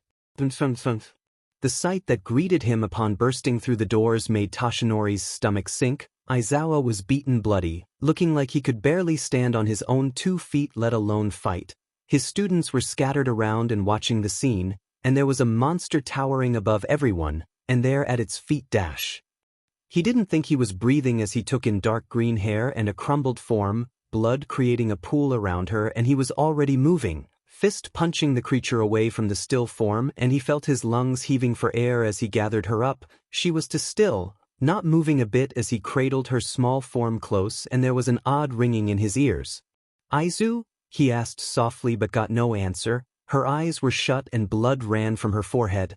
Laughter caught his attention and he looked up slowly, blue eyes wide at the figure of a young man wearing all black, disembodies hands all over his body. How's it feel, All Might? To be too late? He stared.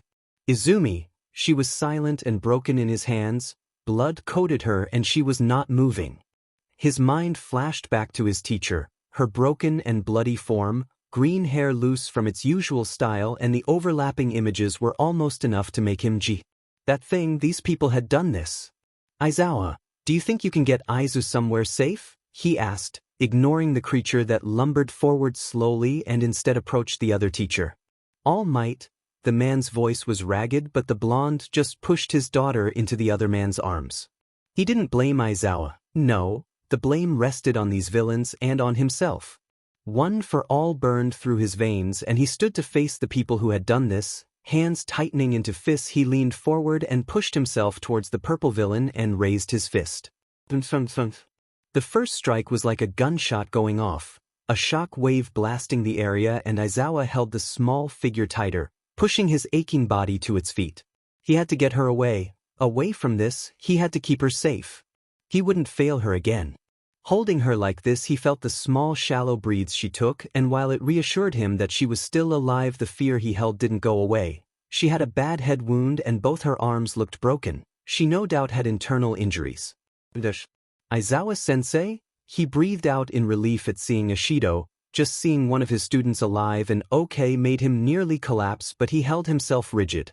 Ishido, have you seen the others? Are they all right? Her wide yellow eyes were staring at the girl in his arms, and he wished so badly she didn't have to see this. She was in no way ready to face situations like this. They weren't supposed to face things like this, not this young. Everyone but Ida are together. He left to get the teachers. Good, more heroes. Is Izumi. His shoulders drew up. She's alive, if only just. A loud explosion made him move, curling around the girl in his hold and placing himself in front of Ishido, his back facing the origin of the sound, and after a second he looked over. The Nomu was nowhere to be seen, though the massive hole in the Uete dome told him where it had went. And All Might was charging towards the last two villains, and the one with hands on him was scrambling back. Aizawa felt satisfaction at the blatant fear he was displaying before his teeth grit when black mist wrapped around them and they disappeared. It was done, everything was over. But that didn't mean everything was okay. The sound of the rest of the teachers arriving made him look at them, eyes searching and finding the one he was looking for, and he moved forward quickly. Recovery girl, he gasped out, dropping to his knees beside the old woman, and she reached out towards the girl. Oh Izumi, dear, what happened to you? She asked, and Aizawa felt the guilt pull harder at his stomach.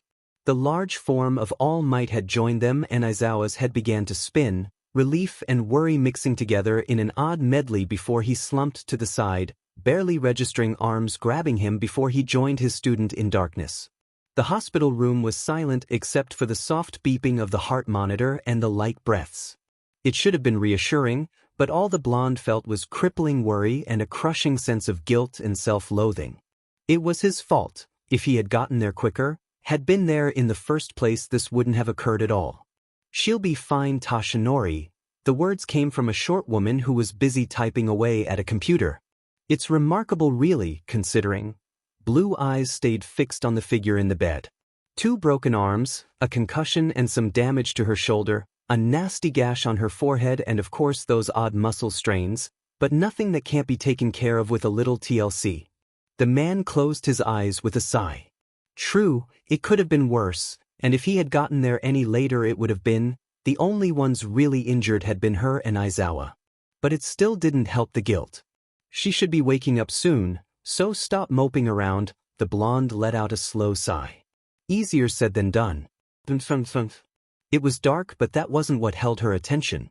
Who are you? The words echoed around them, and she watched the figure before her closely. Lank white hair hung in his face, obscuring his eyes. He was tall and thin, but not like her dad, with slightly hunched shoulders. Are you okay? She didn't know why she asked that, but he looked so tired. You're very kind. His voice was low and slightly raspy, and when next she blinked he was much closer. Looking up she stared into clear silver eyes. I'm sorry. She opened her mouth to ask why he was sorry when it felt like the ground opened up beneath her. She stared up in shock as darkness closed around her before light flashed into her vision, so many colors it hurt. With a gasp she bolted up, swaying, and would have fallen over if a hand on her shoulder hadn't held her in place. Looking over she had to stare a moment before the blue eyes translated. Dad? She asked and coughed at how just the single word pained her throat. The blonde moved closer and grabbed something off the table beside the bed she was on, and she was relieved to see the glass of water. Sip slowly, Izumi. It was so relaxing to hear his voice, and the water was wonderfully cool against her throat. How are you feeling? Any pain? She looked at him confused before all the memories slammed in. The villains, Aizawa sensed. Green eyes flew wide and she looked around quickly, finding that she was in what seemed to be a hospital room. Is everyone okay? Aizawa-sensei and everyone else. Large hands were on her arms, and then she was pulled closer to her dad, his arms wrapping around her tightly. Everyone's. Fine, Izumi, even Aizawa. Thanks to you getting that thing's attention, he only had a broken arm and a mild concussion with some cuts and bruises. You were the one who got the most injured. He drew back and she released a slow breath. Everyone was fine. It took a weight off her shoulders she hadn't knew she held and made her sag slightly. You scared me, Izumi. She looked back up and took in her dad. He looked more gaunt than usual. His sunken eyes had deep bags beneath them and his hair hung limp. I know you're training to be a hero and you'll be an amazing one someday, but when I got there, when I saw you on the ground and not moving. He broke off and his hands tightened on her and she felt shock when she had tear run down his cheek. I thought you were dead, Izumi. You weren't moving and there was so much blood, I thought I was too late. Guilt gnawed at her stomach and she felt her heart squeezing painfully in her chest. She didn't know what to say to him. She hadn't thought farther than someone needed her help. I'm sorry. She managed through the lump in her throat and felt her own tears spill down her cheeks, and her dad managed a watery laugh. Don't be just. Promise me you'll be careful? I know it's hard. I more than anyone know it's hard, and when you have that feeling to protect it's impossible to ignore, but for my sake try and bring yourself home, all right? She nodded quickly, anything to get that look off his face and never have it return. Reaching out she wrapped her arms around his neck and leaned into him with a wet sniffle and felt more than heard his shaky laugh. We're a pair, aren't we? He asked, and she hiccuped something that was half sob and half laugh before burrowing her face into his shoulder. She'd do it, she'd always come back to her dad, no matter what. Any aches or pains, dear? She thought for a moment, twisting her hands this way and that. It's sore, she finally said, and Recovery Girl nodded, writing something down. It's to be expected, what with your injuries. Green eyes glanced to the side where her dad had been. Before he had to leave earlier that morning because the number one's job never ceased, he had been reluctant but she had encouraged him to go. Any other aches? The elderly woman's voice drew her attention and she thought. There was an ache almost across her entire body. It made her feel like her skin was a bit raw, and her stomach hurt like the ache she got before cramps. My body hurts, kind of a dull soreness?